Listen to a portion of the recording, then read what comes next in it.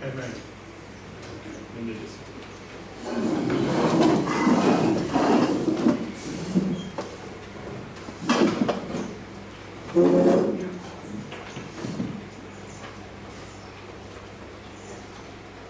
to do some quick introduction if needed. If need be,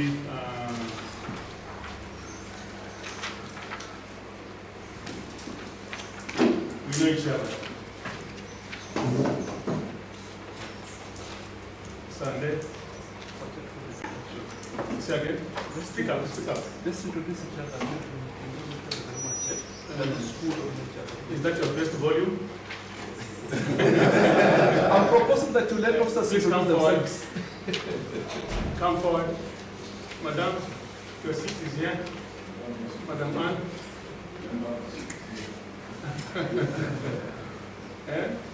Sunday, is that your best volume? Yes, I was proposing that you let officers introduce themselves. At least we know who's in the house. Okay. Yes. All right. All right. So we start from Mukara. Introduction. Quick one. Just names.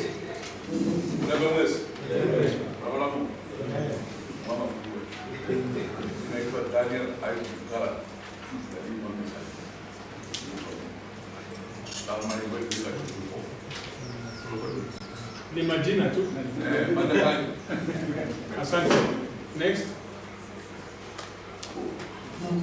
Ni Mahaga. You are next.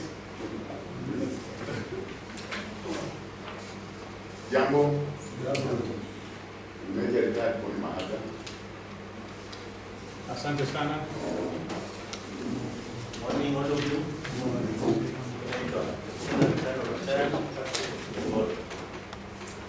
Asante sana. Major retired from Masaka. Kindly register from Tango. Asante sana. Retired Thank you. Asante sana. Kano Makali, Mulembe West.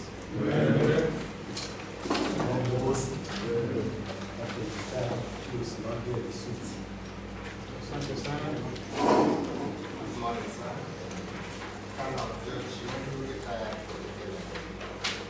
Thank you very much. Lieutenant Colonel Moses Yanga, Kenya Army Armor. Asante sana.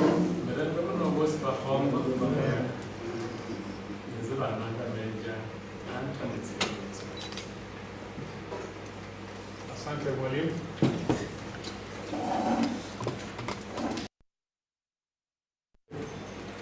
Major retired Nicholas Ndana. Veterans. Colonel retired John Maroba. Good morning. May Brigadier William Soka take up the latest veterans. Karibu sana. Mulembe Hosi. Retired Brigadier Godfrey Buluma. Good morning, sir. Major retired Thank you. Mulembe Mwezi, Kano retired Joseph Juan. Assalamu alaikum. Lieutenant Kanali mstaafu Kabili.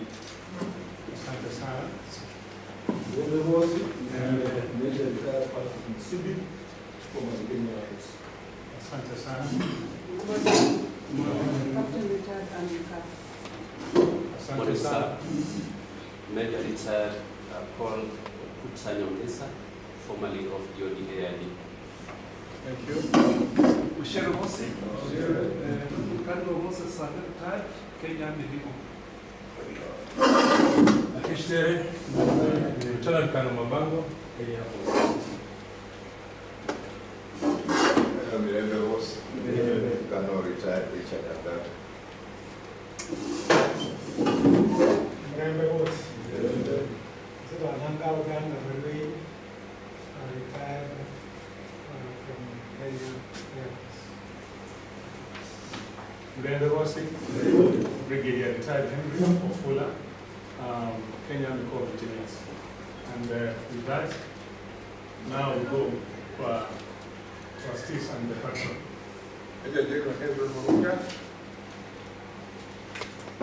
Co-coordinates. But the court disappears when you become a general.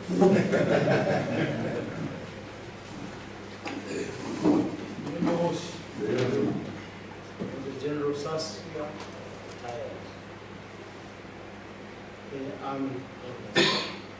that was my last one.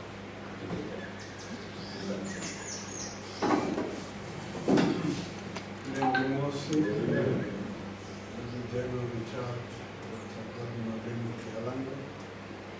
in the army. The general retired.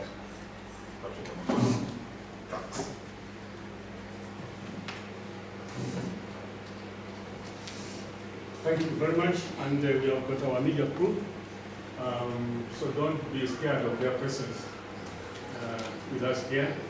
They know their work, and we are streaming live.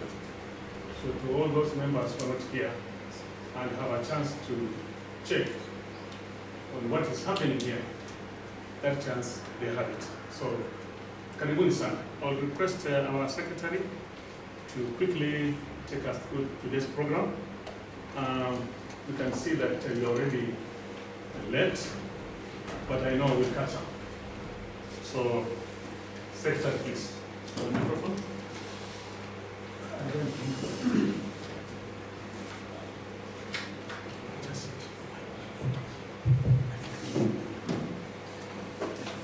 Good morning, everyone, once again. And just we can see on the display the program for the day. We've just done introduction, so we'll go to the adoption of the agenda. Then we'll go to the chairman's opening remarks. We shall look at the confirmation of the previous minutes and matters arising there. I shared the minutes once again so that for those who have not seen them earlier, you can have an opportunity to go through them. Then thereafter we shall go at the chairman's report and the reaction thereof. And then we shall be looking at the financial statements and the reaction. Then the oversight committee will tell us their report for the year, and people can react to it. Then we shall have the appointing of auditors as need may be. Then we shall go to the chairman's closing remarks, and then we shall go to the closing prayers.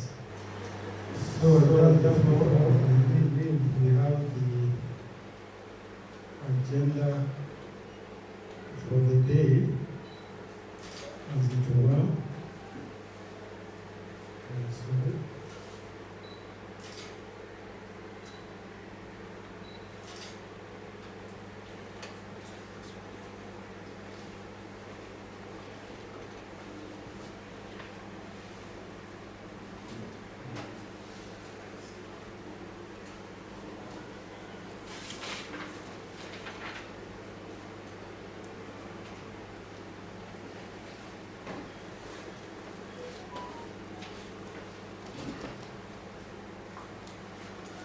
When you want something, you write it, you don't get it.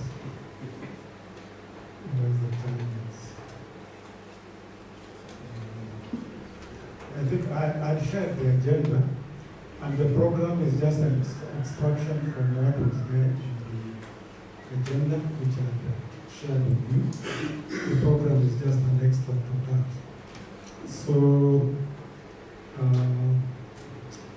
the agenda was shared on the 19th of November, and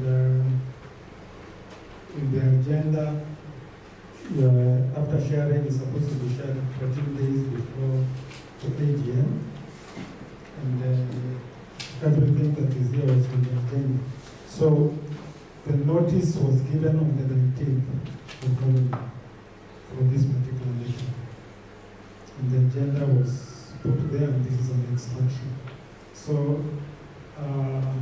before we proceed, I would like there should be someone who will propose the agenda, and then a second before we go. Probably in that faction, confirmation of the quorum should have been somewhere as part of the whole process. I think because we got the people who will not be there, but they are saying they are coming. So all the people who are coming today, plus the people who are who have given their apologies, we are supposed to have just a simple majority, which we do have. Apparently, maybe we didn't put it there, but we have the simple majority.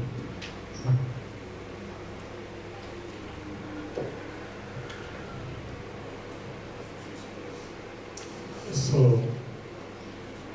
we need to adopt that agenda at the end of our meeting during closing remarks.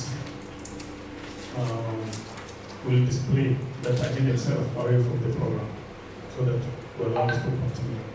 So can I have a proposal for thank you proposed by PCB? And I hope, Madam Anne, you are taking minutes. You have Batman Mabango helping you. So coordinate with him. So proposer is Omwami Musibi, and then the second Omwami Shundo. Thank you very much. Secretary.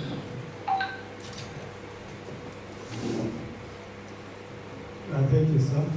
So we'll go straight into the chairman's opening remarks. Of James.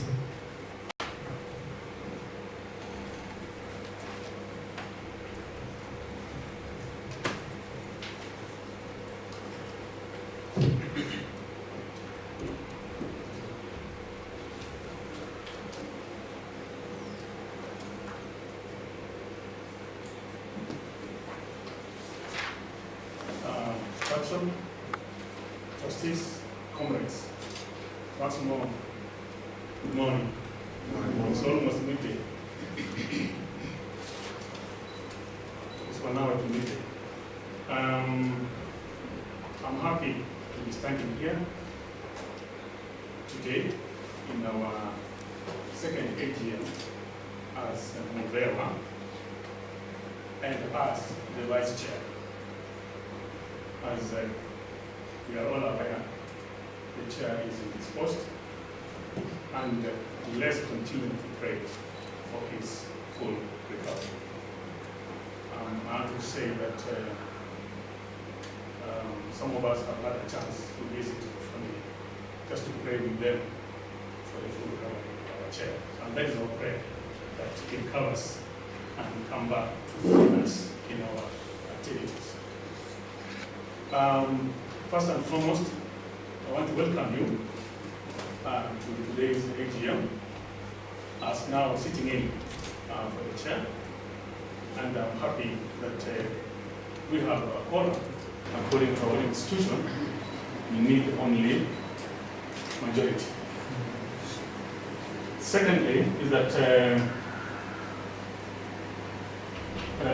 I'm humbled that I was appointed as vice chair by that team of our elders.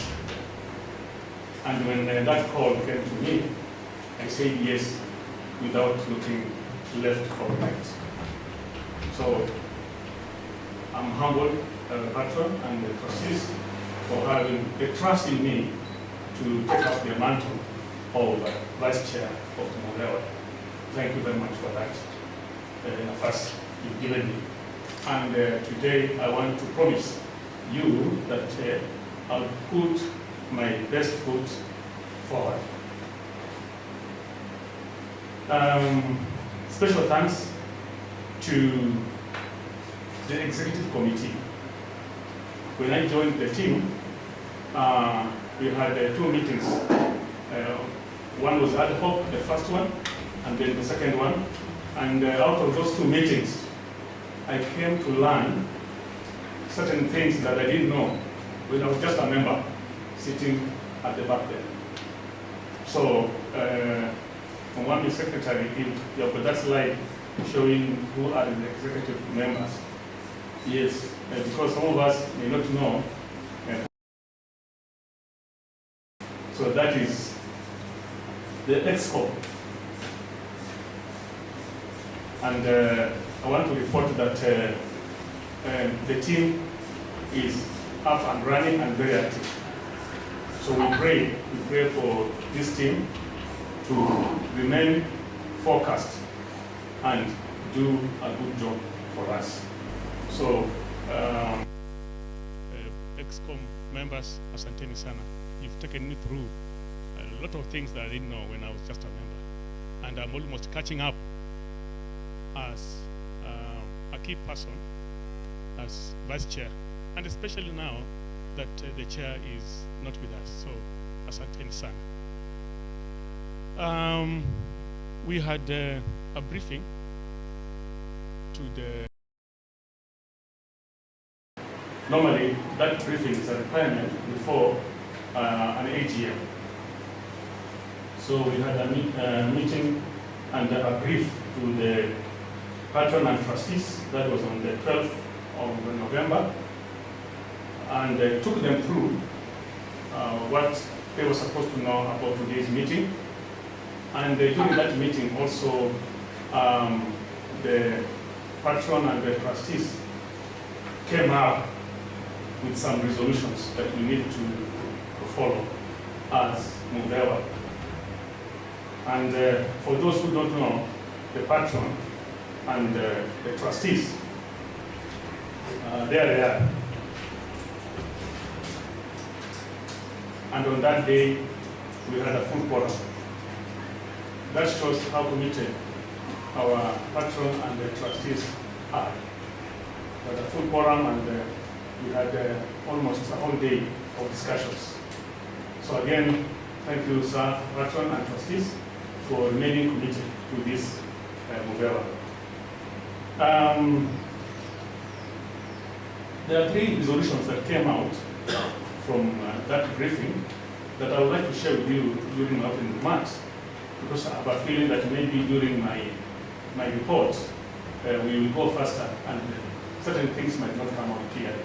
So first and foremost, we agreed that today going forward, let's have our members registered with the MuVeWa.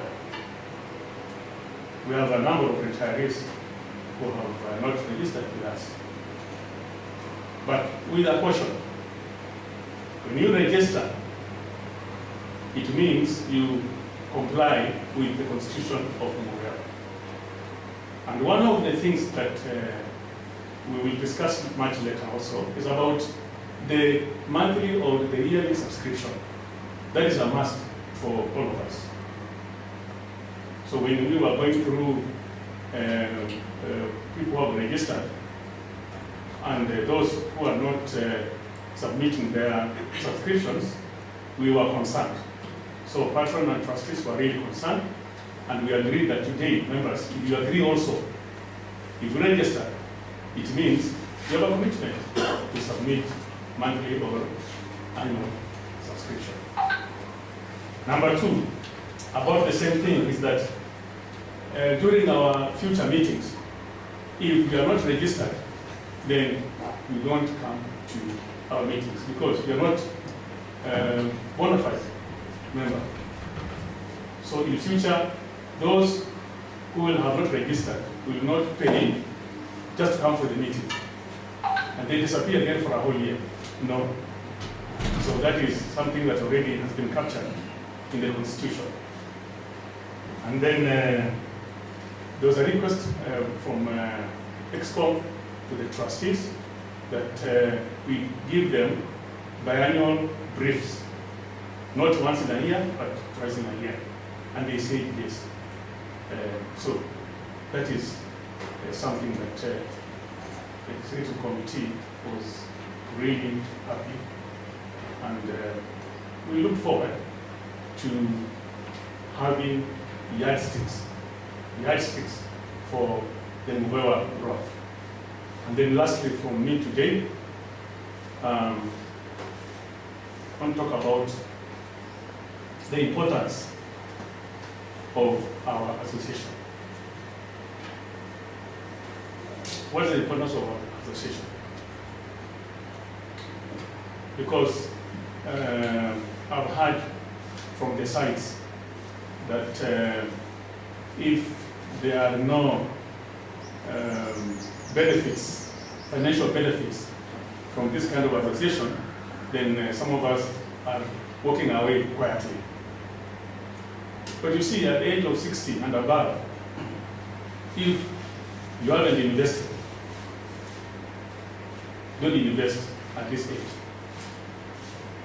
No, enjoy your investment. Yeah? That's how I look at it. I don't have much in Kabula, I don't have much, or Eldoret, or Nairobi. No, but I enjoy my life because I have got a few days to go. I'm enjoying what I saved. But if I look forward to getting a benefit from MuVeWa every year, let's say, what are you saying? Like dividends. No. Go to a circle somewhere. But what is important is about us interacting and comparing notes. Come on, say, comparing notes. The importance of social capital. That should come first. Today, I'm so happy to see these faces. I'm so happy. The other day, we lost one of our brothers. You can imagine how life can be so short. He was sick for a very short time. Can't hear me. And he was gone. So among us here, who's next? It's only God who knows. So let's enjoy the moment. Interacting on phone, on WhatsApp, meeting, and even at times when life is not so bad, we meet regionally. In Busia, once in a while, nenda kwa Ubore. In Kitale, nenda kwa Kalambo, Kidogo. Don't have to wait for the AGM. No. That's the importance of this kind of association. So let us focus on social capital and not financial achievements. But we also have to look at how to support ourselves, especially to do with our own health and the health of our loved ones. So the third one about social capital is that let us contribute and have a focus on how can we support ourselves, especially you as a MuVeWa member. Do you have a medical insurance? That's the question. If you have, is it adequate to cover you and your loved ones? And how about your last respect when that time comes? So the area of focus is on association and your own care. Because we love you more than anyone else. Your own care. If you're in hospital and you can't pay your bills, and then you start contributing to clear your bills, that's an area of concern. So that is what I want to convey to my first meeting as Vice Chair to the second AGM. And I would request Mwami Madwe, as a clip that I gave him, just to play it. The clip is only a minute long, if you can. Okay. When it's ready, you will let us know. So, thank you very much. And with that, I want to request our patron. He has done some good exercise climbing the stairs, just to come and you and the trustees are our mentors. We cannot kick off the meeting without hearing your voices. Welcome, sir.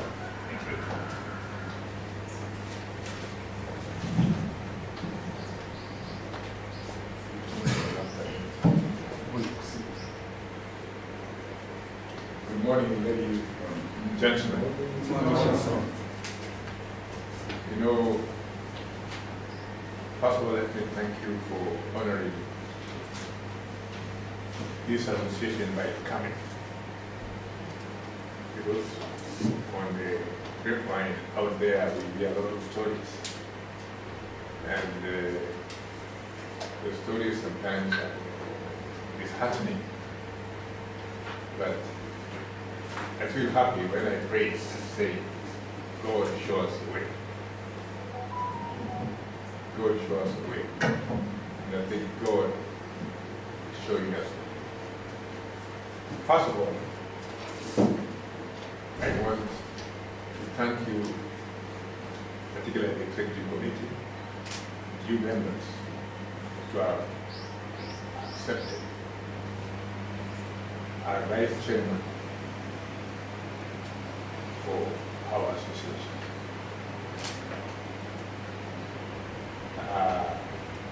We were very concerned as trustees when the chairman fell sick, and he is still disposed.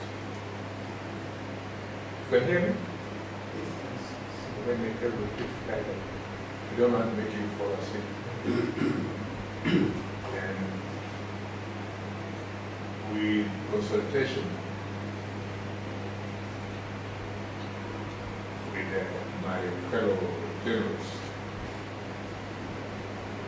they were very agreeable with actually my choice, the vice chairman, after consulting, even among yourself, but I didn't tell anybody who I was talking to, except the generals here, that you accepted it.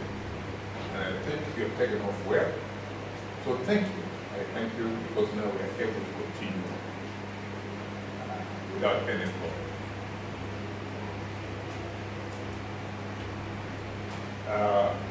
There's only one thing I wanted to touch on. Ambayo imekaa kama vitina. Ningependa tafadhali, let's keep those vitinas here from outside, out of this association. We are 5 counties, are we? 5? I don't know how many people being in Busia, I think probably membership today, these may be coming from Busia. I don't want to see my numbers, but I'm just saying, wherever we have an AGM, let us make an effort to attend. Just echoing what the chairman said, social capital is very important. Very, very important. We don't want you to come up for assistance in the association. When you get in problems, only we want to see you participating in all the activities we have. And also help us shape this association to achieve the objectives for which it was formed.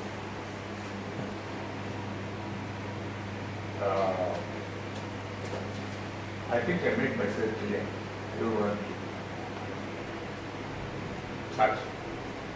But to me, I think you know that only a few days ago, if you're following on the wall, we heard a lot of people giving apologies. But you have given apologies and you have paid your attendance fee, you have been contributing to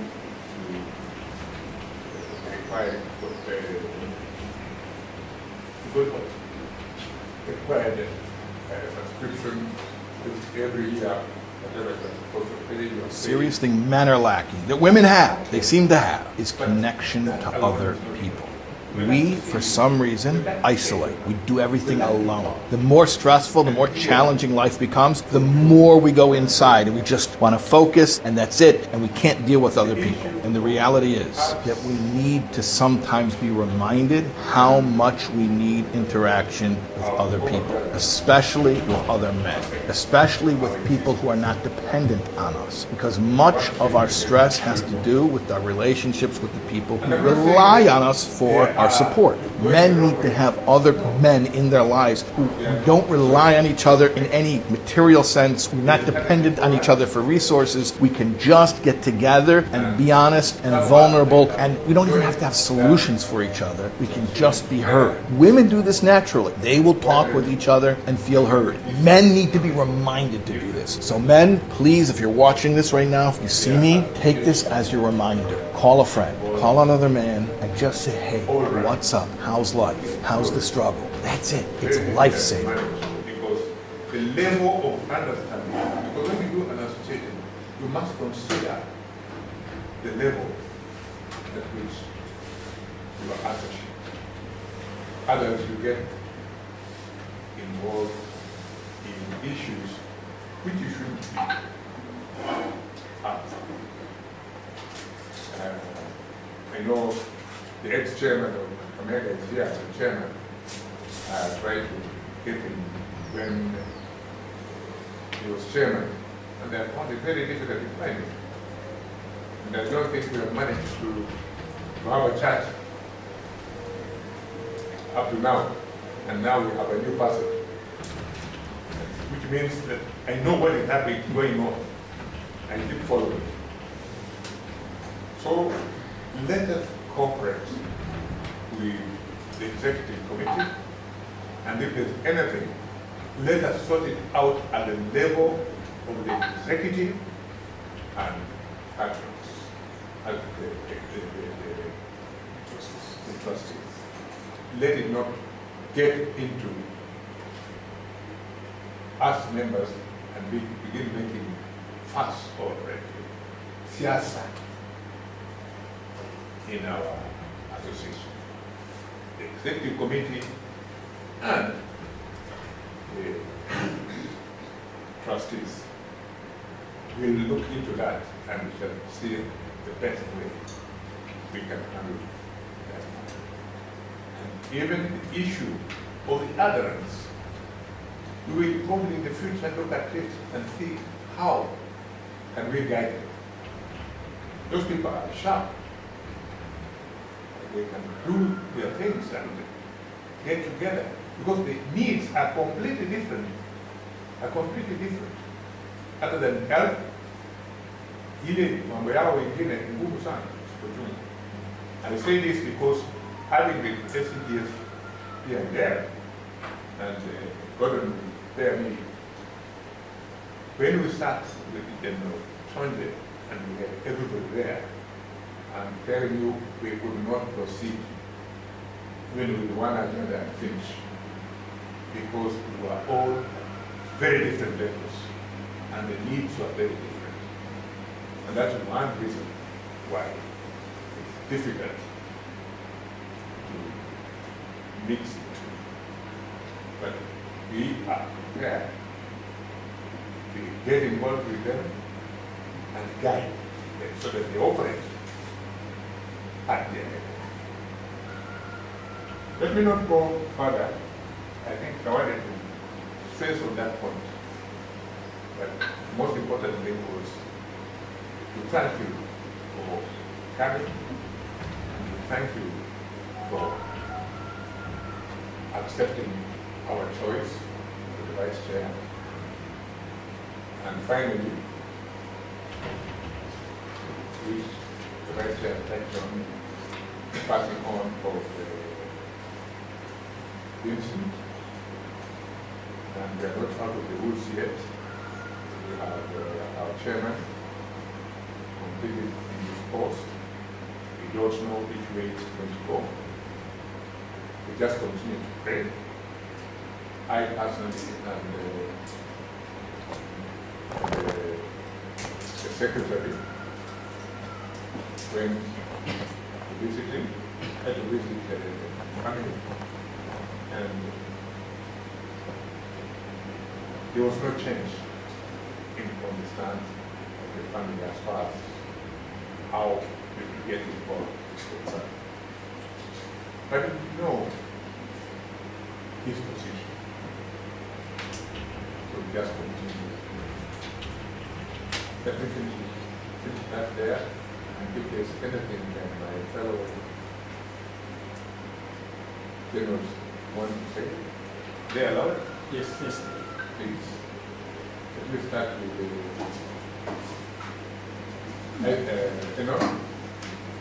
at least make it short so that we can see. Thank you very much. Thank you, sir.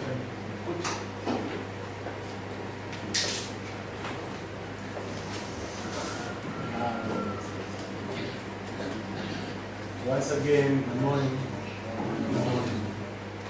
I want to start by appreciating the efforts by our executive committee in putting in their best towards actualizing this meeting. I personally was unable to attend the meeting in MuVeWa because of health issues domestically. But I'm glad this time round I said I have to make an effort and be here with everybody else who is a member of this outfit. And this has given me great pleasure because on arrival I've seen faces I've not seen for as long as 20 years, 15, and so on and so forth. I'm glad also that these former colleagues that I didn't meet for a long time, we are looking in good shape. We must give this attribute to the Almighty God and thank Him for everything that has enabled us to remain not on active duty, but still looking very active. I would like to touch on one or two points. One, and I don't wish to contradict the chair on the question of investing. However, my view is this. I don't know whether we as individuals have looked at the sustainability of this organization, because if we have, are we satisfied that we can sustain and for how long? I'm saying this because in an outfit like this, there are challenges. There are challenges that border on finances. My view is that if we fail, and it is very important for us to focus on social capital, but are we satisfied that as an organization we can sustain? Because for me, I want to look at the question of investment, which is to be very clear. I want to look at it in two ways. If we find there's no merit in bringing on board the question of investment, because as individuals and as the chair alluded to it, we are towards the finishing line. So what matters most is your health, your life, and not making money. But can we think about investment from a different perspective? That is, an investment that benefits or seeks to generate resources for the organization. You know, for us lawyers, death is a very emotive thing. Very emotive. I will tell you, if you were to borrow from other communities, Is it okay? Is it a taboo? If we invested in a venture that manufactures coffins? Yeah, because for us, death and funerals are emotive. How about funeral homes or a funeral home? Yeah, because we die like everybody else. If you own your own, is that an avenue for helping one another when one passes on as a member? Would it help in cutting the costs of funerals? So, my view is that let's think about this investment, the question of investment, deeply. Let's think about it afresh. In the late 70s, or maybe 80s, the late former Attorney General, Sir Charles Njoroge, was the chair of the board at Nairobi Hospital. So one day, it occurred to him that Nairobi Hospital, and to date, does not have its own morgue. So two of his members, two Mzungus, one of them is called Lee, a Belgian, and the other one I don't remember his nationality. We own a place called Q Pasa. You know it's in Karen. Q Pasa, right? Yes. They are owned by the Lee. And they own the Lee Funeral Home. And up it is now, like to Nairobi Hospital. Because Nairobi Hospital doesn't have, and did have its own mortuary. So here I'm thinking, can we look at the investment broadly? If you yourselves are convinced that the way we are, the financial obligations we can be called upon to meet, we have no challenge, then let it stay the way it is. If we think as individuals we are not there to look for dividends at the end of the year, then can we think about investment that generates income that can help the organization? I happen to have run for some time a club, a private members club in Angola. And we had a question that says, we have members who have been loyal to this outfit for a long time, but their financial means cannot help them to join or to support the question of investment. So what did we do? We made it, we revised our outfit such that the joining or the entry point is first you join as a member, and then we created an investment company, which was optional. But for you to become a member of the investment company, you had to be, first of all, a member of this outfit. I don't know. I'm just thinking aloud. Can you think along those lines? Yeah.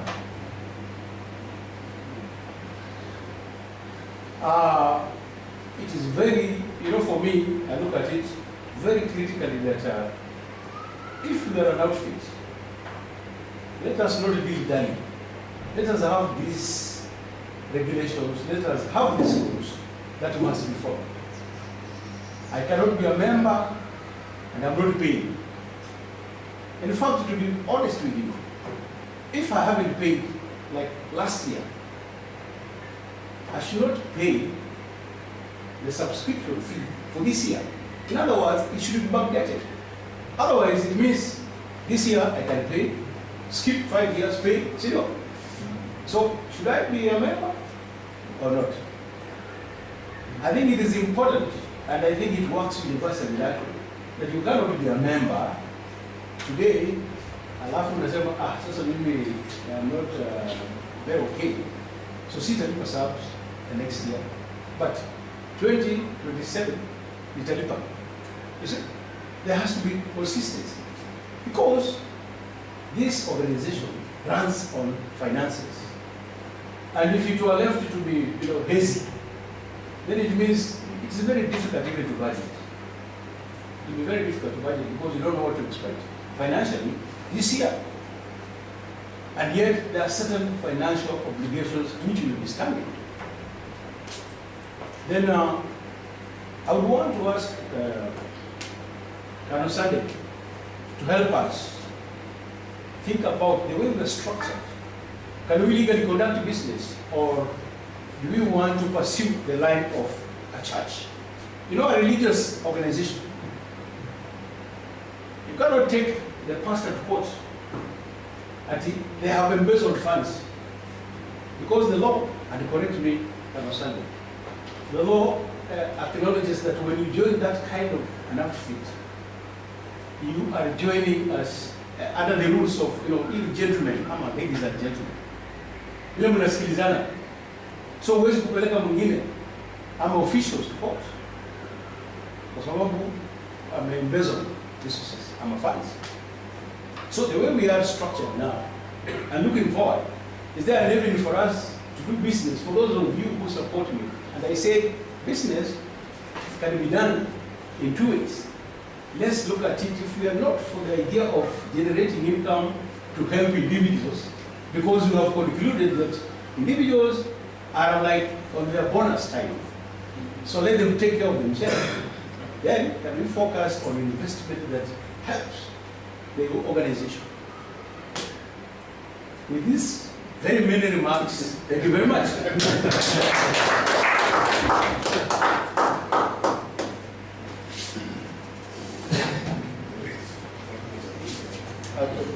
Okay. Okay, good morning, everyone. Patton, yeah. Patton, the chair, members of Brystal, all those who have come here. I'm happy to review this morning. This is an organization I value, I hold so dear, and to see its success is something that really humbles me, and I'm very, very grateful. I think my seniors have talked, but I've all had 3 things. One, let us also develop our default in our counties, because this is where we have a link between ourselves and the service.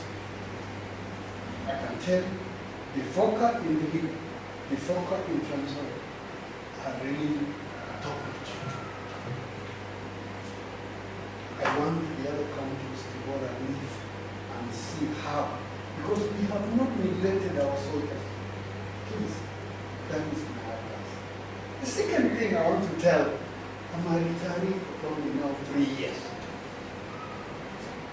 Let me tell you, if you try to stretch your mind what you should have been when you are in the military and bring it in the retirement setup, you'll go wrong. If you just say, I should have been and I never, and you come with it in retirement, you will be just a dead person. I request, I want to say this, and I don't want to contradict anyone. There was death somewhere. And in my own capacity, I say, let me go and represent Mulembe. And I attended that burial.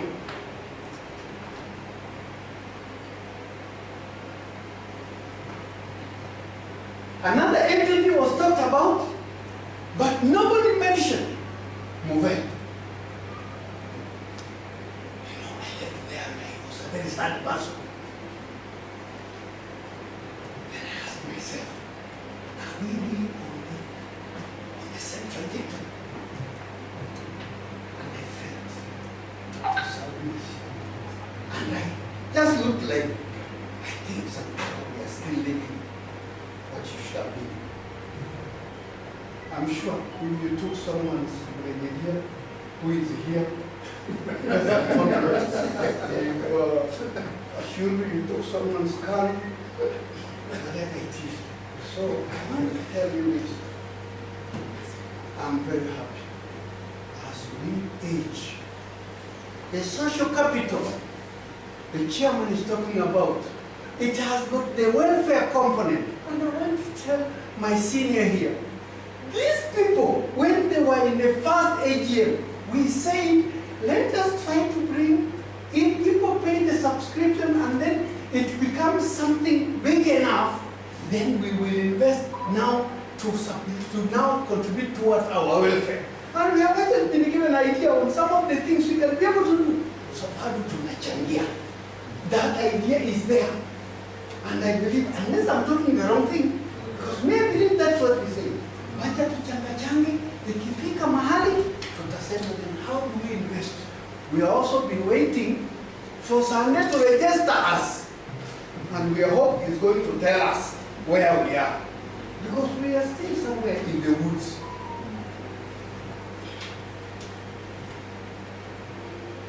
Ladies and gentlemen, me, I love you all. And I appreciate you. I'll always be at your service. And my heart will always be with you. God bless you. Patron, trustees, it's called gentlemen officers. Mine is very different. I think I don't want to belabor in repeating what I'm saying. I just pick on one or two from his investment aspects and give you a very interesting case. My own local MP once, who is now a party, he went the way you are saying. He invested in a funeral vehicle, he asked for the county. It didn't last 1 year.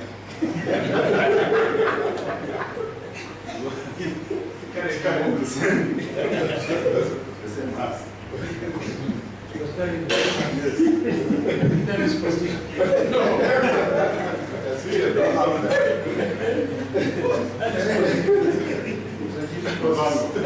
Right touch.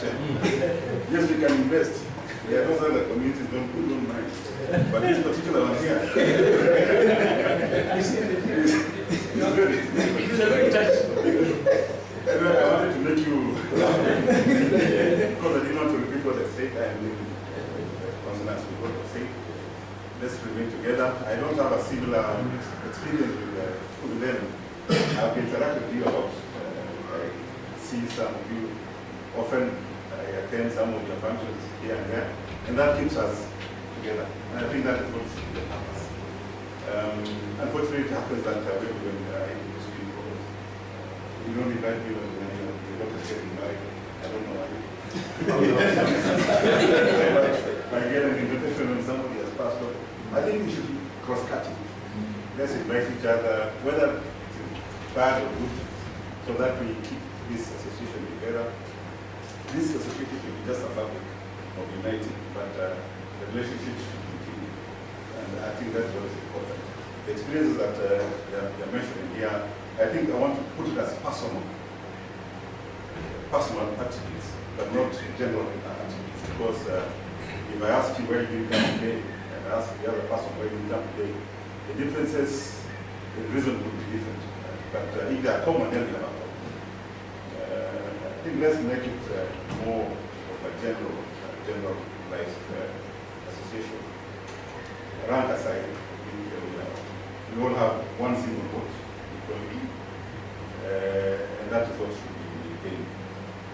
Then the purpose, the focus should be also maintained, and then the position of it is the guiding document that tells us what we should follow that. So that the aspect of discretion doesn't come in.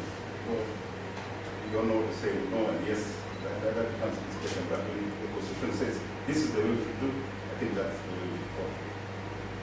And I think I want to see, looking at the time, we are a bit late.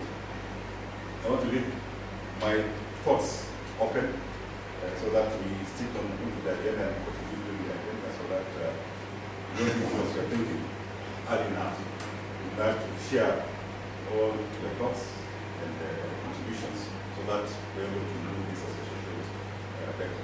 Thank you so much.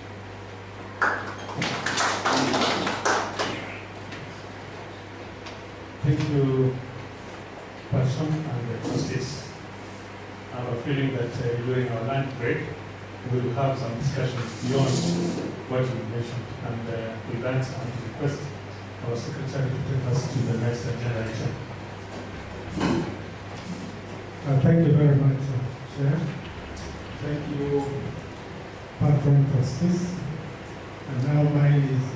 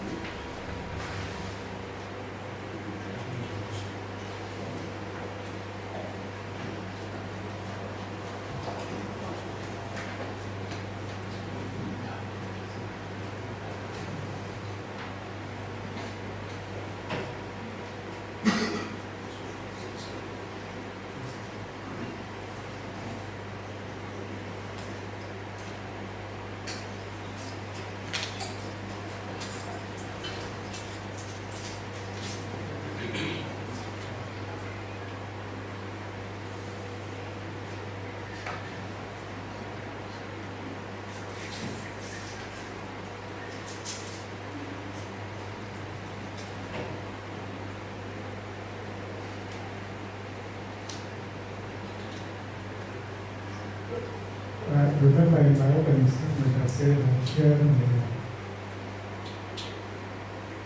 AGM of the last minutes of the last AGM. And we want to pick the matters arising from that. So, can I assume we have the privilege of reading the minutes?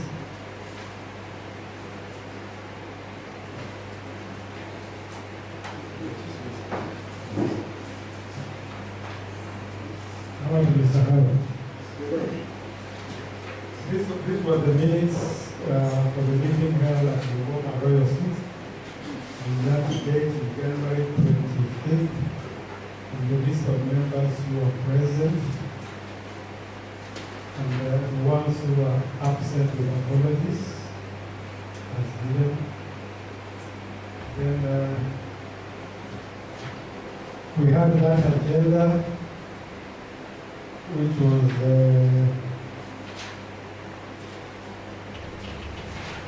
we adopted the agenda.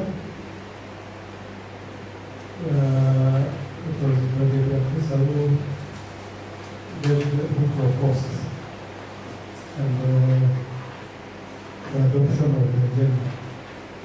Then we went for confirmation of the previous minutes.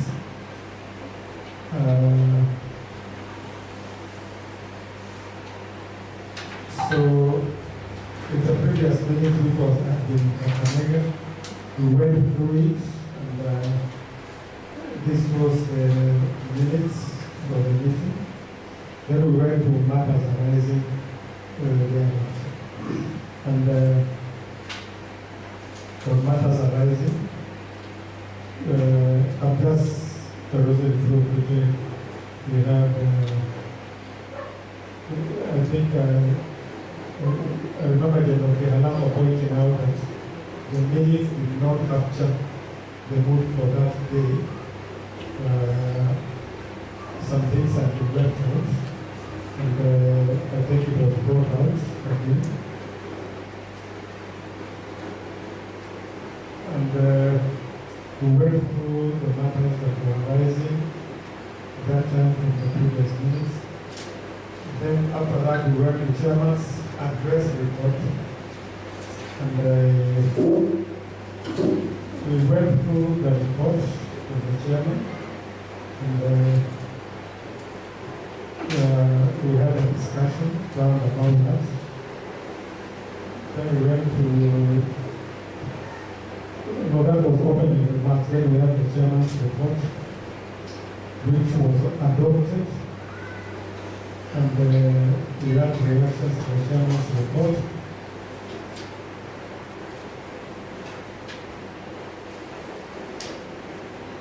And one of the things that have been picked, which was pointed out by the patron was that so many officers, we have so many officers on the wall, that the response is not proportional to the people who are on the wall. So, Kanwas was keen with the Brystal, and really was tasked to just find out what's going on. And the others who are quiet on the wall.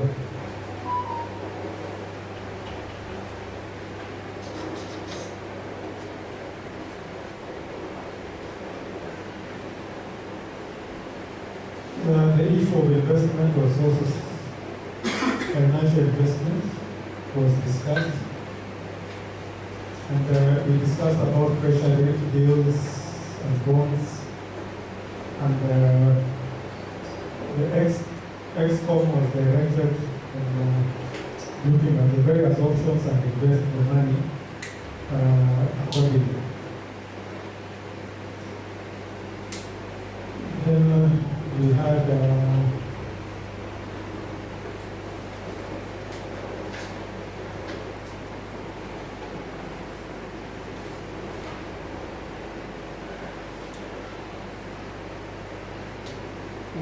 case, we had some issues which were to be voted for, and those were 3 items in terms of contribution on our wall, how we should go about it. And they were voted, the 3 items were voted unanimously, and we were told to put them in practice immediately. Then the minister went to the financial report. He gave the breakdown of the amounts of money that was available at that time in the bank. And there was need to know the operating costs and the margins and how much money should be left in the bank and whether money should go to the business. And it was then agreed that the amount of money should be left should be little and all the other money should be found. Then we had a report of the oversight team led by Kanwas. And because they carry out the work independently, and they had pointed out how they had carried out their periodic reports so that they can ensure that whatever is happening is in compliance with the guidelines given and the Constitution. So there were a few things which were pointed out, and about 7 of them.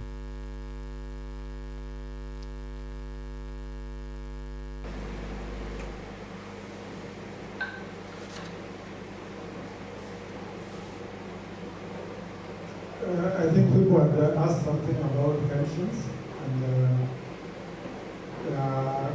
Colonel Sande had pointed out that when it comes to pension, these things don't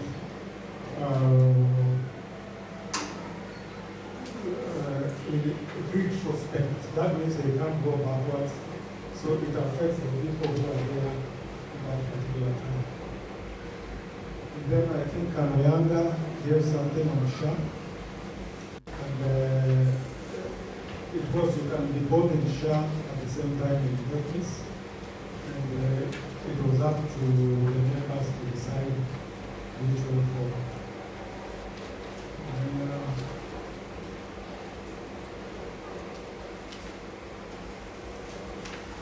When it came to the appointment of auditors, it was pending because there was really nothing to be audited at that time, because we were still not, it was pointed out that we do that maybe this time if we shall be a society. Then the issue of elections, when we came to that, the feeling of members was that when we were in Kakamega, during the inaugural, we were to be there for 1 year, which was Italy. And we did not have then a constitution. Now, since the constitution had been passed and we had our first AGM, it was saying that the members who are in should continue for the next 2 years. That becomes the starting point. So that's why this time there are no elections. And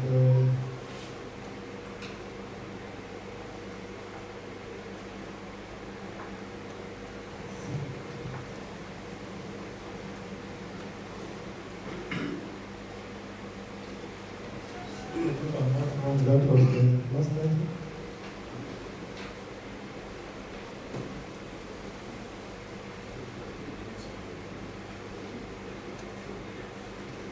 I shared these minutes earlier, and I also shared them either yesterday or the day before, for us just to peruse through, so that we don't start reading again all the 18 or 20 pages. So this was just a recap, a very quick recap. So I would like to, first we want to record that this was the true recording before we adopt the meeting, if there is a proposal and a second, before we don't matters arising.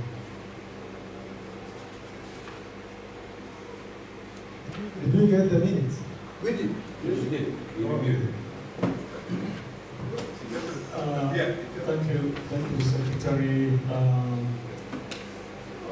The minutes we have on the wall are complete, but what you have shown us just less one page. So when you go through the minutes that you have on the wall in your phone, it's complete, and therefore we are, because of time, we are requesting for confirmation of the minutes.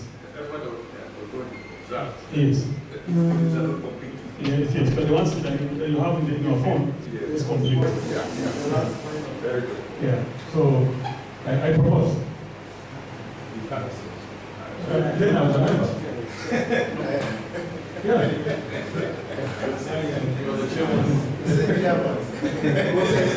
I was a member there at that time.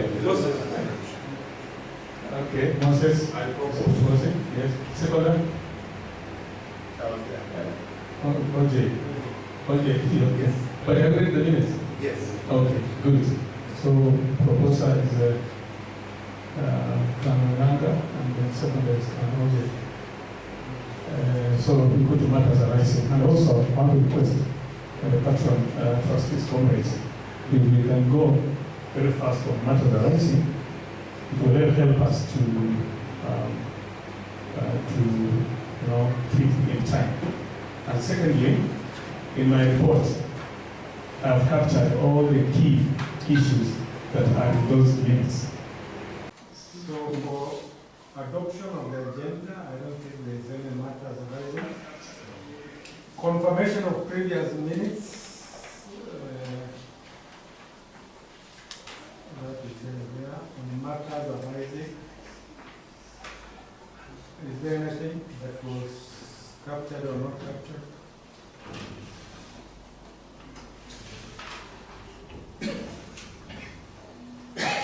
Are you okay with that? Then we go to chairman's report, as was given.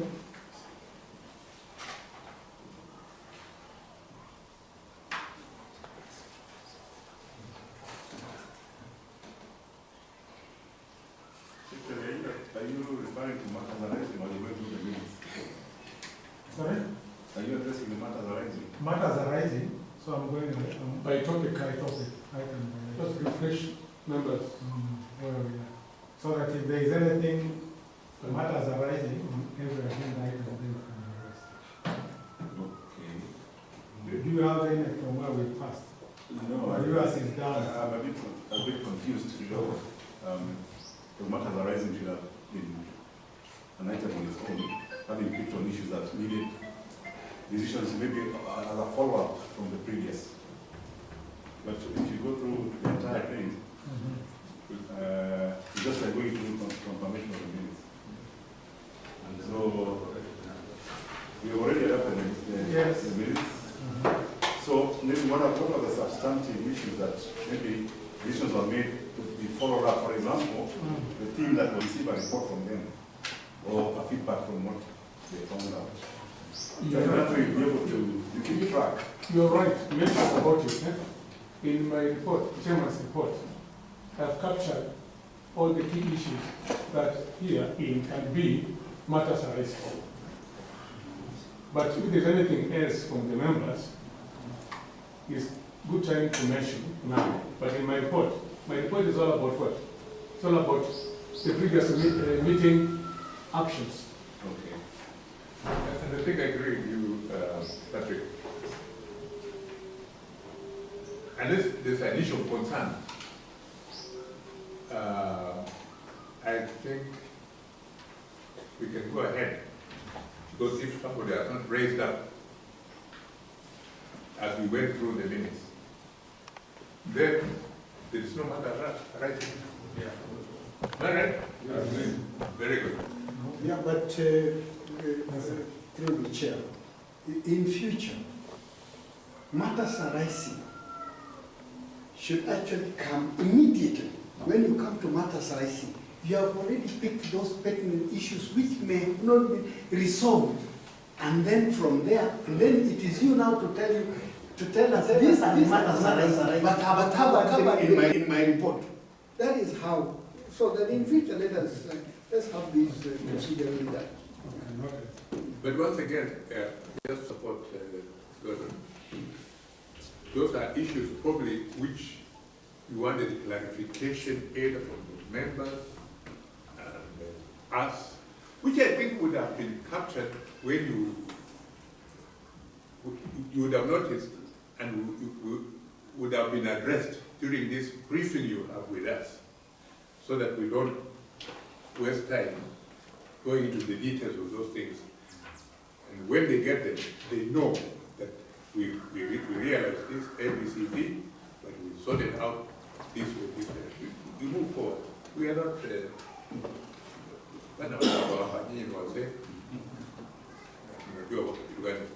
Yes. and you have got a very competent team. Me, I'm satisfied with what you've done. Thank you. So we'll allow a few hands, and then thereafter we move to my report. And let me repeat what I said earlier. My report is capturing the key areas of what we discussed in the last AGM, and a few in the briefing that we gave to the trustees. So, any hand? Yes, please. Yes, I was just seeking your clarification, Chair, because there was one matter raised in the very last bullet in the presentation by Secretary, which said that Lieutenant Colonel Kaduli suggested that there should be timelines for registration of the society or change of name. I don't know whether that is captured in your report or we can react to this matter rising now. Deadline for registration. The issue of registration of General Kahamo as a trustee also talked about it. Yes, so, but you have a report on that. So I'm wondering whether which will give these members. Yes, in the program as part of my the report. Yes. Okay. That's fine. That's what I was saying, Fuller. That's what I was saying, the best practice would have been, yes, you see that is raised because the aspect of matters arising was not very clear. And you're saying it is captured in your report. Your report is an agenda on its own that will actually be subject to discussion and challenge. And therefore, that's a different issue. Maybe in future, again, just to make the whole thing much easier, matters arising should be captured as a matrix. That way, when you flash it as a matrix, the issues that have been picked, you can be able to tell what is the issue, what has been the action taken, and who was responsible for it. In that way, you keep track. Matrix, so that we spend less time on the theory aspect. That matrix is supposed to come after your reactions. You go through the minutes, then you react. Your reactions are going to be matters arising, to be documented as a table for action. And I said earlier that we've got 18 pages. You go through item by item. We'll finish this agenda by 2 o'clock. this particular agenda by 4. And since the key items are captured in my report, may we proceed? That was my request. That's what I said, it's okay. It's okay. Yeah. Yeah. Maybe Chairman, sir, let me guide the normal certified secretary. 20 minutes. Let me guide on how this issue should be handled in future. The law is clear that when you have minutes like this, the secretary should tease out issues, put them in a matrix, and that is what we discuss as matters arising. So it must be teased out in advance, as the trustees are saying, so that in the listing of the agenda, you have the minutes, and then there's matters arising, and then now we go to confirmation of the minutes after the matters arising. So I think that's the step that we've missed. So maybe in the next meeting we tease out in advance, put in a matrix, then we see what the issue is, how it was handled, and who handled it, and then how to be able to progress with. Thank you very much. Any other hand up?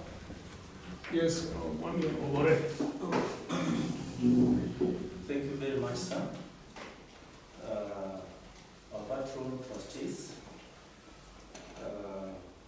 holding allowed me to say something. I have an issue that is of great concern to this organization, which has been coming up and then not discussed exhaustively. And this is the issue of direct benefit to the members of this organization.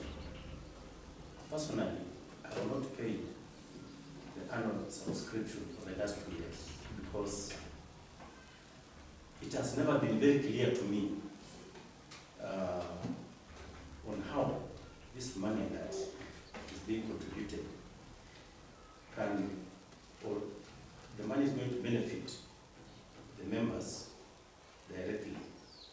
Although we've talked of social capital, that is okay, it's understood. We have also talked of investment, which I believe in future is going to benefit. But I have a typical example of a welfare issue.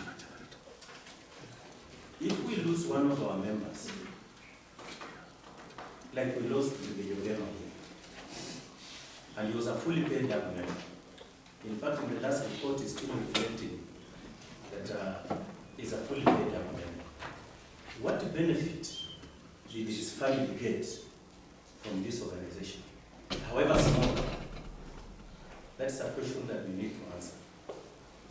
And we are all facing the same direction. Number two, we have members who probably were not registered with deafness by the time they retired. And it's becoming so expensive, the treatment as we grow old here. We talked of medical insurance. There are so many others out here that individuals take up. But the deafness itself of 2 million inpatient and 400,000 outpatient is very little money. Right now, if you are admitted, with a serious condition. So I would like those two issues to be exhaustively discussed and agreed upon that if I happen to live today and go to heaven or hell, whichever, how does my family benefit from the contributions? And if I fail so ill, I'm not with deafness or any other insurance, can MuVeWa in any way come in to assist me? Thank you. Thank you very much, Mami Kugore Patrick, on that. Mukara.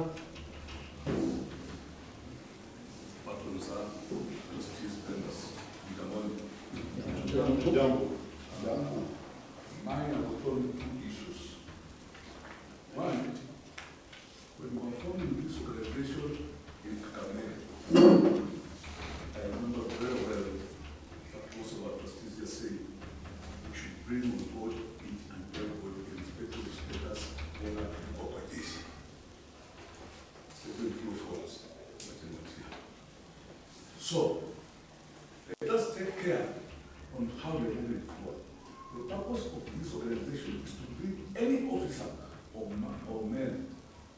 letter who comes from this region to be one thing. Historia kusema usipolipa hata urejesha uondoke, hiyo ni shughuli kuishi.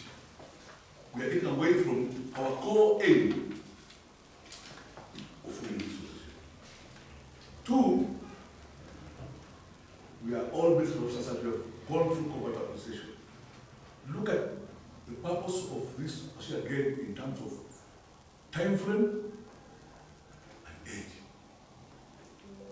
If it is investment, money market, everybody knows that this is solution. The kind of way we should take is how are we going to benefit the way the business says. In a small way. Even if I come and give my loan of 20,000 shillings, utakuwa umenisaidia. Sasa bila kupanga laini huko na huko na huko. Most of us must understand here that we are not at par on Mulembe. Tunapokuwa tunaona the other side, kuna mtu alitoka na sasa anapata kitu kizuri. Kuna mwingine anapata apitia 25 years outside here. Kuna also anapata shilingi 10,000 kama benefit yake. 14,000 shillings only. So that also is really umemsaidia.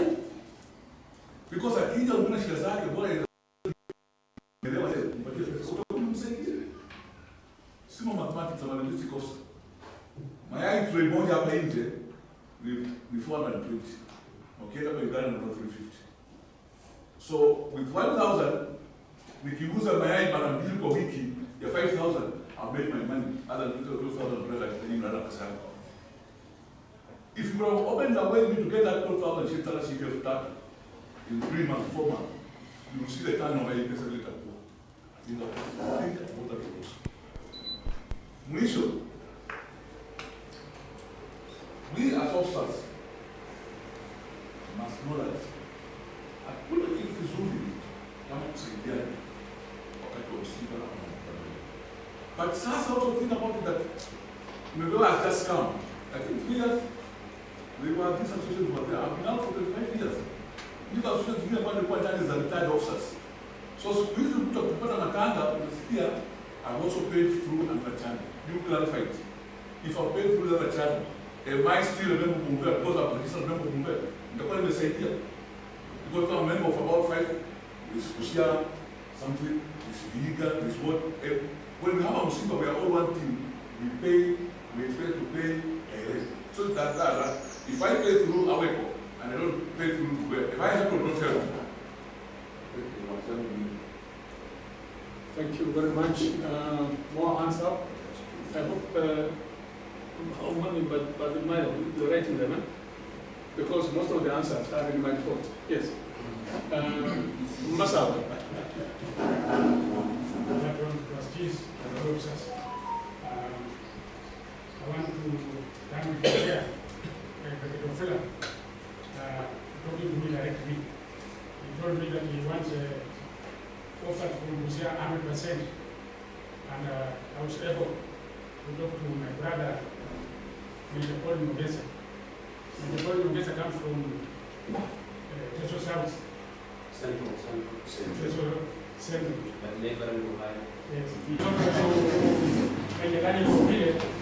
He comes from Busia, Teso, or Village. His name is Dennis Central, who was to come, but he went for favor.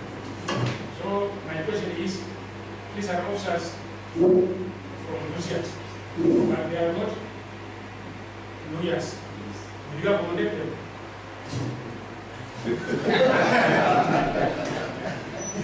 very good point.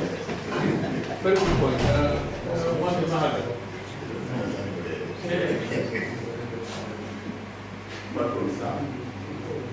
members,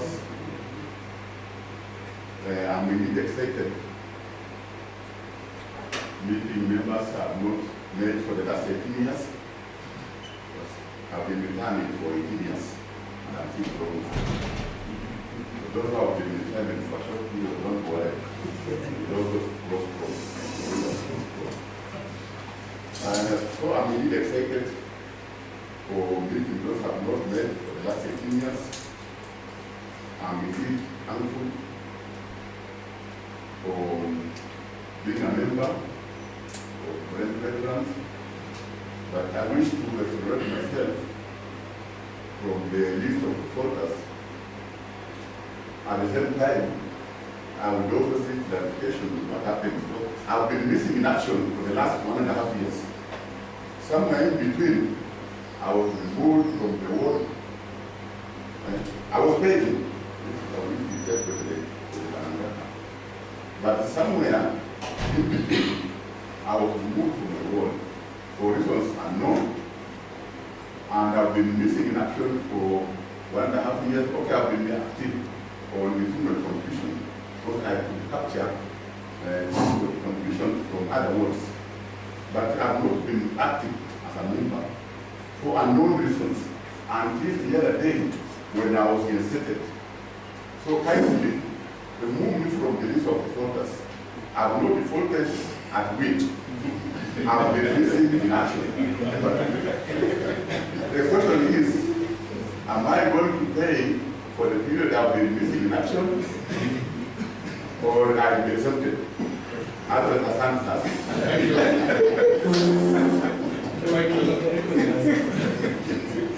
I think we may now proceed. I wanted to.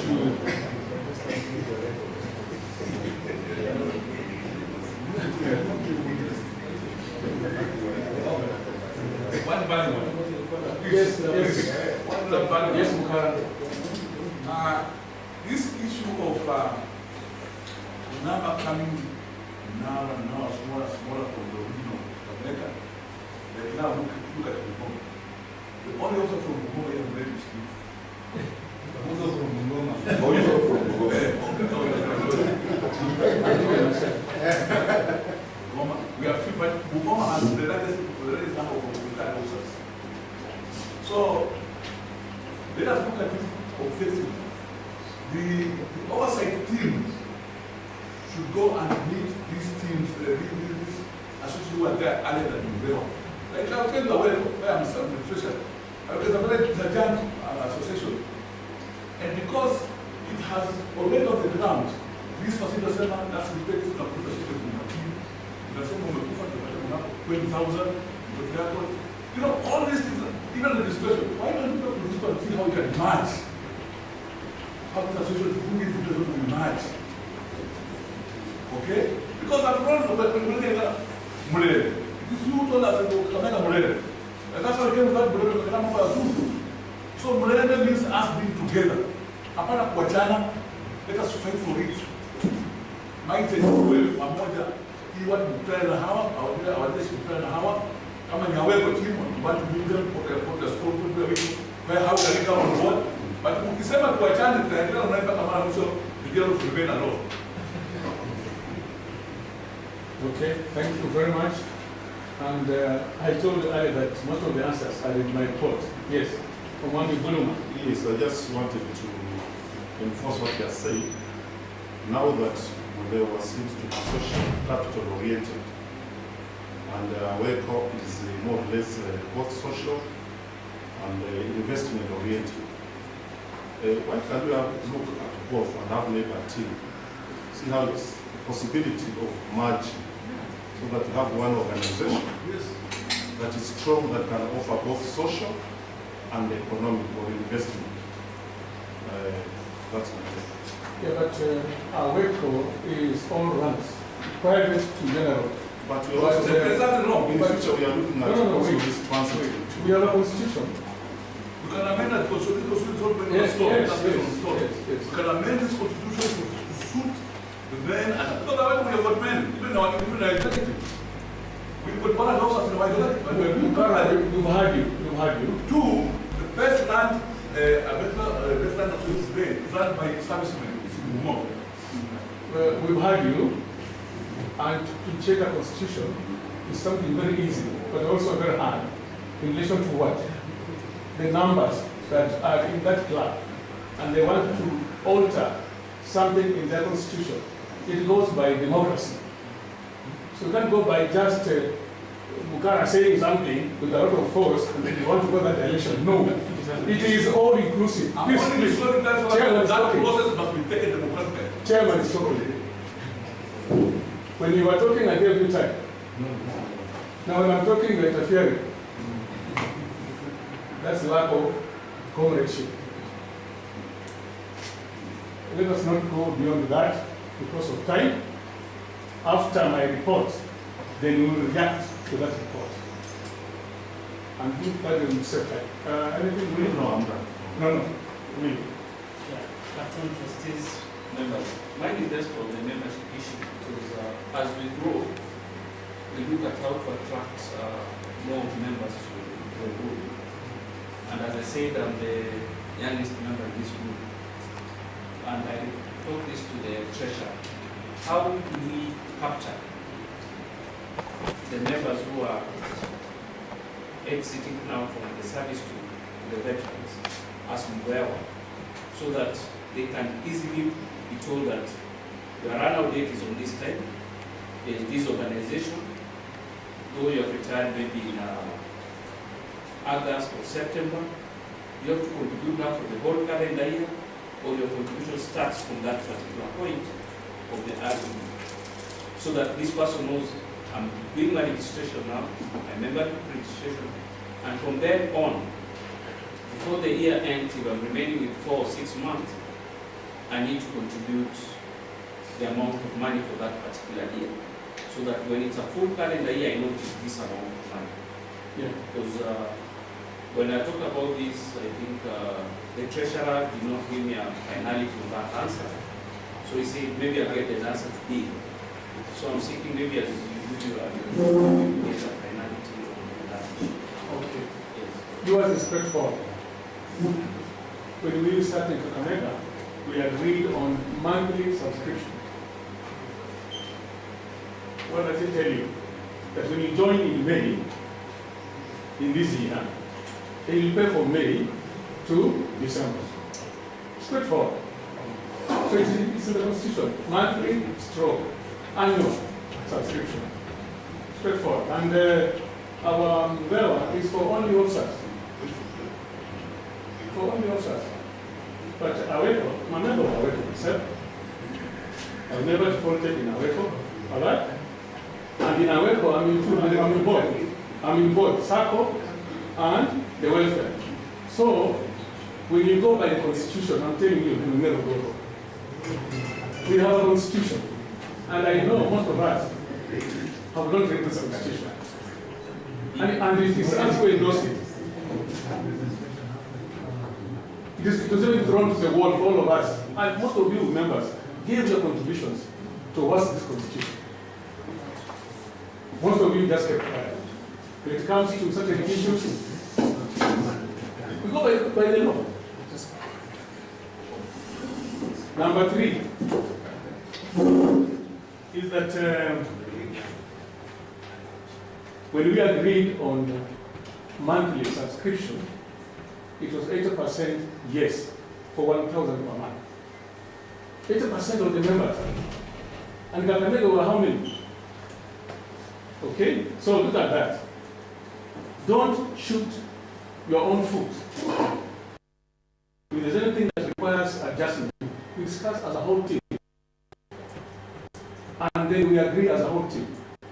When there are 2 or 3 differences, we go by democracy, majority. Straightforward. So, as you listen to my report, you get answers to all these concerns. Are we set for my report? Oh, sure. Thank you very much. Patron Sam and trustees, may we proceed? Yes. Okay.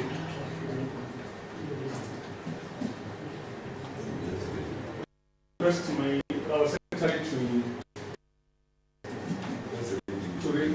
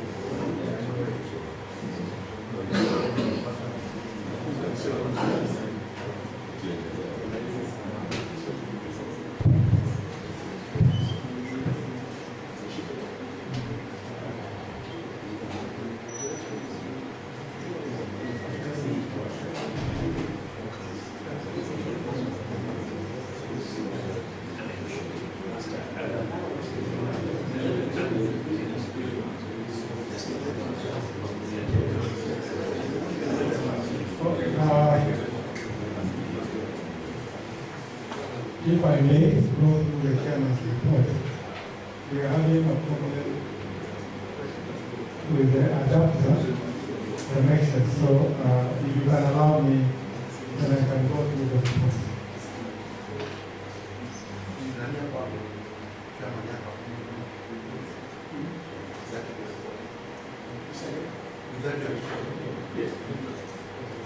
Okay.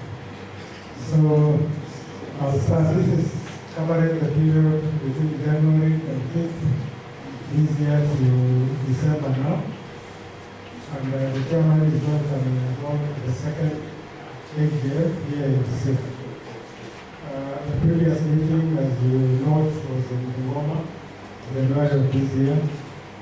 And we know that 2025 has been really an eventful year. And with the AGM, this AGM is here to order members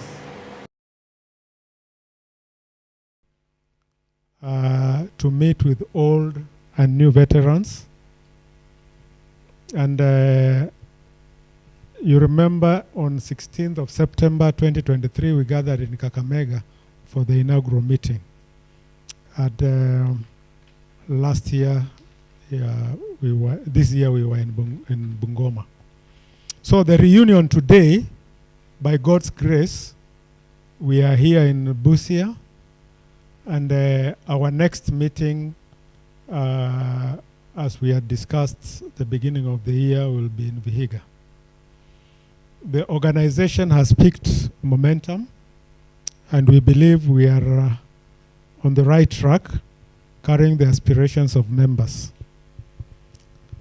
Besides gathering together to define our way forward, it is always a great time and joy for reuniting after a long spell for most of the veterans. And you can remember how one of our trustees said he was looking around and he could see people he had not seen for over 20 years. This is also a very unique moment, as we are meeting without our chair, who is currently recuperating and at Langata Barracks. Let us continue to pray for him and the family too. Wish him a quick recovery. In our last AGM, a couple of issues were discussed and agreed on as follows. The officials will remain in office for the next 2 years before elections are held as per the Constitution. Another key was the modalities of dealing with the departed members and also relatives was discussed, and voting was taken, and it was agreed unanimously. On a very sad note, since our previous AGM, we have lost 2 of our members, that's Brigadier Ogema and Major Shilako, and another Mulembe veteran who was yet to rejoin the team. That is the late Colonel Vincent Anami, just passed on. And the burial will be this coming week on Thursday. So then the chair commends the members for their support through generous contribution to the families and their actual presence to condole with these families. Let's continue with the same spirit it means all in retirement. May God continue to bless us. Then, as we passed when we were in Bungoma, we have the direct contributions on our wall, WhatsApp wall. And this time we had 7 such contributions. Brigadier Ogema when he passed on, Major Shilako when he passed on, Major Ruben Simi when he lost his father. We had Major Ben Mutaka Ngaira when he lost the father. We had Lieutenant Kenny Dwasi when he lost the father.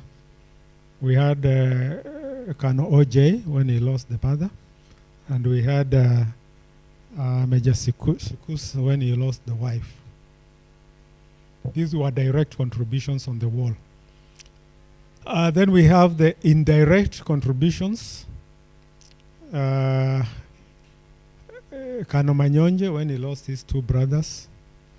Brigadier Ofula when he lost the sister-in-law. We had Brigadier Khisa when he lost the sister. Captain Obara when he lost the wife. We have the Kano Lucenos, the 2 brothers, when they lost one of their brothers. And now the ongoing, we have the Kano Anami himself. The contributions are ongoing.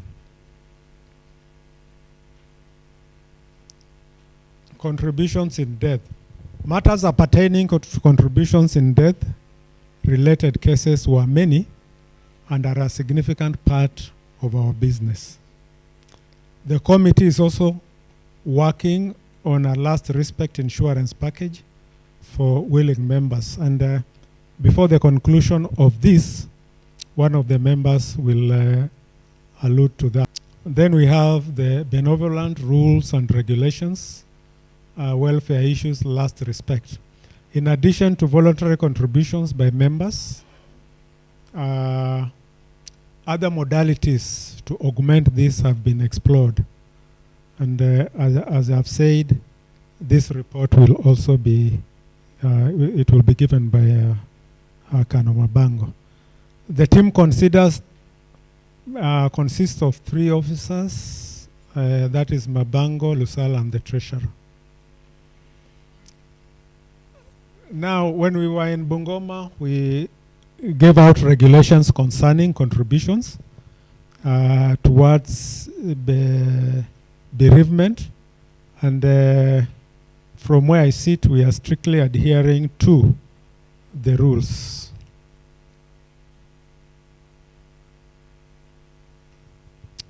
We have the MuVeWa registration. The EXCOM is still working at this to have MuVeWa registered by the Registrar of Societies. This has not been completed, but it is ongoing. And Kano Sande, at the end of this report, he will bring us to speed as to where we are so far. So, as I speak, MuVeWa is still registered as a business name pending registration of the society. Of course, certainly there are some things you can't do as a business that we could do when we are a society. So some things are moving slowly, like they've stalled. Constitution. For any money invested, the members will have shares on the pro rata basis. You remember last time we agreed that we pick at least one money markets, bonds and all that, where to invest the money. But then the issue here is the money is invested and the profits are due, but it's not to everyone. It depends on whether people had invested as per that time. So since this is a continuous thing, but anytime investment is done, then the shares will be prorated. It will be on prorated basis. Membership drive. if you check on your walls, you'll see that we are 127 persons. 97 are paid up membership and registration, which is about 76%. So that's 3/4 way. 60 paid their annual subscription for 2025, which is, if you go by the total number of people on the wall, then that is about 47.2%. 43 paid to attend the Bungoma function, which marked about 33%. 52, I think now, is it 55? 55 have paid for Bungoma. So that comes to, for Busia. So that brings it to about 45%, thereabout.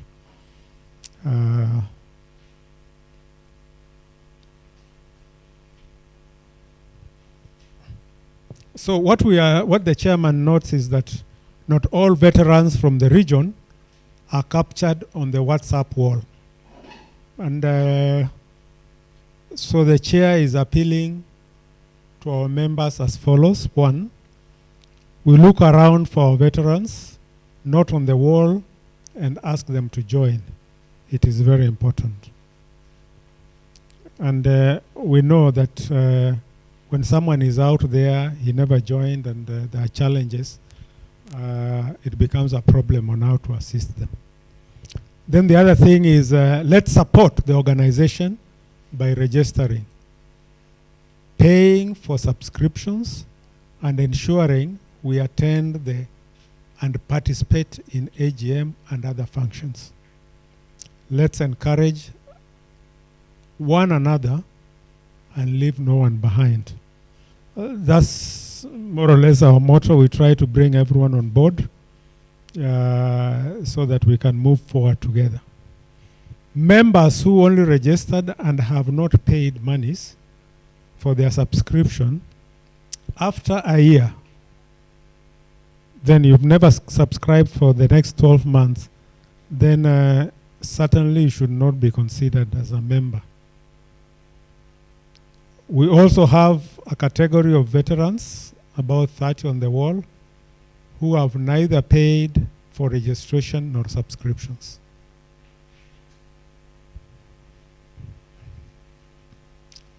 So what we are saying in conclusion is that we would like everyone to be on board, and the chairman is appealing to members to make concerted effort to actualize this dream. So this is an appeal to each and every one of us. You have a neighbor, or you know someone who has recently retired, or they retired early and they are not with us. It becomes our duty to inform them and make sure that they join. Finally, the chairman wants to thank all the members for their contributions in whatever way in making MuVeWa stand strong since inauguration. So he says thank you and God bless you. So we go to the part of discussions. Thank you, Secretary.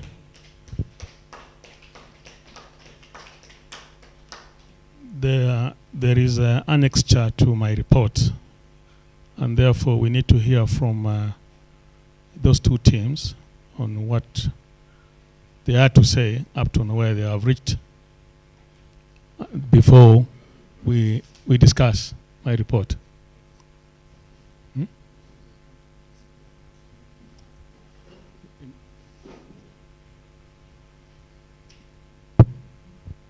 So we start with who?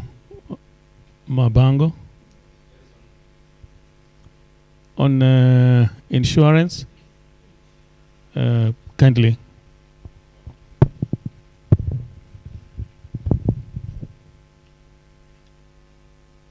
Patron, sir, trustees and members. You want me to go there? I will.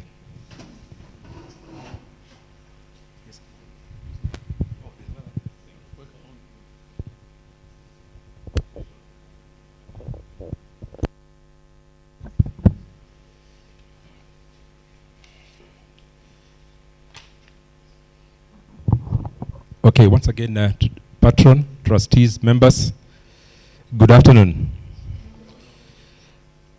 I'm here to present to you a product that has been existing for a very long time. And those of you in other groups probably have it, either as a group or as individuals. Now, this is about the last respect insurance. What does it mean? Basically, it's a facility that gives you some money in times of bereavement. It cushions a bit of your burden. What is the objective of us, MuVeWa, venturing for this particular thing that is already, probably I would say, belated to us? One, we need to move with the times. As we stand right now, most people have gone to an insurance package that will cushion them during moments of funeral. And some of those packages are very advanced. You'll take the insurance and it will do everything for you. But what I'm going to address is the very basic bit whereby it just gives you some money. Now, two, we want to leverage on this particular facility, the insurance, something we have not been doing. We have been contributing money. We shall not stop contributing, but contributions will not be the major part of our reliance.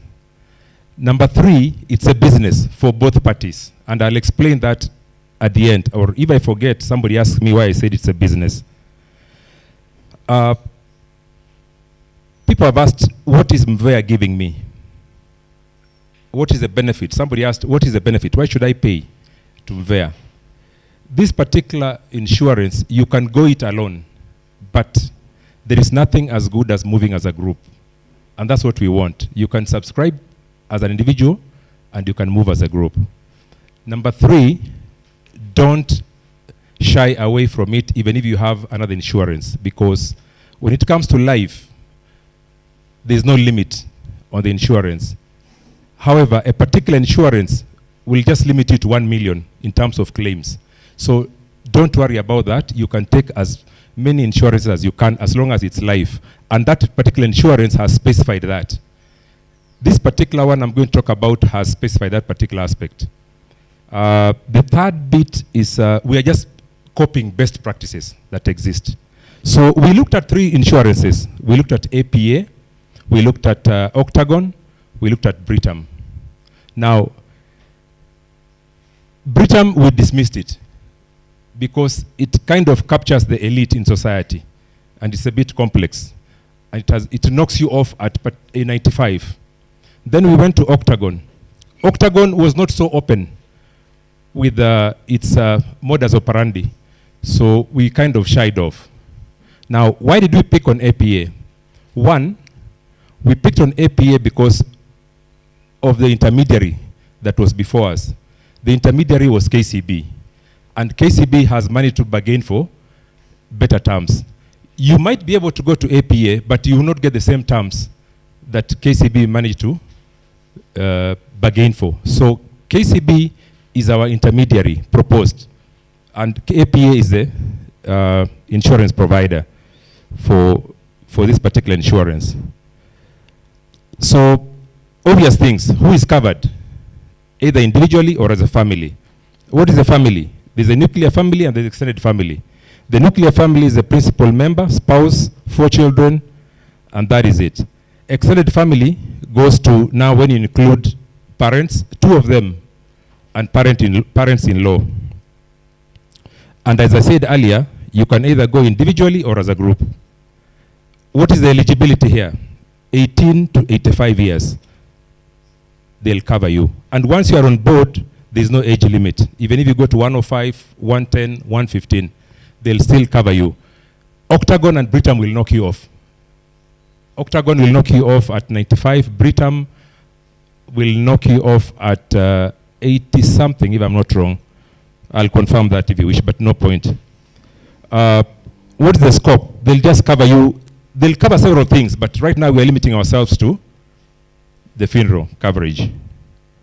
Now, what is the benefit of this particular insurance? Most insurances like Britam and others will want you to go for a medical before you are onboarded.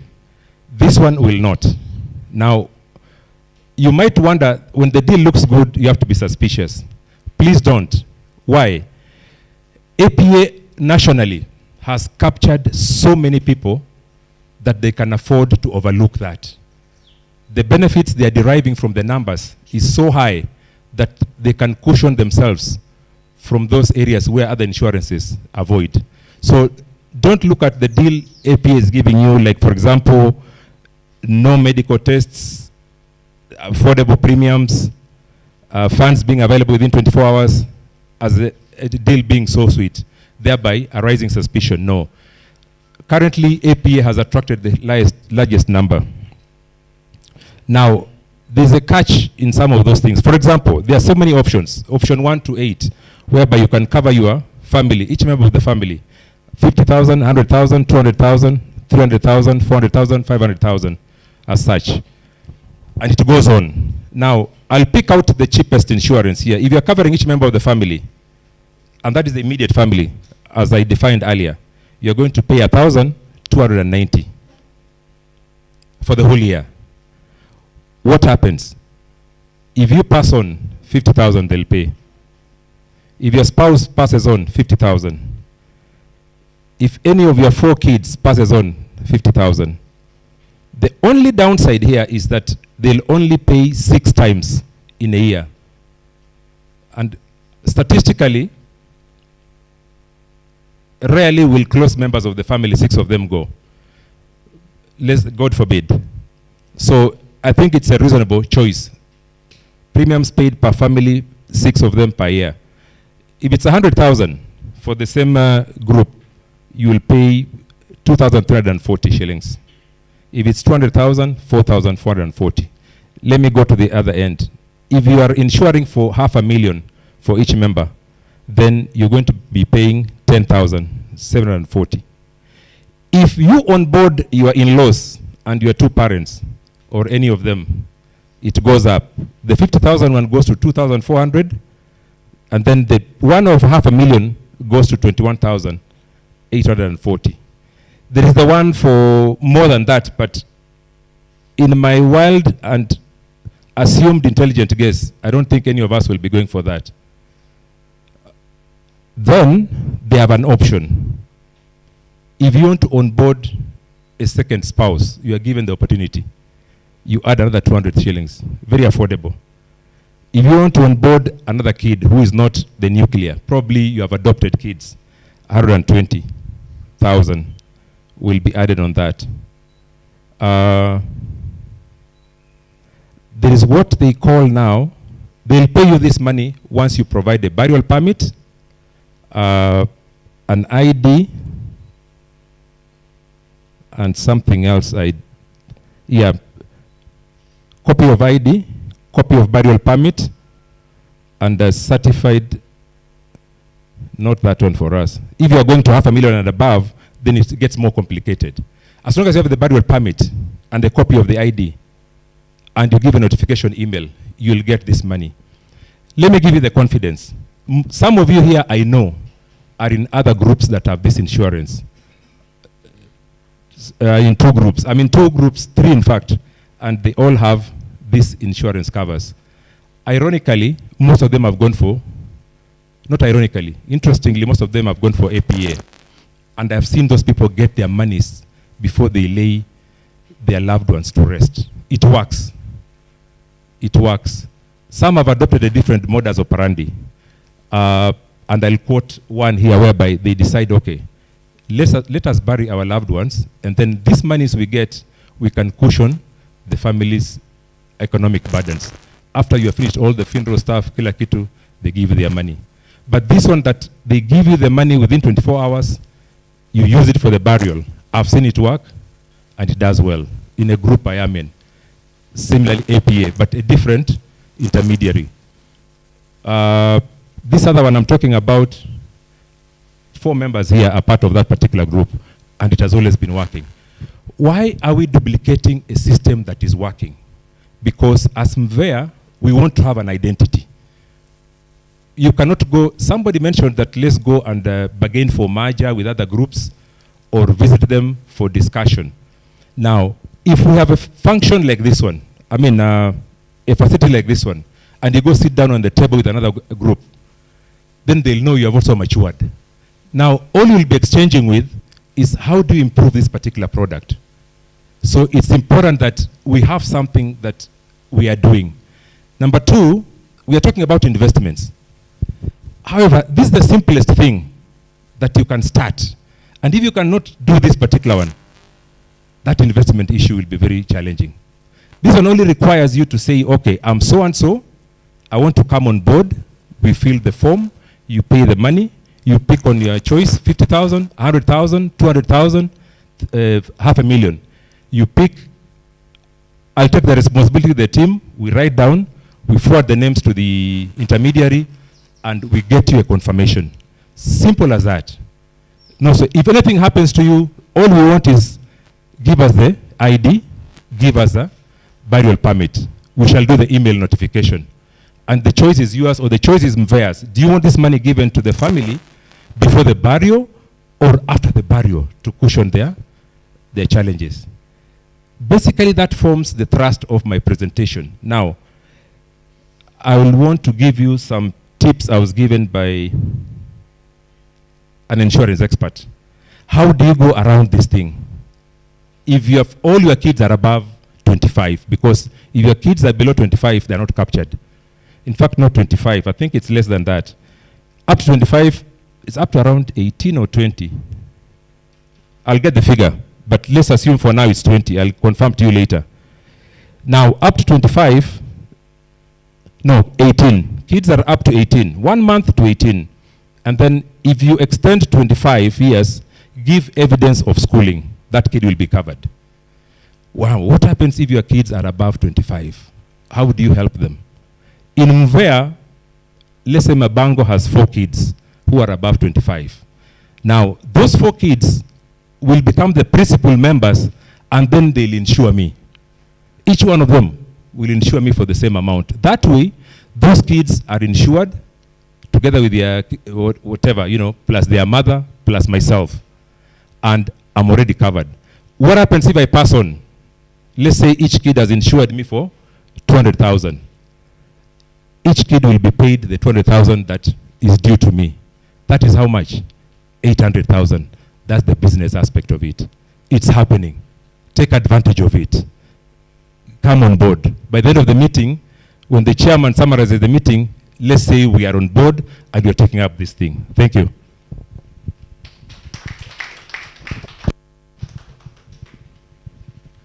Thank you. Thank you very much, Omwami Badilmayo. I know there will be reactions to that after Sande has given his report on registration. Kindly, Sande, please.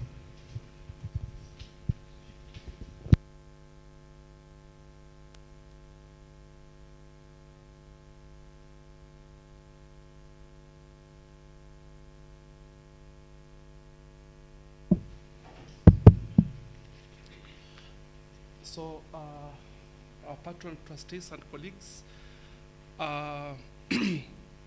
you recall when we were in Kakamega 2 years ago, we did agree that we look for a way to register MuVeWa into a society.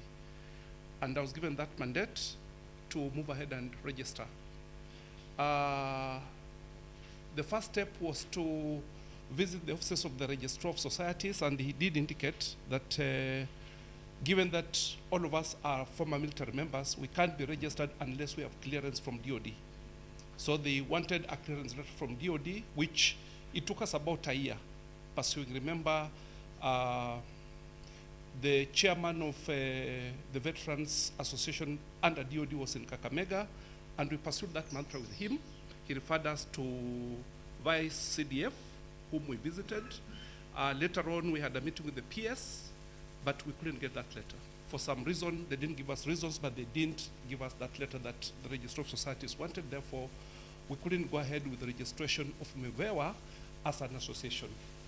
We later had a meeting, which brought myself, secretary, and the chairman. We met at the secretary's residence, somewhere along Mombasa Road, and we discussed and we agreed that we drop the titles of our former titles in the military and even change the guidelines of the constitution that we presented to the registrar, that it doesn't appear we are a military outfit or an outfit composed of former military officers.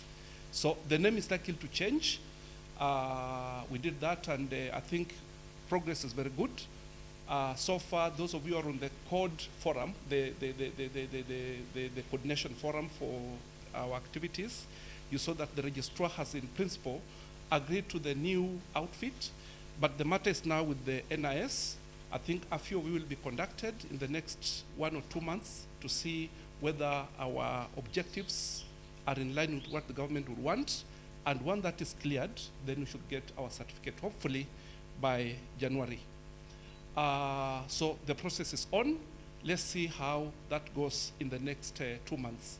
I want to encourage those officers who may be conducted by the NIS, especially the chairman, the secretary, organizing secretary, if you get that call, know how to make your presentation so that it makes it easier for us to get that certificate.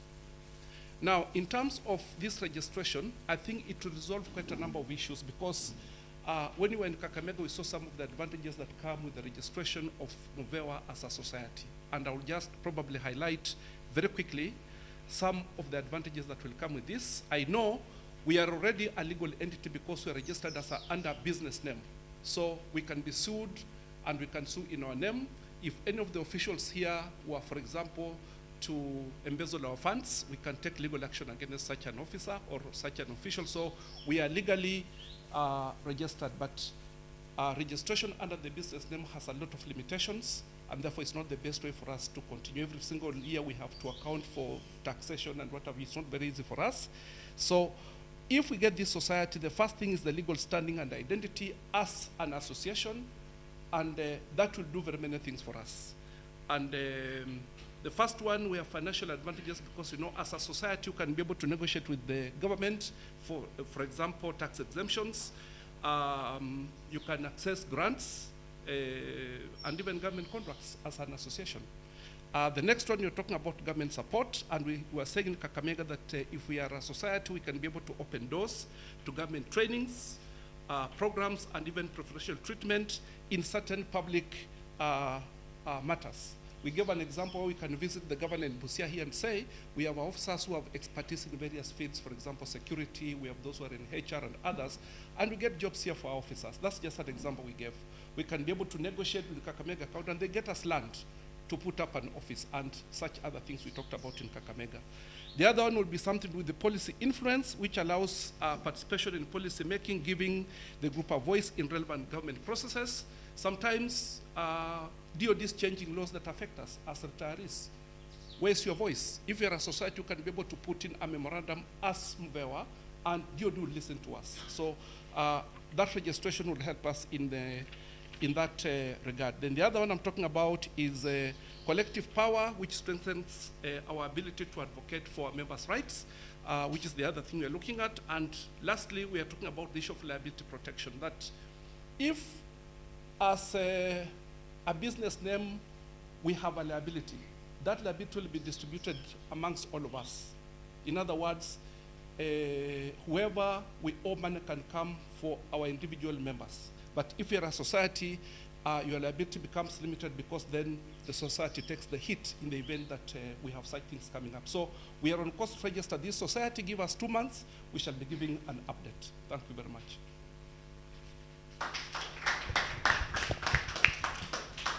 Thank you very much, Wakili. And the last one to speak on my annexure is Treasurer. Treasurer has got something to do with our investment. Where are we with the initial investment so far?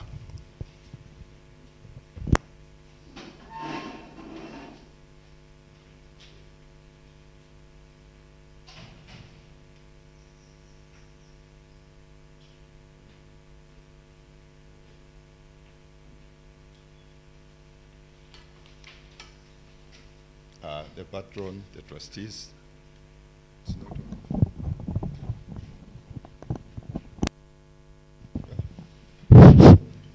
the patrons, the trustees, and senior officers, good afternoon. Yeah, I've been told to talk only on investments. Yeah, as we agreed in the last AGM, it took us some time to come up with the investment, which we managed in September due to technicalities that you're all aware of the situation of our chairman, which could not allow us to continue with investments because he was one of the signatories to the money in the bank. So it took us some time to change the signatory. Then we introduced now other signatories so that we could sign the money to come out for investment. We managed to do that as from September. So with the money which we are having as at September, we put 1,100,000 in money market. Now, that money has been there for only 3 months now. Yeah, I've got statement for the last 2 months. The statement for this month has not come out because it normally comes out every 8th of the following month. So they managed to give me statements for September and October. And I've posted the statements on the wall. I don't know whether you've managed to go through it. It is very, very self-explanatory. It's not a complicated thing. In September, they gave us due to fluctuation of the dollar, they gave September. In September, we had an interest rate of 8.61, which earned us 3,100 shillings. In every money you earn, you have to pay the withholding tax. They deducted the withholding tax, then we remained with 2,635.37, which was rolled over to October. In October, due to the fluctuation of the interest, it went up a little bit to 9.2%, and we got 7,758.59 as a gross interest. Then we had a withholding tax of 1,163.79, thereby leaving us with 6,594.8. So from that you can see the trend. Now maybe when we get the statement for the last month, November, I think I'll post it on the wall so that you can see it, but it's going up and up. So with the investments, gentlemen, you have to persevere. If you want to reap the profits from the investment, it's something which takes time. Now, I had my friend, the treasurer for Aweko, Mukara. Mukara wants to benefit very fast from this MuVeWa.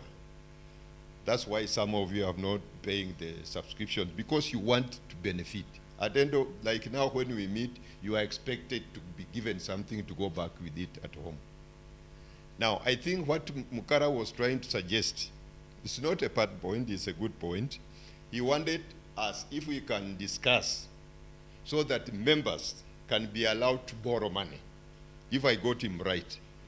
When he was talking of eggs from Uganda, he can go in Uganda and get some 2 trays of eggs, come and sell them every week, and he makes about 3,000 or 4,000 shillings. That is an indirect way of saying that we open the welfare for members to borrow. I don't know whether I'm answering your question.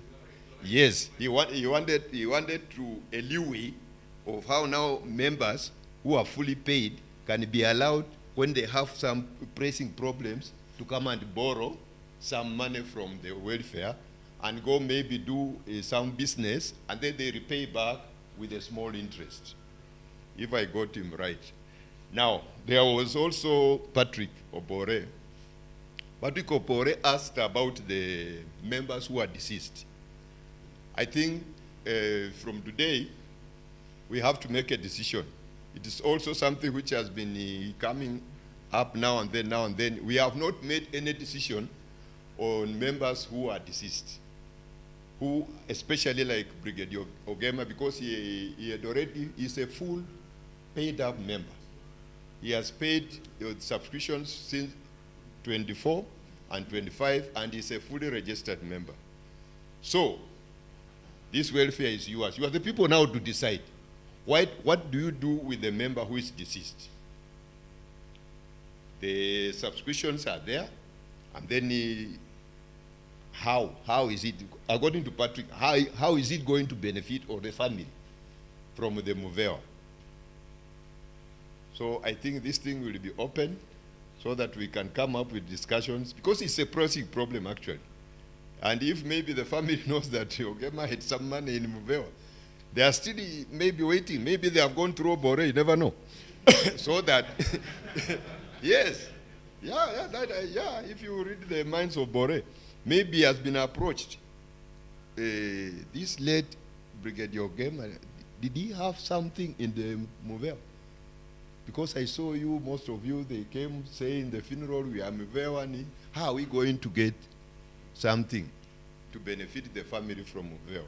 So actually, as members of MuVeWa, you have to come up with something which we're going to pass maybe from today. If we will lose one of us, who is fully paid, not one of us who is registered. Because if you register only, how can you benefit? You paid only 1,000 shillings just for registration, and then you don't pay because you are not getting any benefits. Now, in Kwabatimbaya, we lose you. Like our friend now, Vincent, you see, it becomes so difficult because it's not registered, but we know him. Everybody knows Vincent, nobody doesn't know Vincent, but how is it going to benefit from MuVeWa? So I think I don't have much to say on the investments. I'll come back for the other financial report now to pinpoint how we are doing on generally. But this one was specifically for investment. So that's where investment is. If you want us to continue with the money market, you'll make a decision today because you have seen the trend. If you want us now to remove the money, we go and buy eggs and sell, you'll say. Otherwise, thank you very much. Thank you. Thank you, Omwami Abuneri. Thank you very much. Patron, trustees, comrades, before we do reactions to my report, I want to say two things. Number one, that in the reactions, we'll discuss about how a fully paid member who passes on, how his or her family can benefit, because that is lacking in our constitution. It's not there. And that's why the issue of late Ogema is cropping up. And actually, we are learning on the rope. So I want to request our secretary to give him some task to benchmark. And I want to give you 2 minutes, if you can tell us about other areas that you ventured in, kindly. 2 minutes.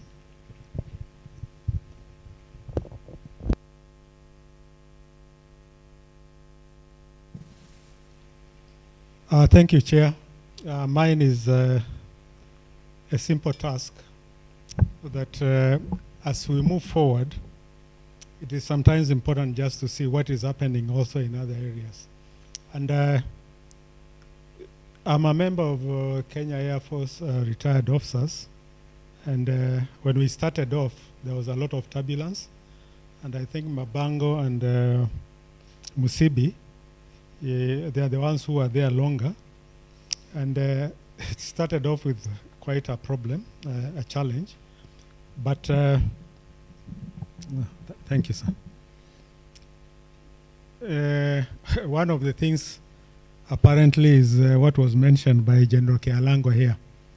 Because when the WhatsApp group was started, everyone came in, the generals, the former service commanders, And people were saying they can't be on the same forum with the service commander ambaye alimfuta kazi. You know, those are like carryovers. And it took a lot of time for the turbulence to go down so that we can start again navigating through. We said, let's forget the past. If you are driving and instead of using the windscreen, you are using the rear drive mirror, you can't go where you're going. So we agreed that let's move forward. And it took a while, and we started moving forward. Now,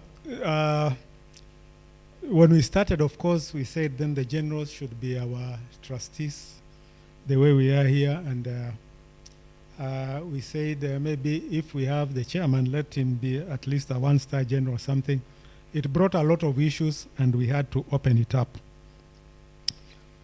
Then as we continued, it was said, if you retire, you have to join immediately. If you don't, at the time you retire, you join, you have to be backdated. Then if you join after about 2 years or 3 years, you have a lot of money to pay. So it was putting some people out, and then people have to come to understanding. Let it start from the time when you join.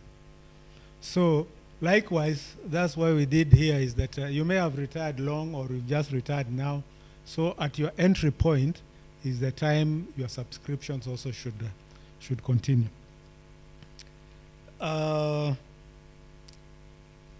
We had 2 components within the Air Force. One was social, the other one was investment.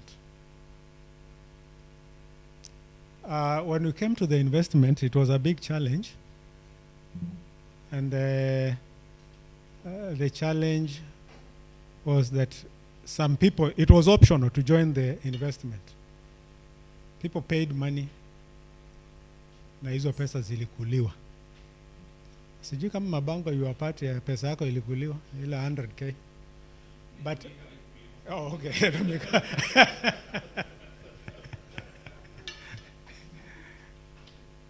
And this was basically how it was run and the people who were put to run it.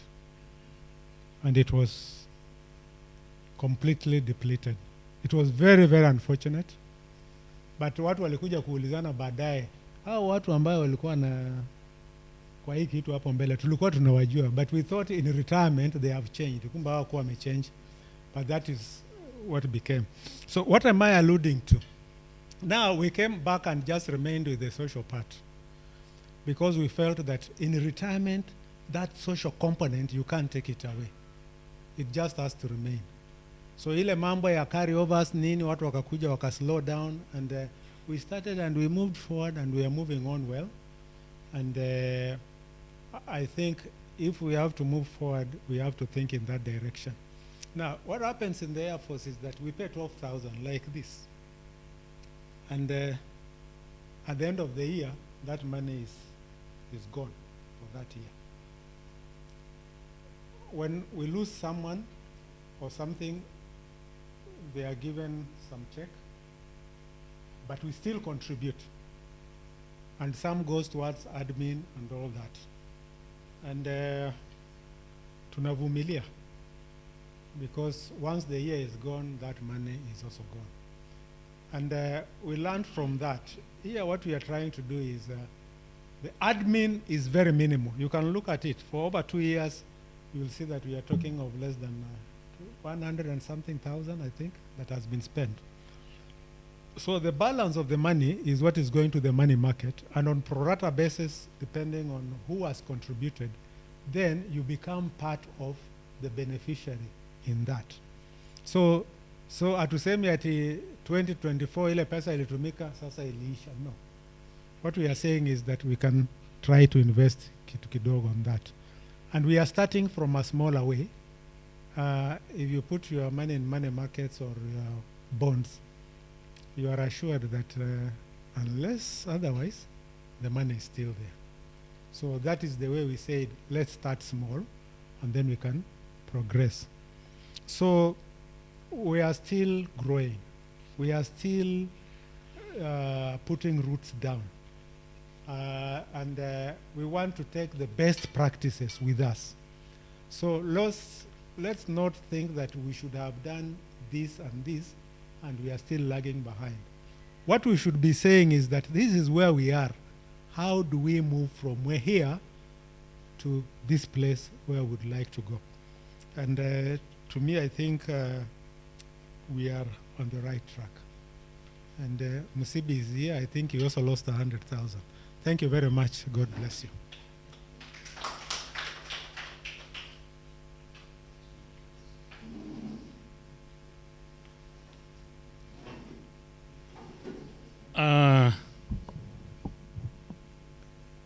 Patron, trustees, comrades, to conclude my report, I want to take a short time on reactions to my report, because we want to come out with decision points. We want to make sound decisions that are going to help us to move forward. In areas where we think we have not done well, let us now do it. And as per our constitution, simple majority gives us the way to do that. And therefore, before we move into the next agenda, in the next 5 or 10 minutes, let's do it. Are we ready? Number one, bereavement of a fully paid member. How can this family benefit? And we will put this into paper today. And then from tomorrow, it will be action. If tomorrow we are person, I expect you guys to take something to my family. What's the answer to this? Let's say, for example, I've been paying for the last 2 years. So in other words, I've given MuVeWa investment 12,000 times 2. That's how much? 24,000. And tomorrow I pass on. How can I benefit? Mukara. And I want quick answers because we don't have time.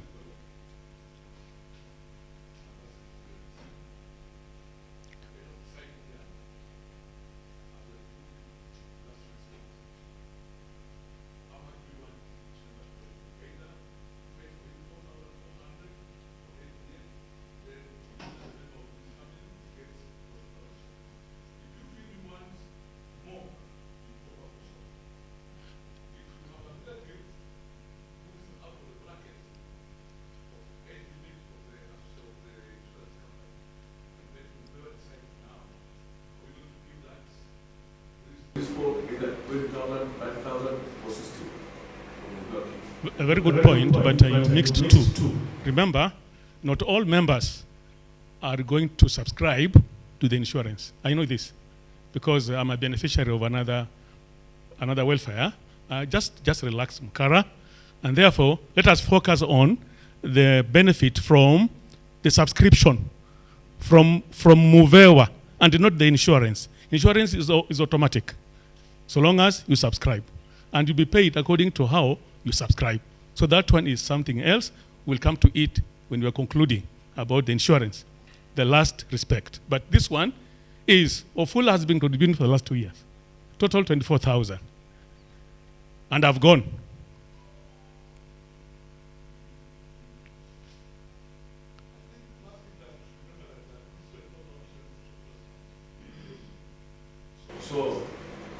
So minimum is what you have contributed, minimum. Then on top of that, yes. Yes. Thank you very much. So let's hear from, you can use the microphone. Let's remember that this money is not taken by the treasurer and placed somewhere, because part of it is what runs the administration, is admin. So, whereas part of it is taken for administration, and the other one is what is invested. So you are not having 24 because you have paid 24. No. Let's hear from Mary. I think we should come up with a formula my own opinion, I think that we should give back to the deceased member 80% of what he has contributed, and then every member to top up 2,000. Then we summarize the whole amount and hand over to the family. 2,000 each from every member to add on the shares of the deceased member. That's my opinion. Any other? Because we are short of time. Just one more suggestion. Mwami Buluma. Yes, I suggest that we can have what we call treatment fund for members, and we contribute 4,000 annually. If it's agreeable.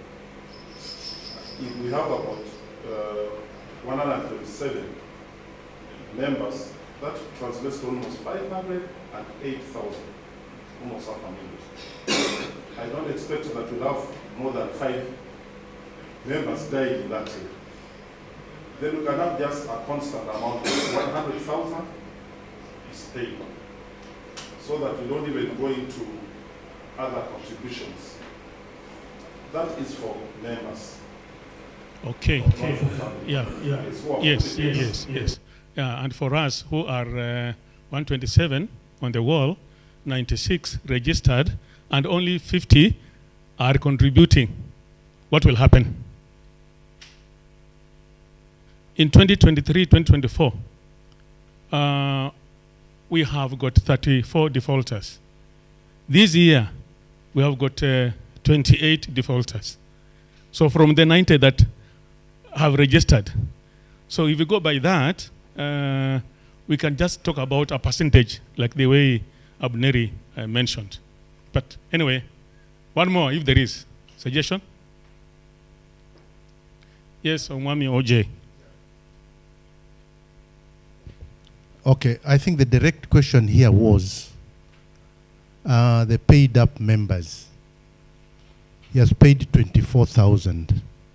How much should be returned to the family?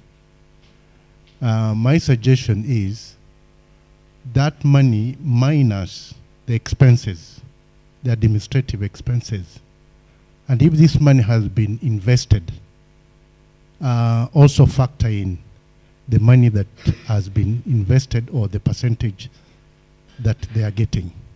So that at the end of the day, you are paying back or returning this amount of money, 24 minus a small percentage of administration, plus a percentage of the investment. Yes, if there's any include yes. Incomes that have come in, that is how it needs to be handled. Yes. As brief as that. Thank you very much, OJ. You said something that I was to say at the end of the day in relation to how I'm benefiting from my high school alumni. We pay the bereaved family 80% of his monthly subscription plus 5% of the investment. For example, we just heard from Abneri talking about now it's 3 months. It was 2,700, 2,600, and then another 3,000. So when you put that together, 5% of that, it goes to the bereaved family. And I think that way, it can be simple without any makelele, because the investment plus the deceased contributions will amount to what could be the benefit to the family. So members, if you agree, we go that way. 80% of one's contributions plus 5%, or maybe 10. We see investment here is for the entire team, for future, for posterity. So if you take, let's say, 20% from investment to this one person, suppose you've got 10 deaths in a year, what happens? So I think 5% should be okay. Are we agreed on that? Yes, Trustee General Magola.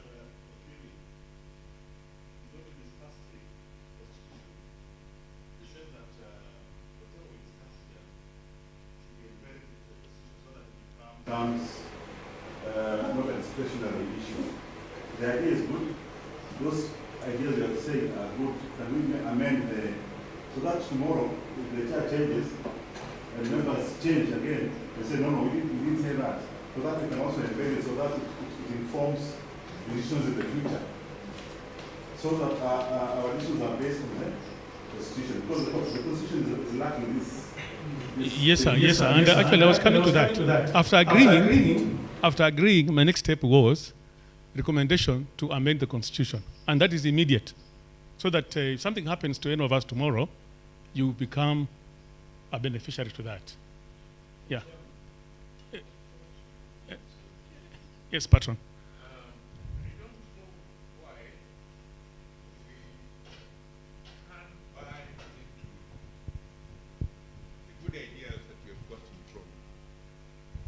From your committee, particularly that of insurance.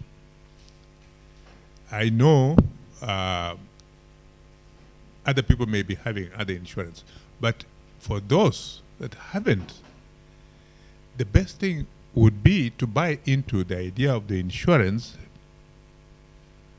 And since you already have got money which you have contributed, and you do contribute every year, you can pay, the association can pay for each and every member that has paid his subscription. Yes, sir. Pay his subscription, whether it is 5,000 or 10,000 or 3,000, at whatever level.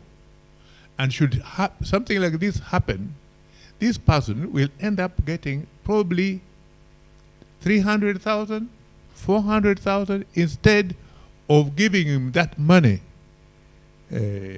which is 12,000.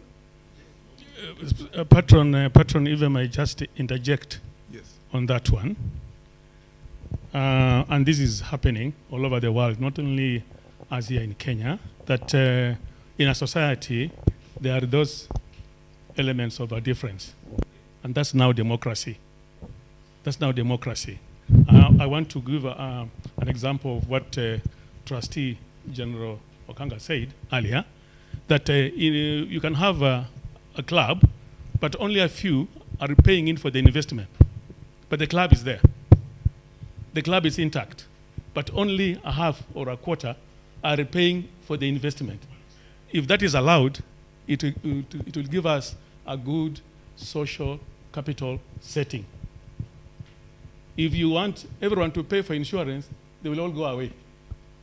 They will run away. But allow those who are able to pay for insurance, because some will tell you, I've got 3 other insurances. An example of myself again, from my alumni, high school alumni, I pay every year 4,500. When my mom died, insurance paid me 100,000 in 2022.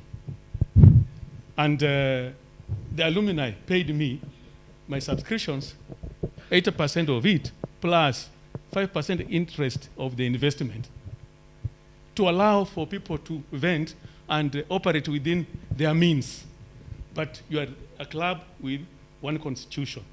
So that way, we can't have all of us going for insurance. No, I know. If only monthly subscription is a problem.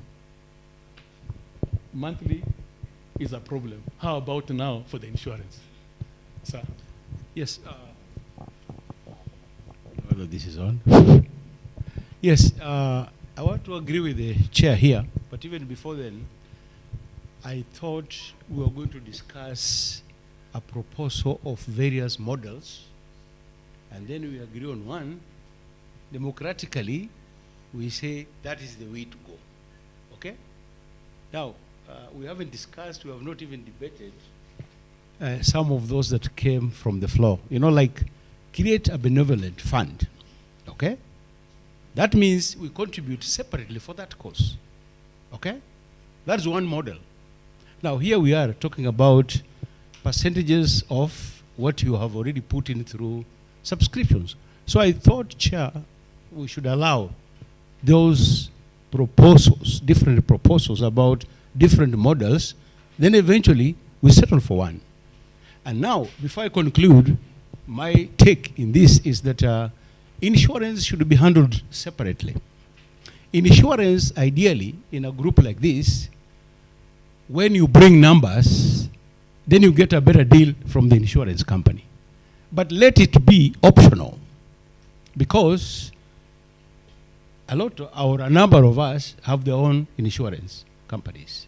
But now, when you approach an insurance company, for a certain product, and you have the numbers, they'll give you a better deal, right? So the outfit, our organization, becomes the guarantor, right? But let's handle this fund we want to give as relief to the bereaved family separately. I don't know. That's my take. Thank you. Thank you very much. So we have got... Kidogo to chair. Yes. And it is high time, I have always said, we bite the bullet. I cannot be a member who has not been paying, but I expect to get a relief when a member of my family passes on, or even me. You can't be a member who is not meeting obligations as per the Constitution, and then when it comes to that doomsday, you expect the outfit to bail you out. No, you are looking at percentages. How many of those have paid so far, statistically, if you are to look at it? So we should not encourage a situation whereby we are saying, anybody, bora nililipa registration, I come on board. No. Okay? Thank you very much. Just like kama sijalipa, hapa subs, it's universal. I should not even come and take a vote here. Sindio? Thank you very much. Patron, trustees, and comrades, we have some work to do. We have got those two options, and it's only fair that we work on this today, because it's not rocket science. No. Let's have it so that, because already we have got late Ogema, and the family maybe is expecting something from us. So members, what do you say? So you have three options. Yes. One, build up a benevolent fund. Number two, pay 80% of contributions plus 5% of the investment. Yes, yes. Number three, yes. Pay 80% of the contributions plus each member contributing 200K. 2,000, sorry. Yes. Each member. Okay. Let's go. And to save on time, democracy. So the first option, Rudia Mabango, first option? Benevolent. One. And the amount had been suggested to be 4,000. That was his suggestion. We can now discuss about that once we agree on it. Okay. Number two. 8% of the contribution, subscription. Sorry. Yes. And then 5% of the investment. Number two. Number three. 80% of the subscription, and then each member contributes 2,000. Okay. Very good. Let's vote. Secretary, take the count. Number one. No.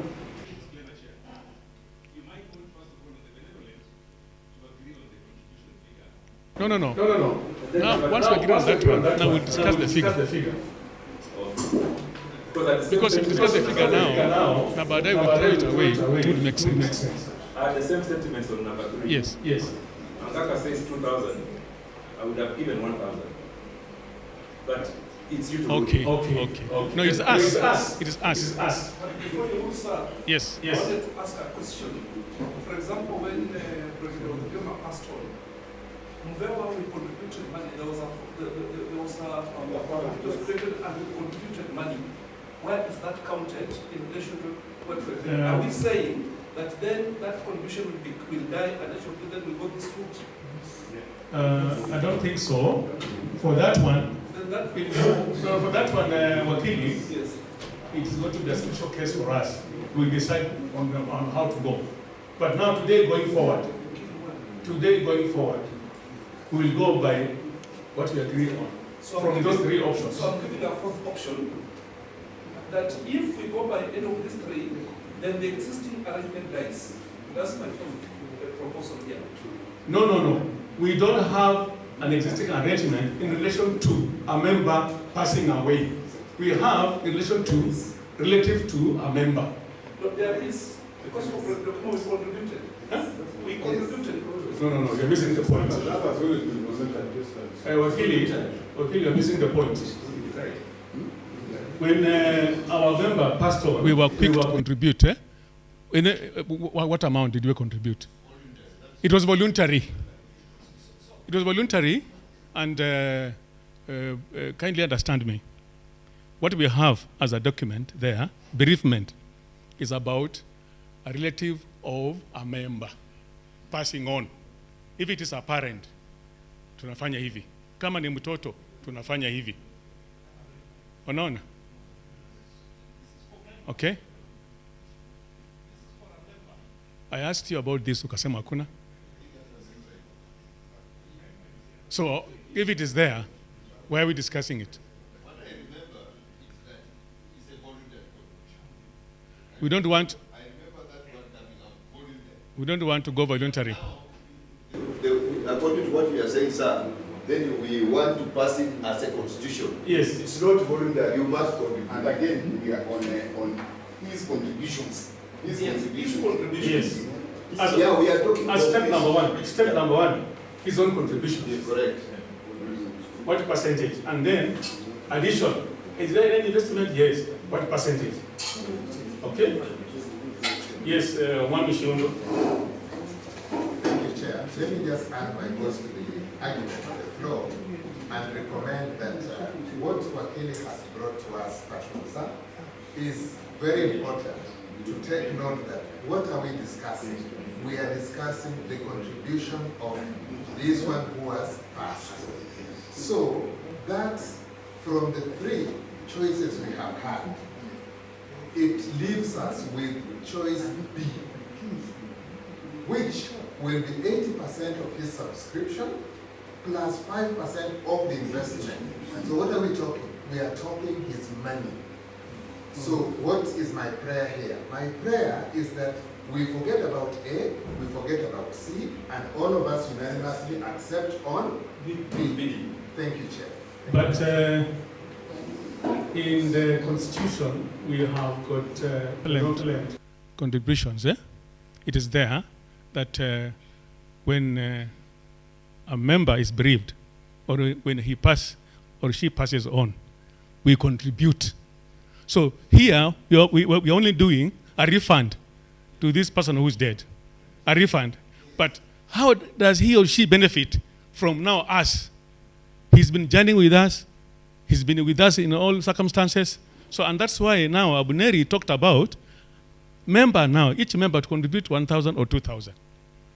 To add on 80% plus 5% and 1,000.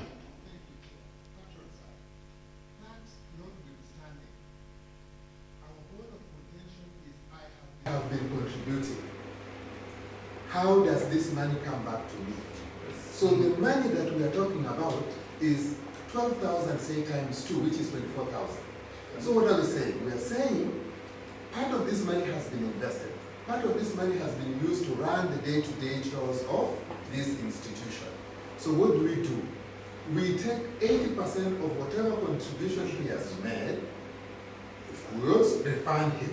But again, part of that money that has been invested, sir, 5%, yes, we add to that and give him. Yes. So that is now the return you are getting from your contribution. That does not stop us from the sympathetic, normal contribution that we normally do, sir. And that is why and that's why, sorry to cut you short, and that's why it's a good option. Why? Because to be mandatory, not voluntary, that a member has gone. So 80%, 5%, and mandatory. Each member, minimum, let's say 1,000. Huh? Not voluntary. Mandatory. Yes.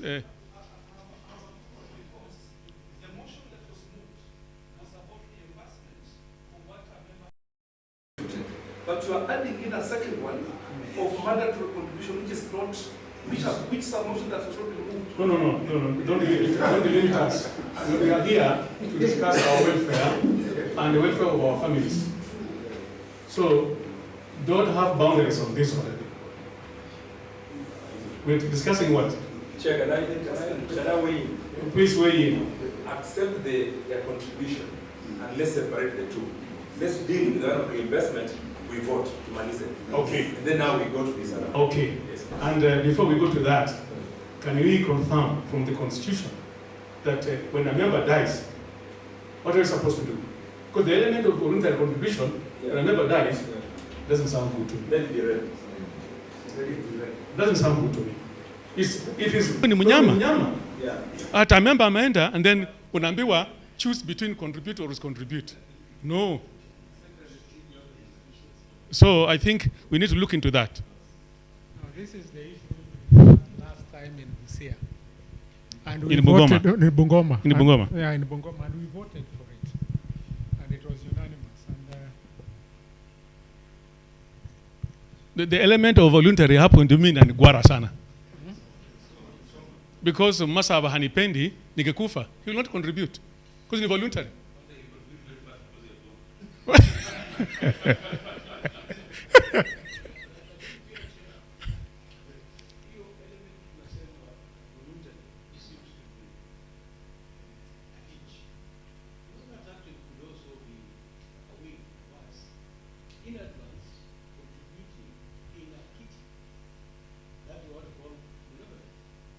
Yes, sir.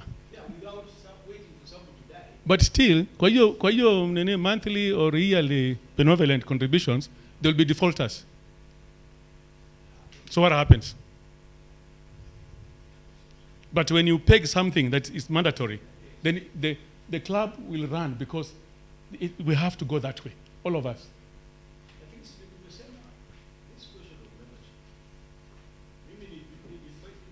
Actually, we are coming to its size here. I've got 5 points here.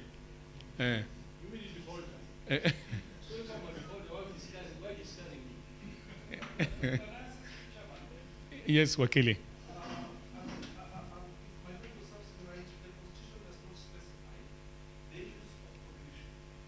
What ESCOM did in one of the meetings, we met in Nairobi and agreed on how the contributions will be done for a member, for a spouse, for a child, and for a parent. What ESCOM has not done, it was supposed to present that information to plenary for ratification. So I that think now the when Sunday- plenary ratifies, Sunday you are then it's effective. we did that in Bungoma. We We had discussed done that that in Bungoma. previously, and we did that in Bungoma, and we had three ways of contributions. So I'm just trying to look at.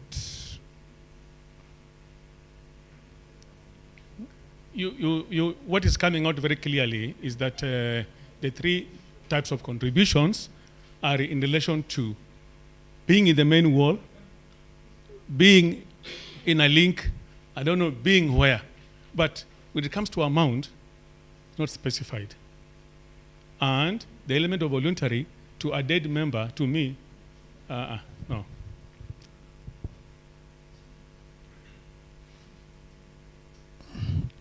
So what was said was that contributions to MuVeWa, using our wall, to be limited to immediate family members.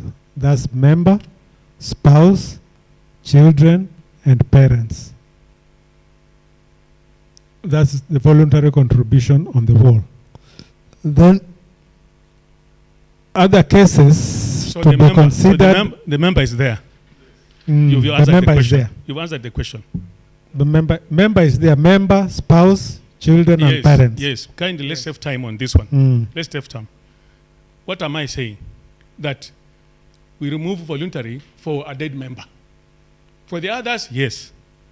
For spouse, for children, it can be yes. But for a dead member, not voluntary. Because, huh? He has mentioned. Sorry? He has mentioned. We may not have written contribution to MuVeWa to to be limited to immediate family members. Hakuna dead member hapo.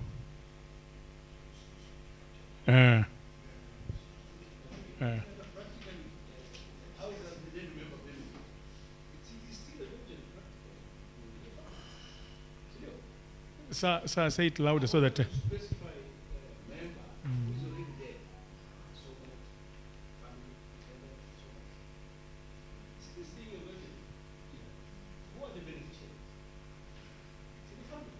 Yes, yes, yes.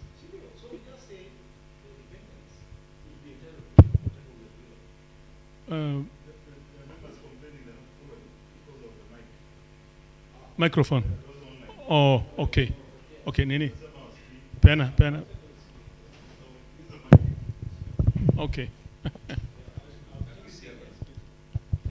was just saying, I was suggesting we need to be clear. What the secretary has read out specifies who qualifies to get that relief. It is the immediate family, senior. That means your spouse. That means the children and parents, senior. Kuna brothers, hakuna nini. So eligibility is already there, senior. So mimi nasema, if we agree in that, we have agreed on who should be the beneficiaries. Now, mi naona chairman hang sana kwa the point ya huyu contributor. The contributor si amenda. We're actually addressing the dependents. Sindio? Ama ni nani? Am I getting it wrong? Sir, what we agree on, yes. We actually know inaenda kwa dependents. Of course. Hiyo haina shida. Contributor ndio the source. Hiyo haina shida. Yes. The point is this. Yes. We are a welfare outfit. Welfare outfit, and therefore there should be a commitment from each member that when a member goes, a commitment, minimum amount that a member will contribute. Agreed. That is the point we're discussing. And that is okay. And I want to hear from them now. We only need to agree on the amount. The amount. Yes. Yes, Omwami. William. Patron, sir, members. I think, as you said, one thing, we are building on our social capital. And our social capital means that for those who are in this group and are silent, they don't have a social capital. So it cannot be voluntary, because a member will be here and he has not built his social capital. He is not participating in the daily activities of MuVeWa. So how does he contribute and make it mandatory? Because he's just a member. So it means as you build our social capital, know that you are building that social capital so that in future you will benefit from it. You're just reinforcing my point. Thank you very much. But I think it's straightforward anyway. It's straightforward. Let us not belabor on that one. We go to voting. Now the voting. Yeah. Yes, Chair. Shundu. Chair, I want to just explain this mathematically. Because the issue that we are supposed to discuss seriously is how much money has somebody contributed and how much are we refunding him from that contribution. The other contributions will continue as a member passes on. And that, to me, is something all of us have done very well. No, I'm sorry. Okay, thank you. I'm sorry, sit down. I'm sorry, sit down. I'm very sorry. You're missing the point. In our constitution, a dead member is missing from the family getting benefits. That is missing from there. We want to put in our constitution. And I have influenced something that indeed for sure, are you a comrade of this person who has died? If you're a comrade and you're in the same club, you have to contribute, not voluntary, but a certain amount minimum. So that we are at par. So this amount is what I'm asking. Because we want to go, actually, like the third option. So 80%, 5%, and each member must give this amount minimum. That's where we are going now. It's so simple. I don't know why it's so difficult to you. It is so simple. Nani, Wame Nick. Nick Muganda. Pewa microphone. Pewa microphone. Peana Abuneri. Peana microphone. The online. Yeah.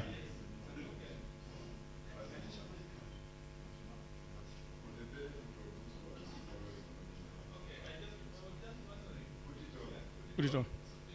It's on now, okay.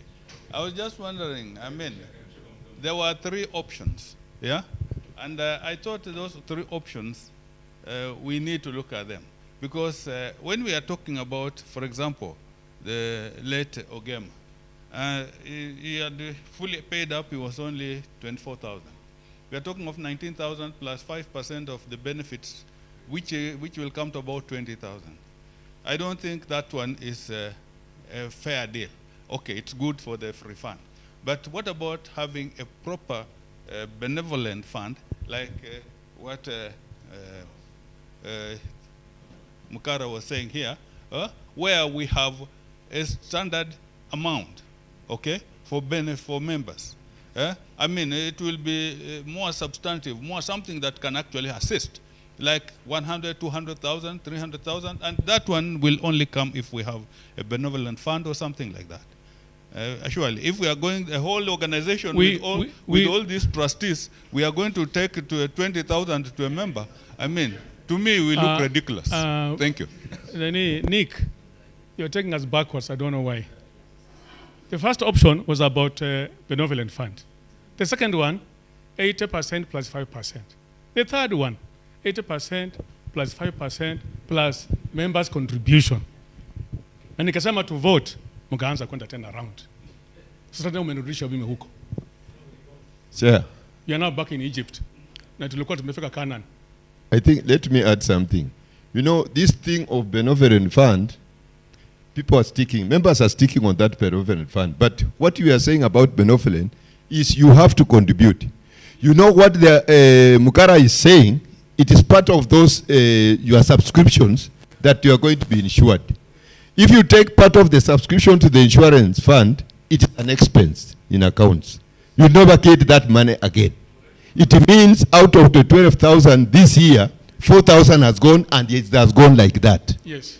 Next year again, they'll take 4,000. Yes. So you see, they are trying to reduce the subscriptions.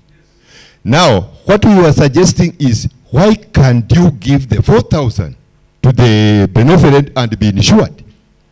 So that you get the benefits from the money which you have insured.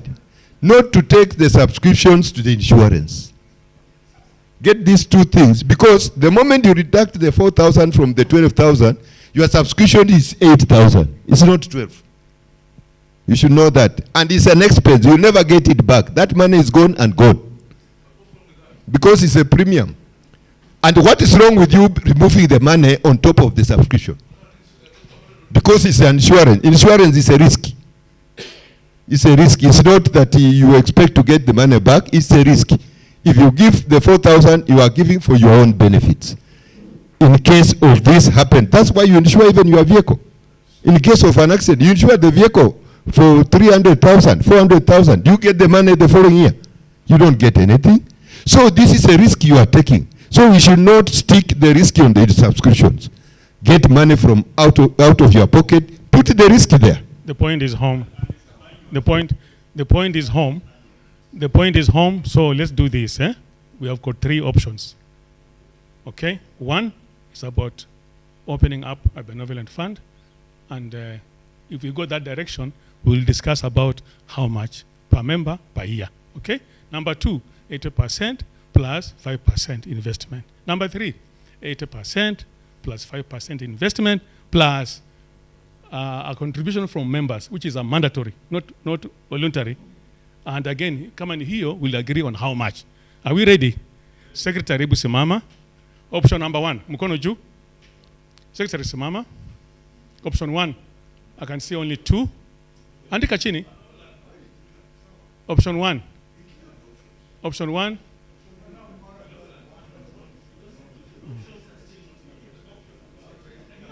Kindly, please. Option 1 is about benevolent fund. that starting tomorrow, we start contributing each member a certain amount towards that account. So that when huh? Hakuna refund is to benefit members vile tunakufa. No refund.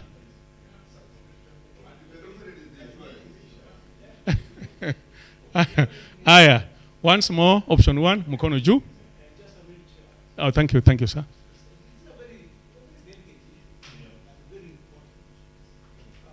Sir, have the microphone. Your microphone and road up kila wakati. For those who are online. Yes, I was saying this is a very important area that if we spend a bit of time on it, it's not time wasted because we are laying ground for the future. We want that future to be sustainable. Do you see another option in this arrangement whereby I want to propose this? Can we go for benevolent and also go for this 80% of the contribution and the 5%? Is that combination an option? It can be an option. Yes. Can you think about it? So now there are 4 options. Yes. Just a quick one. I think option 2, in my view, is just a reimbursement. Yes. It's not a benefit. No, it's not. So in my view, it's not an option. You're taking back the money. Yeah. Yeah. So I think that decision should be made here and say to return the money so we expand that option. Pesa yake. Alafu sasa kwa msaada, because we are a community and association, we either contribute, which is something, again, is a different point, hiyo ni kando. Lakini what you're discussing is a reimbursement. Ambao alisema, I don't know if there's Mahanga ama ni Mkara, hii 12,000 na Patrick. Inamfaidi namna gani? So I think since the man is not there, is gone, his wife or spouse or children warudishiwe pesa yake. Yes. Now, as a community here, we can contribute. We are some 2,000, we are some 1,000. If 1,000 contribution is giving people here a problem, 2,000 might not be sustainable. So maybe we go to the 1,000. But I think the options are 2. The benevolent. No, now 3. Benevolent plus. When you talk about benevolent, then you have to ask yourself, under the current arrangement, we don't have it, right? We have to create it. To create it means now for us refining or modifying our rules of operations so that in advance we have this as a fund, right? And we pay for it in the course of the year like we are paying for the subs. And yet we know that set amount is what we are talking about, that in the event of bereavement, will take care of that. So that's why I said, think of it like we have a combination of these models also. Yeah, we can't just say we go for benevolent. No, B is a refund. But if you create benevolent, we are actually giving relief. But where does that money come from? So I think, in my way, I would say, is there anything wrong in us creating this by establishing or agreeing on a figure that will pay beyond the subscription, either 1,000, 2,000, knowing very well it will be catering for that? That is my point. So we have. Yeah, because we must create. What is that? We are going. We can go on until 6 p.m. We have got 4 options so far, and one of them is already being expunged, as said by General Magola. That the second one is like just a refund. So that one is being expunged. And therefore, we remain with 3 options. But before you vote, sir, please, if you'll allow me just very quickly. Let me just stand and make this point. You know, if you look at the Constitution, ExCom serves a certain role. When you see a point being very hot and contentious as it is, that will tell you that we may agree here, fine, and vote, but there will be no consensus among us. I want to propose that we withdraw that agenda and push it back to ExCom we meet and discuss so that we come up with well-reasoned arguments, which then we present to plenary through the WhatsApp team. Then members are able to contribute in their own time so that we make a decision that can stand. I suspect this decision, if we make it now, compliance will be a problem. So may I propose that we withdraw this, then ExCom discusses, comes up with the well-reasoned argument for each and every proposal. Then we present it to members who will then give their views on that WhatsApp group or any other forum, and then now we make it. And in the shortest time possible, maybe 1 month or 2 months. All right. Yes. Right. So in other words, let's have a voting on that one from the members who are here. Do we go through the ExCom and then to the wall, and then you inject in, and later on we brief the trustees, then we bring a resolution? Is that okay? Thank you very much. Okay. And thank you, members, for that beautiful contribution. Thank you very much. The next one, before you punch into my report, is about registration of members and monthly subscription. So we want to make today a decision that was given to us from the trustees when we met them, that non-paid up member should not come to the AGM, for example, because yes, your member, Halisi. And for those who are defaulters, tunawafanyia nini? Those two areas only. I've mentioned to you about defaulters of 2024, there are 36 defaulters. Okay? This year, took on 27 defaulters. This year. And most of them, in both years, most of them are owing our MuVeWa 12,000, most of them. Not that it's 2,000, 3,000, no, 12,000, most of them. So what are we deciding today? Yes, OJ. Chukua microphone. Thank you very much. I remember when we started this particular point, Kano Obore raised an issue. The issue was, it is not that we cannot pay, or people who have defaulted cannot pay. The issue is the understanding. We need the officials of MuVeWa to tell us what are they doing with this money, and if it is okay with us benefiting from it. The decision of saying that those who have not paid should be kicked out, that's a very dangerous trend. It will not take us anywhere. I suggest that let's give them time. Like for me, I support this group fully. What I did not understand was what? One thing is that, okay, out of this amount of money that they are paying in, what is it that we are getting out of it? So your point is hard, OJ, because of time.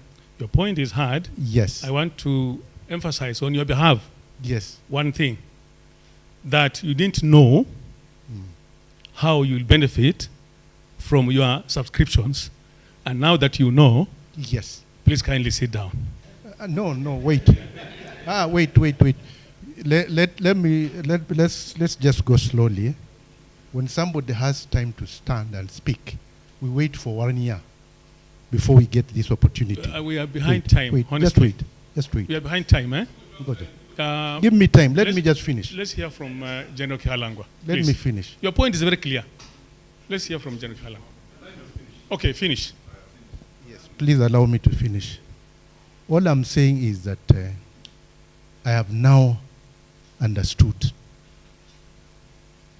Now we are going to pay. And all I say is that allow us to pay without chasing anybody out. Okay. Asante. Thank you very much. Okay, Patron, ex-con members, I heard what my brother Oboro said, and I want to repeat myself, maybe for the third time. What is the relevance and maybe the gains that a veteran would get from this organization? And if I remember the time we started this thing, and those friends of ours who have actually found themselves, for some reasons or the other, having been bereaved, this entity has stood by them in their own little way. That is number one. And then number two, we actually said that if we end up accumulating enough money, this money could actually turn up and try to assist us in our welfare so that we may not necessarily be going back to our pockets. And now you are even proposing better, that we actually come up with a bereavement fund. That is also a benefit that will be accrued from this organization. And to me, my brother Bore, that is the only benefit. And I want to agree with you, OJ, togetherness is important, and we each understand these things at different rates. We will try to make sure that we try to accommodate each one, but let us have this understanding. So while I'm standing on behalf of the patron, is there anybody here who still feels that he has not understood what this organization can in one way? And by the way, for us who went for DEPMIS, and money was being produced in pro rata basis, there are people who have never used that money or have never found themselves using DEPMIS because God has been kind with them and they have been healthy. For that matter, sometimes you may not be doing something that it benefits you directly, but if it will benefit you or another person, and since we are brothers and sisters, to me that gives me the joy. I have never used my DEPMIS card even a single day. And I'm not praying that I use it. No, I'm not praying. But if someone else is benefiting from it, so be it.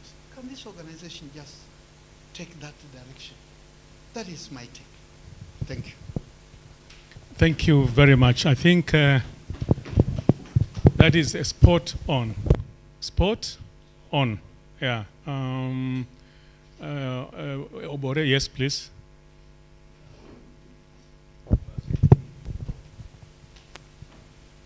I think I'll allow just Thank you. After you, only one more. Thank you, sir. On this matter. I'm the one who raised this point. And now that I have understood the benefits that are likely to come to the members, I want to request that when you meet as EXCOM, as Kanosande raised, there are 2 points that you need to consider. One, on the benevolent, we are discussing about the future. But how about a particular case of Brigadier Ogema, who has already passed? You know, it's not going to be considered for the future that we are discussing. You also need to consider that in your discussion. Number 2, for the defaulters, me being one of them, Patrick Obore, I've now understood. That's a very good point. Secretary, Yeah. taking note of that. Yes. Yes. I've now understood. Can you give us a grace period to pay for the years we have defaulted? Thank you. Thank you very much. One more, and then we conclude about registration. One more. One more. Patron, sir, Chair, thank you very much. Mine, first, I'll start off by commending the good job the EXCOM has done. We are proud that this fair has reached where it has reached through your guidance. Personally, I am happy. But these teething problems will not stop. We now a way forward. And if we take notes from what the trustees have advised, we will not go wrong. We will do very well. Sir, having thanked you, I must say that all of us here have assisted each other. Particularly me, there is nobody who has never assisted me in this room. I may even give the example of our patron, who called me aside when I was a very young officer and told me, as you are going there are lawyers in Uganda. Deal with it, you will succeed. I went. He had just pulled me out of General Koech's office. And I went, I did a very good job, which people liked. But now our problem today is that we don't want to trust each other. Let us have that trust. The relevance that General Kihalango has talked about, let us remain relevant. We have had very good presentations, one by my own brother who assisted me during my DSC course, Mabango. We have not conclusively thought about it. We've also heard from our legal expert here, Kanosande, on the registration. Today, what is my prayer? My prayer is that, as Kanosande has said, let us pray that he gets this certificate by January and we become fully registered. Then all these questions that we're having will be gone. 2, let us embrace what Kanomabango said. By joining, even if we have joined others, we can see that if we are united, we have a bigger bargaining power. That should actually not be challenged today. Finally, Chair, I request that this issue of subscription, tuendelee kujinyima, tribute, so that we are seen as a true entity of the Luya fraternity. Chair, those are my 3 prayers. Thank you very much. Thank you. Thank you very much. You digressed to other areas and we're focusing on monthly subscription, but very good points. Thank you very much. Last. Yes, sir. Thank you very much, sir. Mine is just allude to General Magola's point on the Constitution. I know we've mentioned a number of things and we've been saying that we put them in the Constitution. Mine, I would request that we have, which we get a number of people here who can, instead of just giving it to the EXCOM, who will sit with under Colonel Sunday to look at issues comprehensively, besides what we have mentioned here, so that it is not, eventually it is entrenched in the Constitution after looking at it in a broader way. Because you look at a number of issues here, they have been addressed haphazardly. But when we look... Wabuaya, kindly, we're talking about monthly subscriptions. Yes, sir. But you're not talking about the Constitution. Let us save time. We are going systematically. Okay. And that is already something that we discussed and agreed. Yakwamba, there are several issues here that will be discussed by the EXCOM and bring them on the wall for your input before we, EXCOM, present to trustees for their approval or recommendation, and then it comes back as now a resolution. Okay, sir. Thank you for also understanding me. All right. So on monthly subscriptions, we have agreed that let us pay up. We are in December. In a few weeks, tutaanza a new year, because ours is operating on a calendar year, January to December. defaulters, let's hear from you, one of you. How much time do you want to clear your outstanding? And remember, January ndio imeanza, bonanza na 2000 January as we go forward. So any suggestion, maybe OJ? Grace period?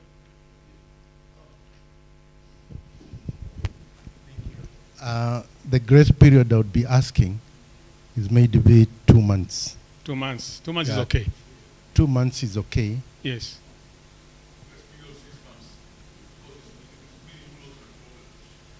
Okay. Okay. Okay. Sawa. 6 Okay. months is okay. 6 months. Yeah. So, for the benefit of those who are having financial issues, let's go to 6 months. So, latest May, defaulters kindly clear those dues. And in fact, I had planned to display the names. Now I will not do it.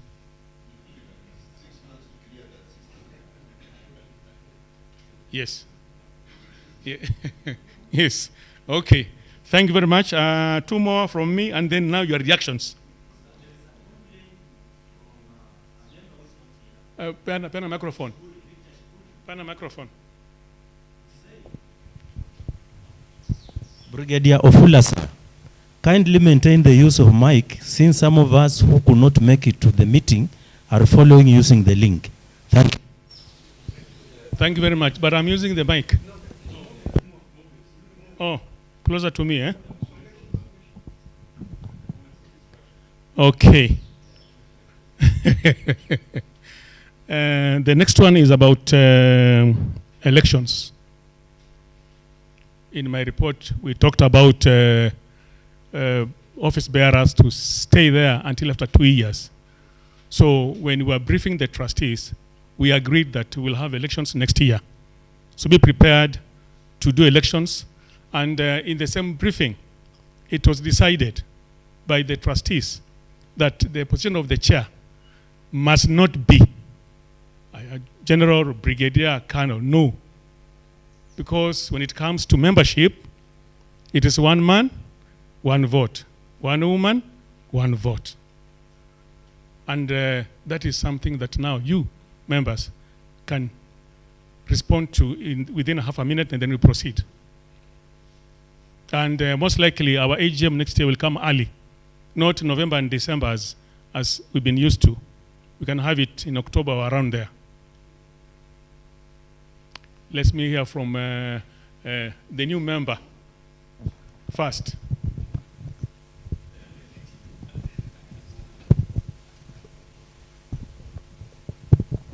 Patrons, trustees, the chair.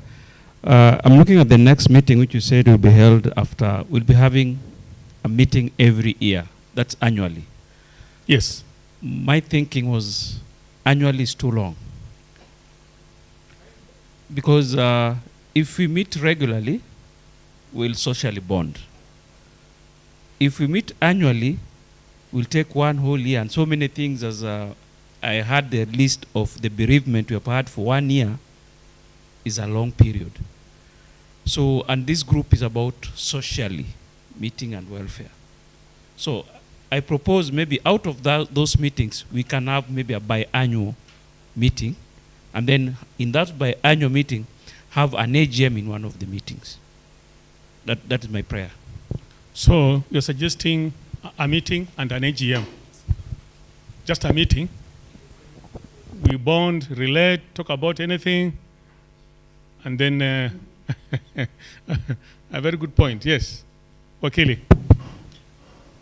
Let me react to that straight away from Brigadier Songa. For general meetings, they have to be annual.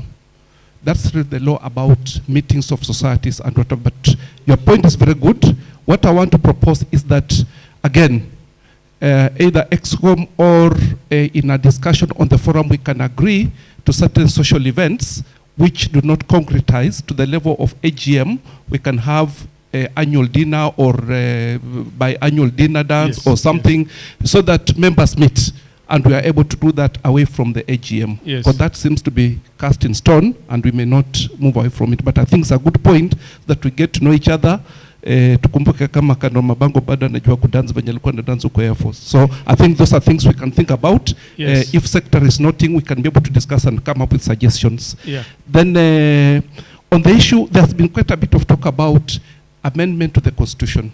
Those of you who are in Kakamega, the inaugural meeting in Kakamega, we agreed that the Constitution must remain a very small document like this, so that all other proposals, we have guidelines or what we call bylaws, which regulate certain other activities. For example, the issue of bereavement, that must come in a bylaw, because we don't want to, it's something that we can amend so often. We don't want to put that in the Constitution. Come up with a bylaw which talks about bereavement. How do we handle a member, spouse, child, for example? So all these amendments that are being proposed, we can come up with separate bylaws that address specific issues in greater detail, so that for clarity moving forward, instead of amending the Constitution. The only thing I've seen that we need to amend in all the discussions is the issue that, you know, if you look at the Constitution, many of you have not read, says that if a person fails to pay those contributions, the subscriptions, at some point then he's supposed to be kicked out. I think that's the only serious thing I've seen that we can amend. The others will just come in the bylaws. Then finally, on the issue of the leadership of the organization, again, I go back to the Kakamega Forum. And there was a reason why it was proposed that the chairman should either be a general or perhaps a brigadier. Because if you listen to my presentation there, we saw what this society is supposed to do for us if we are registered. There's no way, I'm not saying that a captain or a major or a lieutenant colonel is a junior person, but when you're going to sit with the governor of Busia or Tuoma here to negotiate a deal for members, if it's a general leading the delegation, you know the outcome. If it's a captain, you also know the outcome. And that's why in Kakamega we resolved that we leave it at that level to ensure that they're able to bring in matunda for members. Unfortunately, we've not registered the society to test that, but I want to propose that in as much as the trustees and patron propose that, I'll want to appeal that for the next few years we can still test that. We see, once we register, whether this works for us, because I'm sure General Kelango has a lot of connections, and the rest of them there, they have a lot of connections, they are able to bring this matunda to us. We shouldn't go below that for now. That will be my proposal. Thank you, Wakili. You can see already you're influencing members that they should campaign for a general to be a chair or brigadier to be chair. Don't influence them. We have agreed that a member is qualified to contest for any seat within the EXCOM, and when we come to that time, we will discuss. Are we together, members? But thank you for your input, and kindly, let's have the annexure to our constitution also coming out from the EXCOM to the wall as soon as possible. So we have got some work to do as EXCOM. All right, so we are done with that in relation to my additions to my report and your responses as I was progressing. Now the floor is open for your reaction to the other report that my secretary or our secretary presented. Is there anything?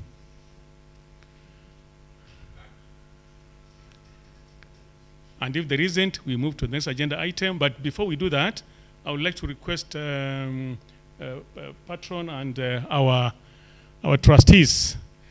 It is almost 2:30, and the next two agenda items might take 30 or 45 minutes.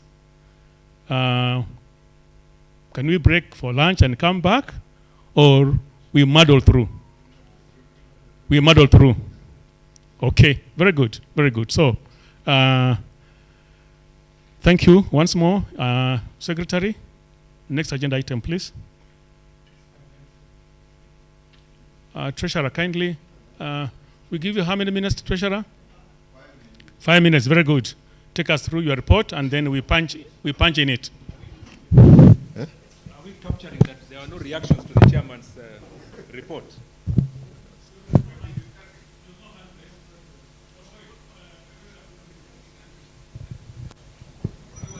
there was no hand raised up, but now I can see Mukara. Please.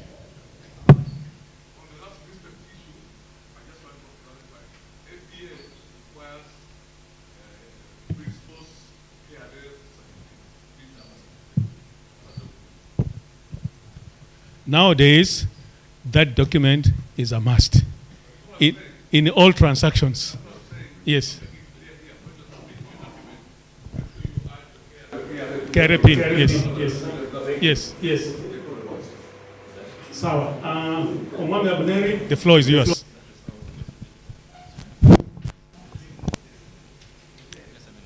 I think now hata tumbo imeanza kuongea. Okay, I think I'm audible enough. Okay, I had presented the investment report. I think I'm not going to go back there. I've tried to post most of the things on the wall. So if you are a defaulter, you know yourself. And they've been given 2 months, which is very good. We expect to add more money on investments. Yeah? Those who cannot afford, that's what I said. I heard from the chairman, he's saying, those who have got financial problems. But somebody like OJ, he said 2 months. I got you very well. Those who have challenges financially, 6 months. But OJ, 2 months. Okay. As I posted the MuVeWa investment financial status 28th November, so far we are registered 100 so far, Chairman. I know when I was giving you the report, we were at 97. We are now at 100. The last person to register was Brigadier retired David Obonyo. If you can check on that list. Now, in the year 2023-24, it's just a repetition. We had fully paid up members, 55 members, who paid 12,000 each, totaling to 660. We had 6 members who paid partially. Somebody has paid 2,000, others 4,000. Those ones who had not reached 12,000, the total amount was 21,000. So total amount for 23-24 was 681,000. Financial year 2025, this year, we have fully paid up to 28th of November, 54. At 12,000, that is 648,000. Partially paid members, 41,000. Total, 689. Partially paid. Partially paid, we could not get the number of members because there are so many. This is the difference between the registered and the 54 members. Because now, this one I did not put partially because, like our new members are Wesonga and Obonyo, they registered the other time. So they were supposed to pay at least 2,000, but you see, they said they start paying next year. So maybe you'll clarify with them, because as far as we are concerned, then they were supposed to pay 2,000 after registration. For November and December, yes. Okay. Now, that's why I could not get the exact number of the partially paid. So I only concentrated on those who are fully paid. So in summary, our income was 100,000 from registration, 681,000, 23-24, 689,000 in 2025, totaling to 1,470,000 as an income. Out of this 1,470,000, we invested 1,100,000. So we have a balance of 370,000 from the income. Now, from the 370, there is also expenditure. The expenditure was 20,000 we paid for the registration, which is still ongoing. We paid the advocate. And then the meetings for 2024, we had a total of 41,500. This year, we have used 45,475 for the ESCOM meetings. The bank charges as up to 28 November since we started, it is 4,750, making a total of 111,725. And so far, to date, up to 28th of November, we have a balance in the bank of 258,275. Inside these 258,275, there is money which has not been captured on the wall for 2026. There are members who have already paid for 2026. One has paid fully 12,000. There's another one who has paid 2,000. There's another one who has paid 10,000. Serious members from there. They have already started paying for 2026. So the floor is open. You can pay for 2026 because by next week I'm going to post the members who have already started paying for 2026. And actually I really request you to come together so that we can move these things. You cannot be born today, crawl and walk the same day. Investment takes time. And patience pays. Please, just be honest with the MuVeWa and you trust your money is safe. This money, it is in the bank. It's not in Togaren. It is in Cooperative Bank. The statement is there. I've posted it. You can see it there. So you can be rest assured your money is safe. So if we as we continue paying the money, and the best investment actually is the money market. Because if we go and withdraw this money, it's going to start bringing some problems. I say now, let me go and buy some cows and invest them in Tongaren. How about if they die? Or I go now to Uganda, bring eggs. How about if the vehicle gets an accident and all the eggs are broken? It's better if this money, whatever the small interest you get, but you are assured that if you walk to Cooperative Bank, this 1,100,000 is intact. And it is generating money every month. We started with 2,000. We went to 3,000. We went to 7,000. The next one maybe it will be 9 or 10.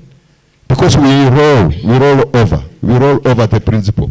So when we meet maybe in the next GMM, we might be having something to be with 50,000. Who knows? Because the money is being generated every month. And the way the members were suggesting that, you see, you should go out of your pocket if you want to make this MuVeWa a success. Kindly, like that one of benevolent, I still urge you to think about it. It's a very nice thing for insurance. It's going to benefit all of us because you never know about tomorrow. Just sacrifice, as Mabango talked about it, we can choose one of the companies and you pick your packet. If you want 100,000 for Benini, when you are bereaved, 200,000, 300,000, up to 500,000. The floor is open. Just register the money with us, and then we shall write a same check, but we shall go into tabulate. We say Kanol premiums 5,000. The amount assured 500,000, like that. Then we negotiate with the insurance so that you can benefit. But I request all of you kindly, Mahaga, you can now, you are now free. You are on the wall now. Don't worry. Yeah, your concern may be what I heard from outside the tent. Somebody removed Mahaga because maybe he posted some social issues which were not benefiting to MuVeWa. You know, this MuVeWa has got some different calibers of people, categories anyway. Now, if you post how you drank yesterday with so and so, you see now sometimes it doesn't augur well to some of us. That's why maybe somehow, I know who removed you and you know why you were removed. Because I tried to find out. There's a time you asked me, but I took my time to find out. And I was told Mahaga was posting some things which were not compatible with the welfare. So actually, I was answering, no, I don't want any questions. I was just trying to tell you what happened. Because if you ask me, I will not answer, because I am not the one who removed you. You know who removed you. Anyway, that was my report, and I have posted it on the wall. Just go on the wall, you'll see where you have defaulted. The statement is on the wall, both from the cooperative bank and the summary of the financial statement. So otherwise I don't have much. I think by next year you will leave me so that you can take over this mandate of money now. Thank you very much. Treasurer, thank you very much. Thank you very much. And you are going to respond to all the queries concerning the financial statement. So the floor is open. Reactions to financial statement.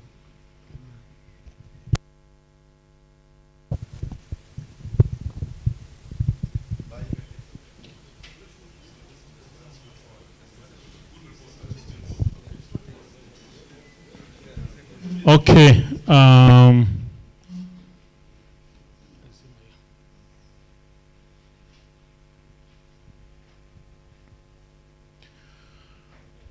Thank you very much. We need to have a proposer and seconder to my report after your reactions, and then thereafter seconder, proposer and seconder to financial report is part of the requirements. So before I clear completely on the issue of my report, kindly, members who are here, let us agree on how to reach out to the family of late Ogema. I want the treasurer to tell us how much we contributed and how much she was given, the spouse was given, so that on top of that, is there anything that we can do? So, Abneri, is it you who gave out the money to the family, or who was it? It was? Who? Oh, Mohandik. But we know the amount, isn't it? How much was it?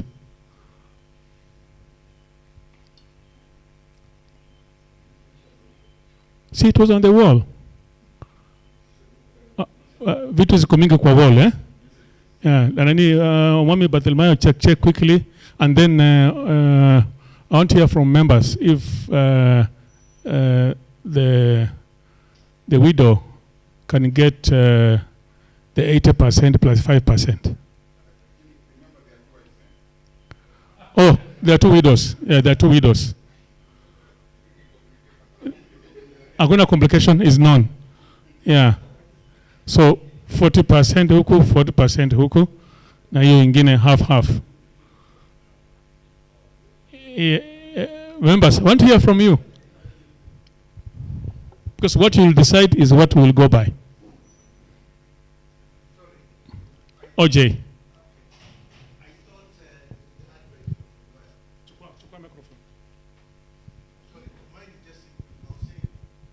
Online. What I'm saying is that the last question that you have asked, how much should be given to the family of Brigadier Ogema?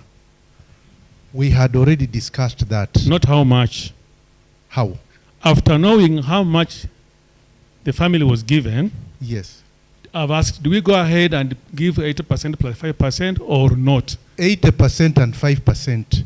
This is something that we have not decided. It is not a decision that you have made. So we'll say that in the case of late brother Ogema, ilisha namna hiyo na ile pesa ambao walipewa. Yes. ESCOM. Okay. Understood. All right. Who is a proposer to my report?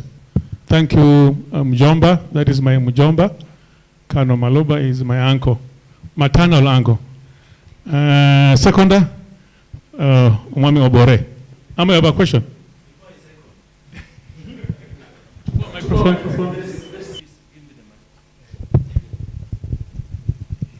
Chairman, sir, before I second, there was a critical issue that was raised here by my friend here, Major Masaba, about, here we are talking Mulembe, isn't it? But within this Busia region, we have non-Luyas. Those are Tesos. We have, I think, some Luos who are within this. How are they treated? We already have one here, a Teso. Can you respond to that, sir? That is, we agreed that there are those issues that EXCOM is going to handle. We agreed on that, but let me tell you something that I heard today in the morning from one of the trustees. Even the other officers who would like to be with us across the border, but they feel more in associating with the Luyas than Lugos. They are there. So that is something that to me is very positive. I like it. But EXCOM is going to do its bit and then bring to the wall for your input, and then thereafter briefing to the trustees for a resolution. Thank you very much. And now, second, thank you very much. So, Secretary, my report is home and dry. Proposer for the financial report. Mukara is a proposer, and Mwami Musibi a seconder. And Mwami Abuneri, your report is home and dry. Next in the agenda, we have oversight committee report. I'm sorry to report that they have not done what they were supposed to do. And when I got a feedback from the chair of that committee, I was late not to allow it to be in the agenda. So, as you are aware, we have got an oversight committee chaired by Colonel retired Waswa. Members are Colonel retired Lusala and Lieutenant Colonel retired Haduli Justin. So, we will get their report on the wall, but full presentation will be in our next meeting. Secretary, on the agenda, what is next? After appointment of auditors. And here I wanted, Sunday, please have the microphone. I wanted to understand one thing, that according to the law, we are not yet registered, and therefore, appointment of auditors is something that is very, I don't know by law, anything to tell us, Wakili? Yes, as earlier we registered ourselves under the business name as a caretaker arrangement to ensure that the money does not stay with the treasurer, but we have an avenue to bank it. So as it is, as a business name, there's no requirement for us to have auditors. So this issue can be pending until such a time when the society is registered, then now we proceed with it. So it shouldn't actually appear on the agenda. Thank you very much. Secretary, agenda, what's next?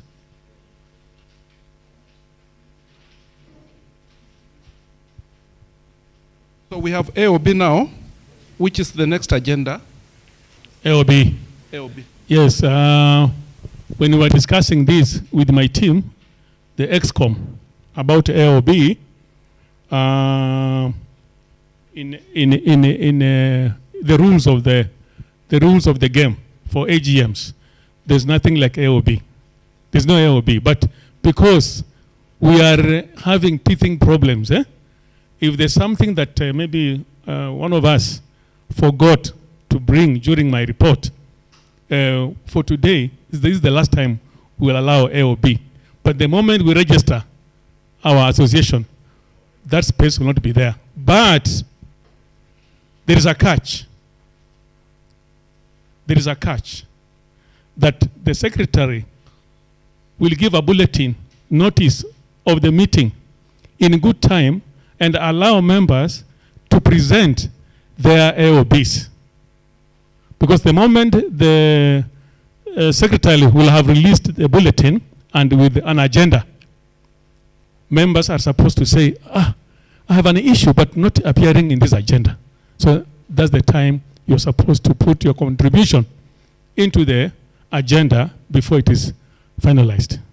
Or if it is late, then it can be included at the beginning of the meeting before the agenda is confirmed. So for today, we'll allow agenda. Sorry, AOB. We start. Peana microphone.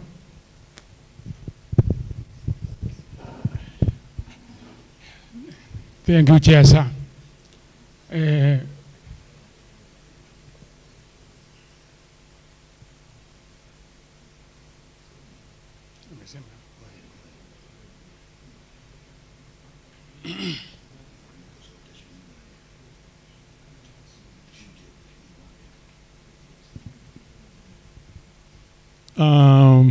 Masawa, just before you talk, peana microphone kwanza kwa trustee member kwanza kidogo tu.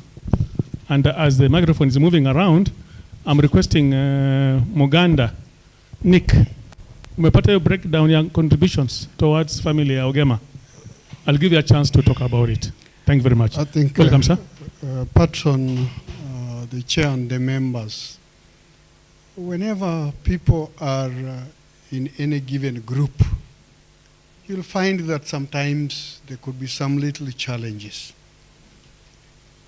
But learning coexists is very important.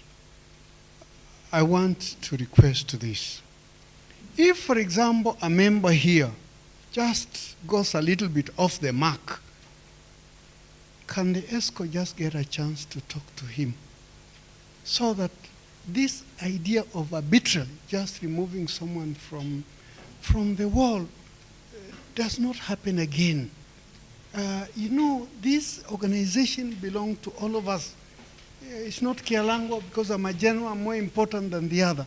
So I'm just arguing, I know you are the people who have got admin rights. So if someone is going to be removed on this and that ESCO is not aware, I think that is. And even if the ESCO does it, you'll have to also explain to the world the circumstances. So when you are throwing this person away, where are you throwing him to go? I think these are some of the things I think we should now try as much as possible to accommodate each other, and this entity will grow strong. You can see Vinny has gone because he's one of the victims who was out there. So how does this organization talk about Vinny now in the situation we are in now? We are the ones who kicked him out. I want us to, because you never know when this misfortune will happen. It can happen to me. It can happen to another. We don't want to end up into this scenario again. I'm begging the EXCOM, just make sure that you ensure that this organization has some decorum, has got understanding, and doesn't personalize issues. Thank you.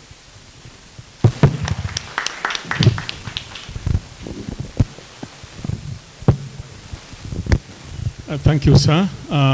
Masawa, before we go to AOB, kindly, Nick, come at a microphone and give us an update on the contributions that were handed to the family of our late brother. Thank you, sir. Thank you, sir. Now, I'll just make a general statement, which I've also been assisted to remember here. In the final contributions towards the late Brigadier Gema, we ended up with actually I was collecting for a wider veterans organization, not just Mulembe. I ended up being tasked to collect from a wider veterans association all over the country, and I ended up having collected from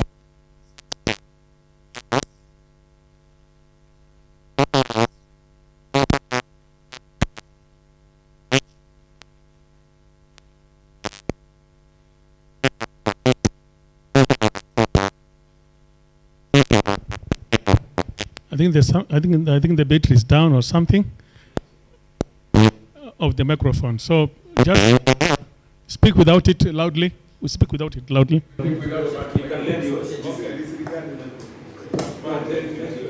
Loud. Okay. Again, I say the late Brigadier Ogema, I ended up being tasked to collect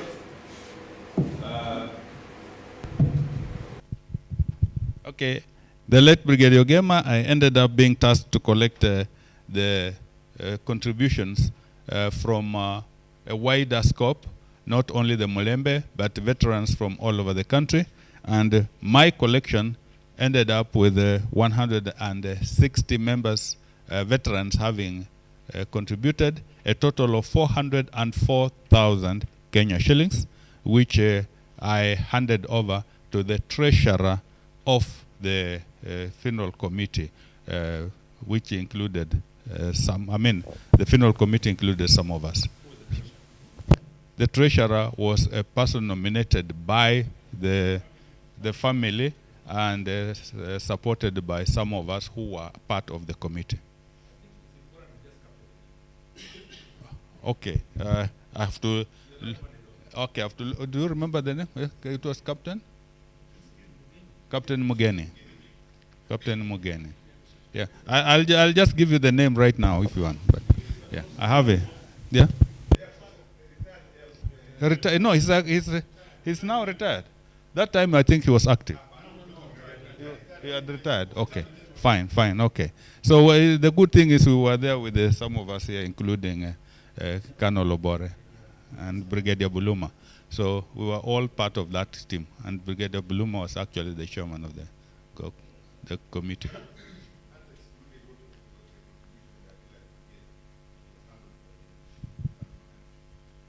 Thank you.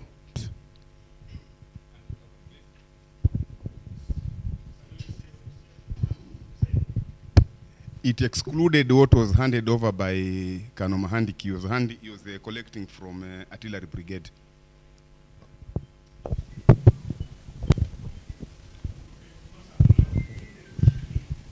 Yes, sir.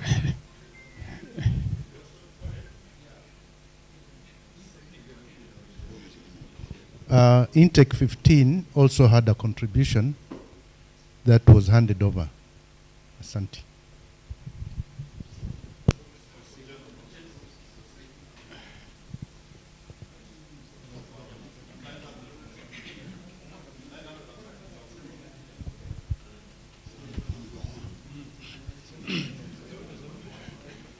Yeah, general officers also handed over over 900,000 Kenya shillings to the family. Yeah.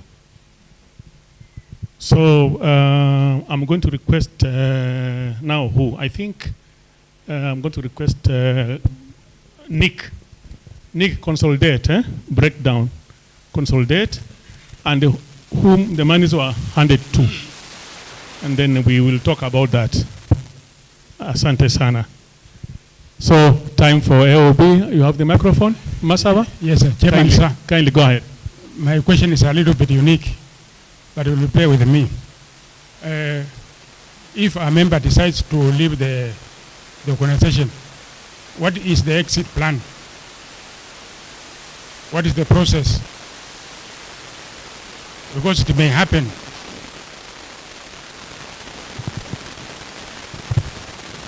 So, Omwami Obore, are you responding to that, or you want to amplify that question? I thought you could consolidate the questions. A few reactions. No. We go one by one so that we save on time. Okay, fine.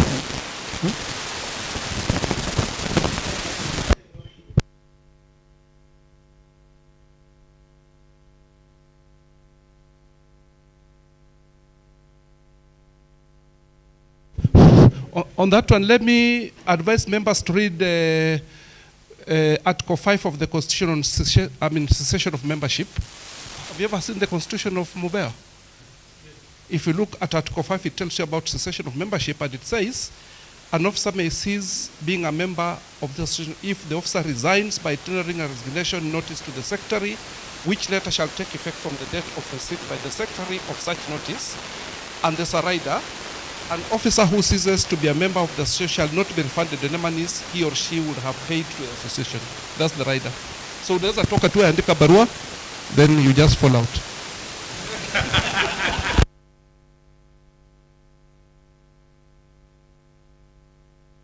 Thank you, Wakili. Masava, you've been fixed. Zima ndene washa. Zima washa. I think Zima washe. Zima alafu washa. Sasa washa. Washa. Hello? Oh, Chairman, sir. There is a Directorate of Military Veterans Association in DOD, which I saw in some walls.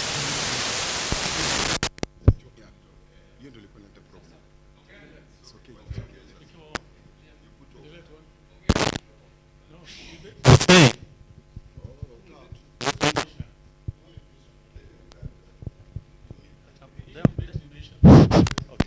Thank you.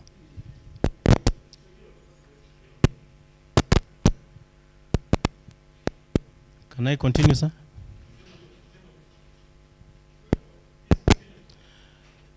I was saying, right now, we have different associations for retired officers and other ranks. The latest one is Directorate of Military Veterans Association, which has an established office in DHQ. And of late, we have been asked to register members from counties. I happen to be the chairman of DEFOCA in Busia County, and the coordination of that, we have already started.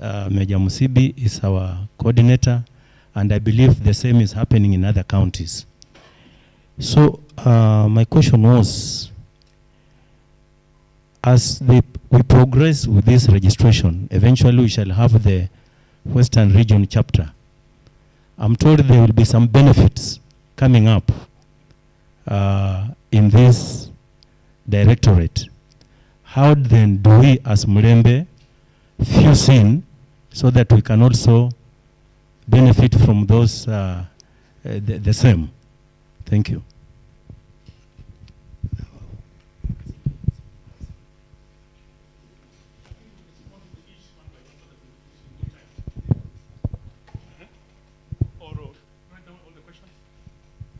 What I know is that personally, and I've been approached by DHQ, and I've been approached by especially the retired warrant officers, the benefits of the FOCA.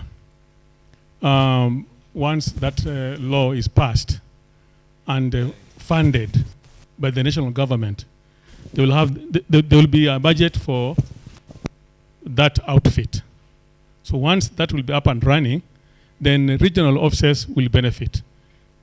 They will go to the extent of having an office paid for, having staff. So what I know from within our region of 5 counties is that it's only Trans Nzoia and maybe Vihiga doing well. Bungoma, Busia, they're struggling. Kakamega, So what am I saying? And this is from the ground, from the ground.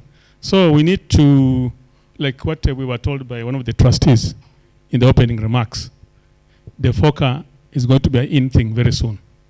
And therefore, under the Veterans Act, they will see good fruits.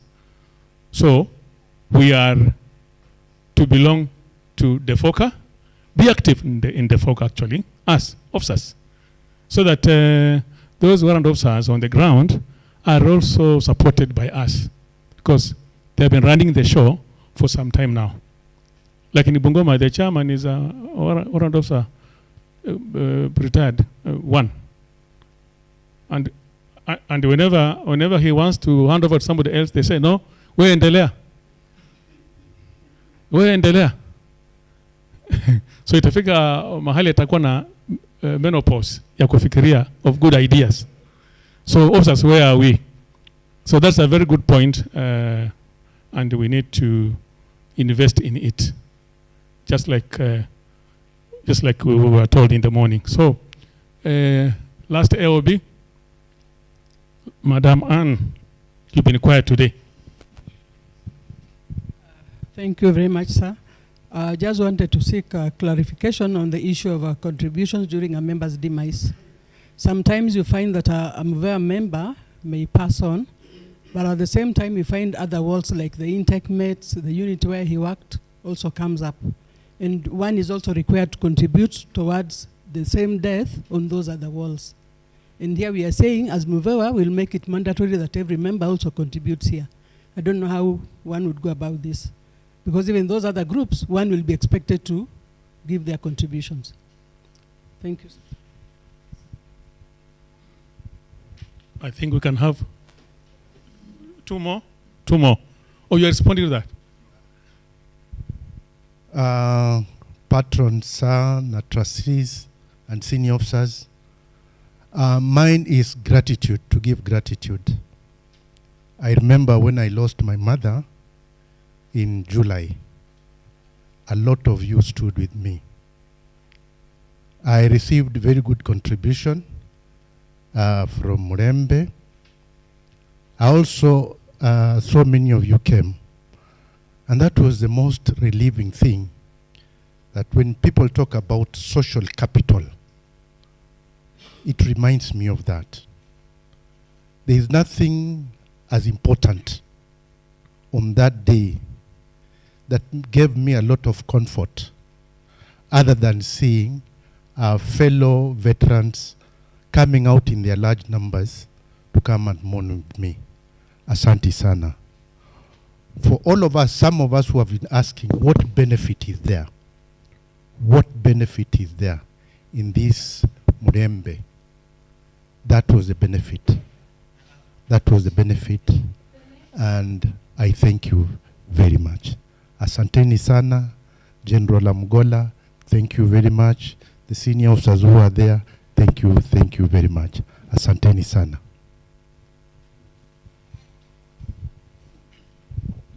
Thank you, sir. Mine is just a compliment. It was important that through my brother here, Masaba, who invited me to come here.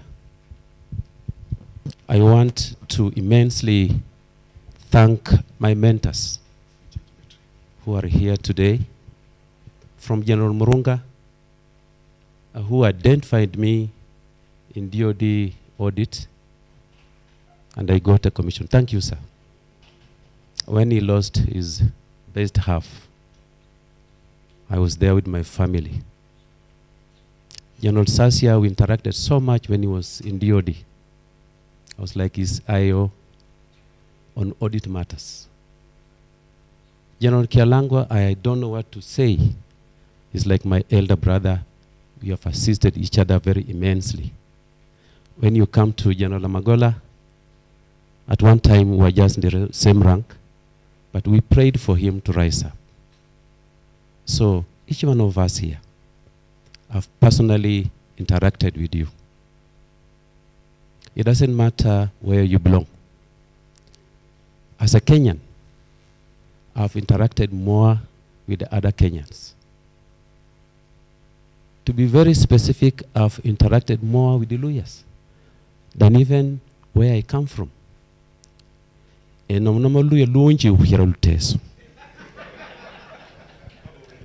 Yes. So, today, as we are seated here, I'm a member of different Luya, especially where the military is concerned. I've even authored some constitution because I'm a student of management and leadership, maybe at master's. I started my PhD, but I fell sick. I'm also a CPS holder through General Murunga, who sponsored me to Technical University for my CPS. So this organization, like I would see, is very cardinal for us who come from this region, Western region, including Trans Nzoia. So let me go to investment. Where I am a member, we have encouraged our organization to invest in money markets where interest is earned quarterly or after 6 months. And then we have also encouraged ourselves to invest maybe in sugarcane plantation, but for God forbid if it is not burnt. Then we get a lot of returns, and also in assets. So that now the benefits we are talking about can come easily. Now, the other item I would just briefly say is about the deceased. I want to allude to what General Magola said, that let's differentiate between a refund and a benefit. That's very cardinal, that's very important. A refund is what you had already paid. They are refunding you for what you paid. But the benefit is where you never expected anything. From the layman's perspective, assuming we are 200, now if it is put in the Constitution that upon the demise of any member, each one of us pays an amount, it is there that I observed there was a bit a confusion. When a member dies, like our brother died, Ogema, what shall we give to the family as members, whether you have defaulted or what? But a member said you must feel within your heart, isn't it? We must be specific, Mr. Chairman, sir, that if a member dies, will it be 2,000? What about assuming the wife died? How much are we going to do? A member is different from a spouse. What about when the child dies? How much are we going to pay? What about when the parent dies? How much are we going to pay?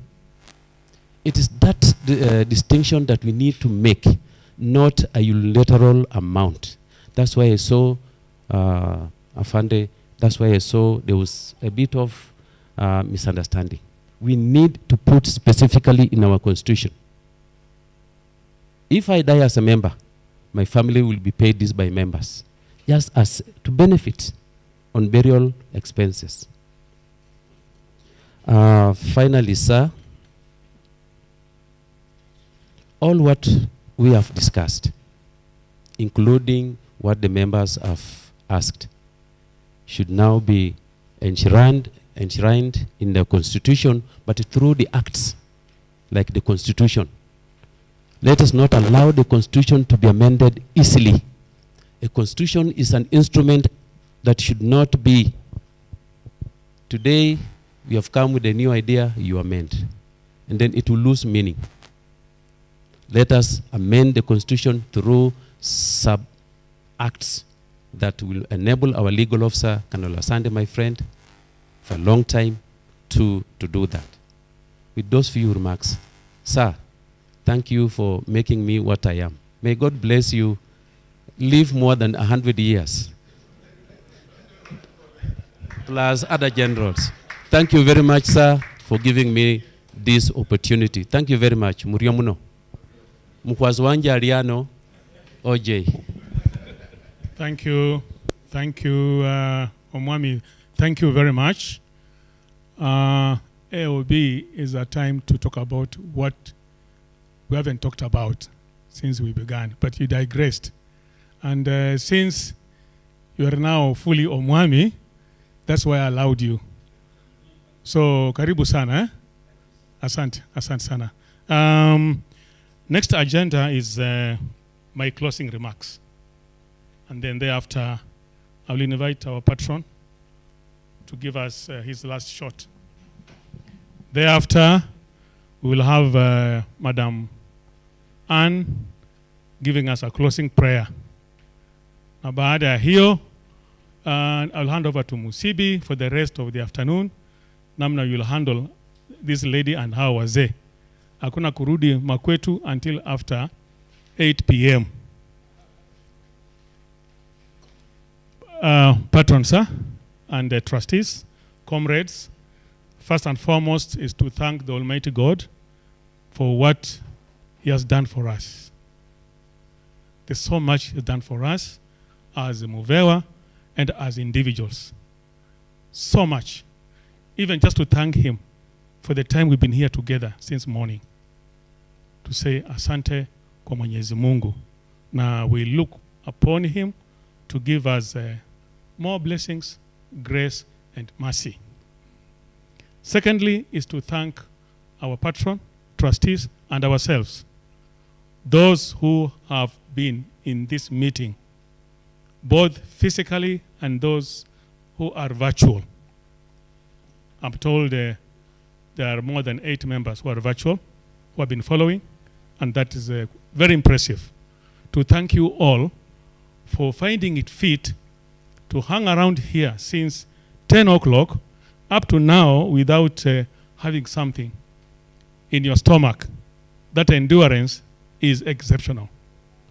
But more important is what? Your discussions. They have been very fruitful. And we look forward to running around the ExCom and be prepared to run around, do a good job, and give these people a feedback. So thank you very much for your time, for your contributions, and we pray that we meet again soon.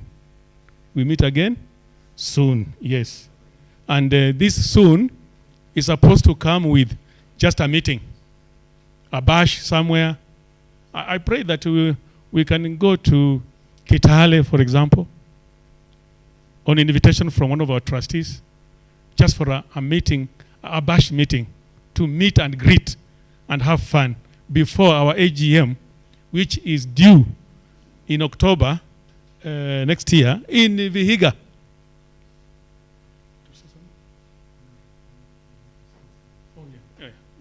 In Vihiga. So kama hujui Vihiga iko wapi, anza kutembea saa hii. Yeah, there are good things in Vihiga. The headquarter inaitwa namna gani? OJ. Headquarter ya Vihiga inaitwaje? OJ.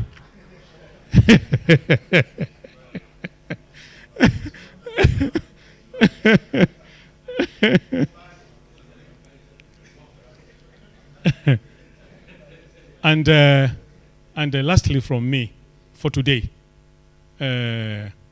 kindly let us have that need to support one another. That need, just the need, and God will open the ways. We've had very good suggestions and discussions from our trustees about investment, about what. Also, we have got our own talents as individuals. So it's good that we can explore our talents and bring them on board whenever we are doing our business. It will be a plus. To be a plus, no doubt. So don't hide your talents. For example, allow me to promote one of our members here. He's a writer. And he has written, I think, 2 or 3 books so far. This is none other than Major retired Wabuwaya. Normally I call him Wabuwaya. Wabuwaya is in English, but Muluya de Wabuire. Nani Wabuwaya, kamata your microphone just in half a minute because tumechelewa. In half a minute, tell us about your writing talents. Thank you very much, sir. Patron, trustees, senior officers, once again, good afternoon. Thank you for this opportunity you've given me, and I can see what it means to belong to this group. For those ones maybe who might have not known me there before, my name is Major Retired Titus Wabwire, from formerly with the KOC. Afande Patron is my mentor, and General Sasia. I'm so grateful to be part of this group. As you've been told, I started writing back in 2021, just immediately after COVID. I've written a book on, my first book, I wrote it on community, the power of the community when the community and the police work together. I was addressing crime using community policing, a concept that was brought in this country in 2002. I used it in South Sudan, and we addressed cattle rustling. I also used it here during post-election, and I realized that having had hands-on, I could document all what I did. I used it during COVID. So the book is called The Silver Bullet. Silver Bullet simply means a simple solution for complex problems. Community policing is so simple, and just allow me, this is a rare opportunity. Community policing is a simple solution for very complex problems like cattle rustling, terrorism. All this I'm mentioning in this book. Post-election, election violence, addressing issues of election, crime generally, school safety and security, and many more are in this book. I presented it to Alupe University, and I was a bit afraid, thinking that because I don't have a degree, they could not allow me. But when they went through the book, they told me this is a masterpiece that we can use. We are starting a program. We are starting a department in the university, so they have agreed to take it. I've also written one on modern slavery, addressing modern slavery. Modern slavery encompasses child labor, child domestic work, human trafficking, and many other that I authored with a colleague in Nairobi. I'm now writing on recidivism. Recidivism is basically repeat offense. Why do we have people coming out of offending, or they have been in prison and they go back to crime? I've done a research here in Busia and Nairobi, and towards my last chapter, which is 15. So I really thank God for this opportunity. Thank you very much, Sir Chairman. I could not get a platform. Having retired back in 2023, I mean 2003, it was difficult to get a foothold outside. But by the grace of the Lord, I'm in this forum, and I've been allowed this platform. Launching a book is very crucial because that is what gives an opening to an author. An author like myself who is here to get a degree, to get a foothold becomes difficult. But this is opening gates for me. I'm so grateful, sir. And I just beg that, okay, I could not get the copies today. They are bringing them in the evening, so I will have copies tomorrow. This copy goes for 1,500. I would wish you promote me. Thank you very much. Sorry, sir. There is also the modern slavery one, sir. If you can, yeah. I started it as a training manual, but it's towards just a normal other book that can be used for reference. Thank you. Thank you very much, Wabuaya. Wabuaya, asante sana. We are praying for you to grow more wings, and we will promote you. Patron, sir, before you come on stage, just allow, if there are new members, just to say a word, new members. Others, we've been together here and there. Already, Omwami ashaongea. Is there any other new member? Oh, Mjomba. You see, map reading inasema nini? Silhouette. Silhouette. Patrons, sir, members, good afternoon. I really appreciate to be part of this group. I think the first time I was approached to join, I think Major Msibi had not really got my ROD, so I was still serving. So I tell them when I retire, I'll be able to join this group. And I've also interacted with quite a number of officers in this group in various forums. And we usually meet in very many circles. But having a group for the home-based is quite important. And as I echo what the general officers have indicated, when you come back home and realize that you're home, it feels glad, because we meet in other forums. And as I said earlier on, you should not only meet on the social platform when there's a bereavement. Let us meet on other platforms for just social meetings and everywhere. Because I remember in my intake, we have a forum that visits each other in their rural homes, so that you know where a particular member comes from. Not waiting to be led by a white chalk. So it is important also for us as MuVeWa that we should encourage. And I think Kanokaduli has led in the front in this. OJ has been there. Obore has been there. I'm talking about Busia, because that is where I've interacted more. And I know there are others who are in that particular area. So let us expand our meeting so that we don't have it only in Busia, Bungoma, or Kakamega.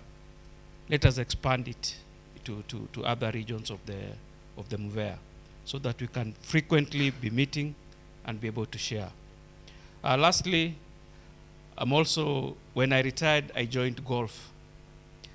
And I realized golf also brings us together, because I meet with our patron, General Murunga, when we are teeing off. And it gives me joy that he can still walk, and he can still participate and be able to give a good swing.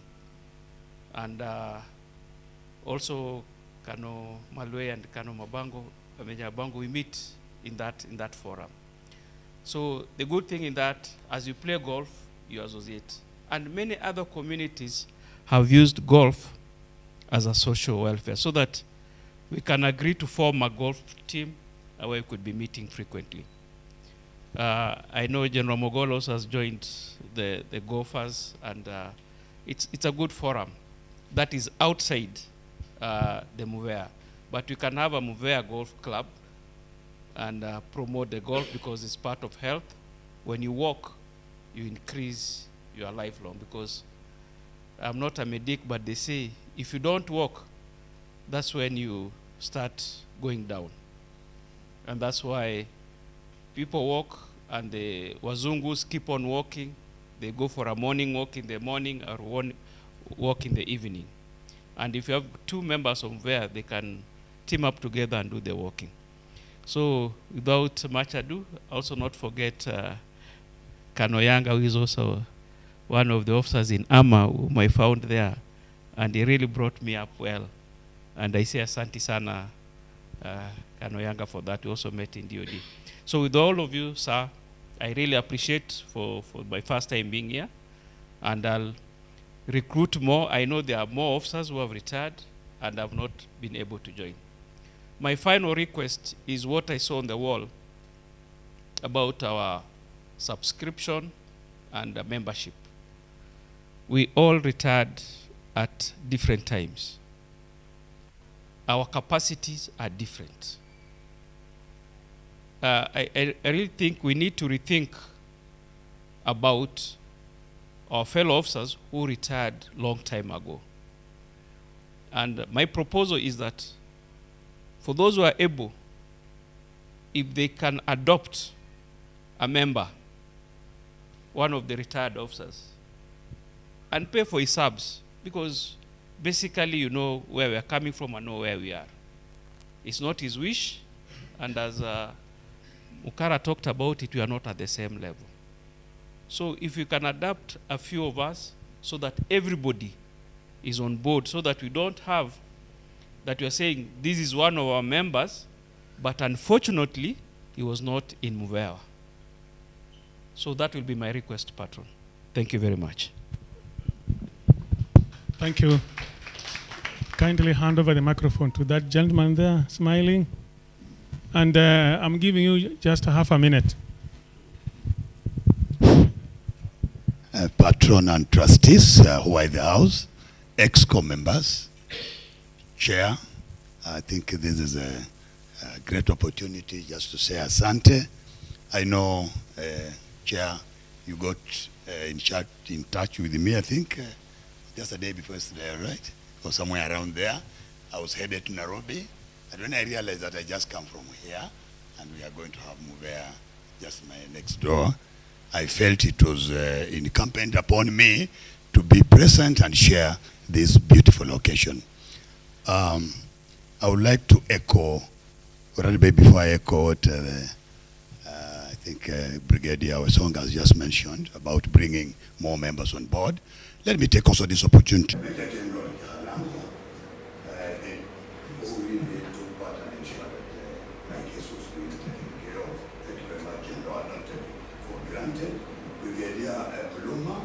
Personally, I know a lot of us here,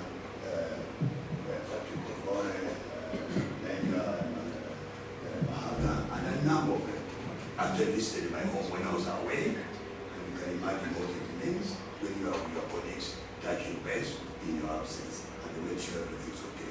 I don't take it for granted that you are real officers and gentlemen. And on that note, Chairman, allow me to say thank you very much. Asante sana. Asante sana. In a very humble way, allow me to invite our patron to give us the final shot for today, and then thereafter, Madam Anne will lead us in prayer. Madam Anne, remember, will be saying asante kwa Mungu kwa vitu mingi, including the light lunch and the journey masses. Welcome, sir.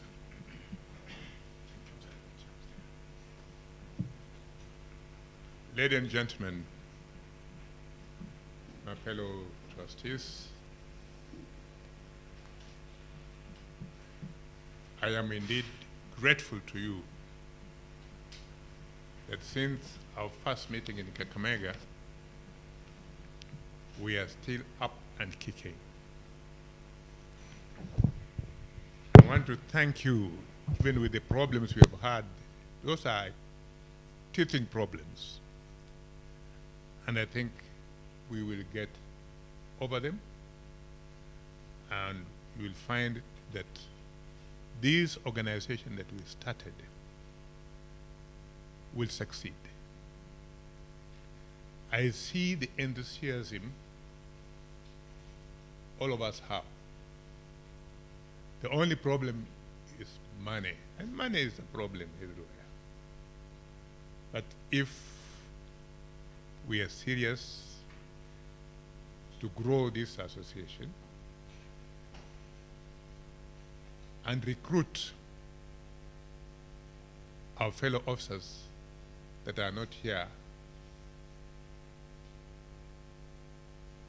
I am sure this will be an organization to envy, not only ours and many others, in total with other soldiers. I do not know what form it will take, but I knew it was coming, so we'll wait and see and find a way of fitting in so that we can all benefit. Let me thank you for your patience. We've been here since morning. It is now, I think, I don't know whether it's 5 or 4. Thank you for your patience, and thank you, the Executive Committee. Don't hesitate to call this team or mine, my fellow generals.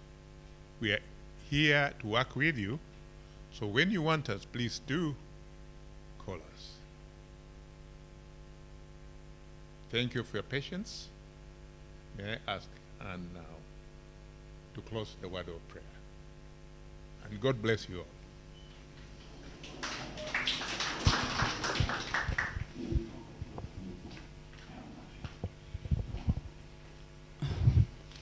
Thank you very much, sir. Can we bow down our heads for a word of prayer? Almighty Father, we come before you this day with our hearts full of thanksgiving. Lord, you've been so good, you've been so gracious to us. Father, you've kept us since last year's AGM, and here today you have brought us together to deliberate issues that will steer our organization forward. Thank you, Jesus. We don't take it for granted. Lord, I thank you for our patron, our trustees, and even the executive committee, because Lord, you've allowed them, you've given them the ability to steer this outfit into greater heights. Thank you, Jesus. Father God, we want to thank you even for our chairman who is unwell. Lord, we send a word of healing wherever he is, that he may be healed in Jesus' name. We ask you to send your angel Luke, the doctor, to get in touch with him, that he may receive healing in Jesus' name, and we'll give you all the honor and glory. Father, when we came, you gave us journey mercies. We arrived here well. And even as we go back, Lord, we ask you to guide us through our journeys, that we may get home well. And if each one of us will get home well, Lord, all the glory and honor will be given back to you. We love you, Lord, because you're so good. You're good, my Father. Baba, tunasema ni asante kwa sababu wewe ni mwema. Thank you, Lord, because you are good. There's none other than you, my Father. Thank you, Lord, because you are great. We love you, Jesus. I pray this short prayer in our Lord Jesus' name. Amen. And you replace Noka, who was supposed to be here to pray for us. He's been replaced. Thank you. And then, thank you, the crew. We hope we'll see what you covered for us. Yes. Thank you.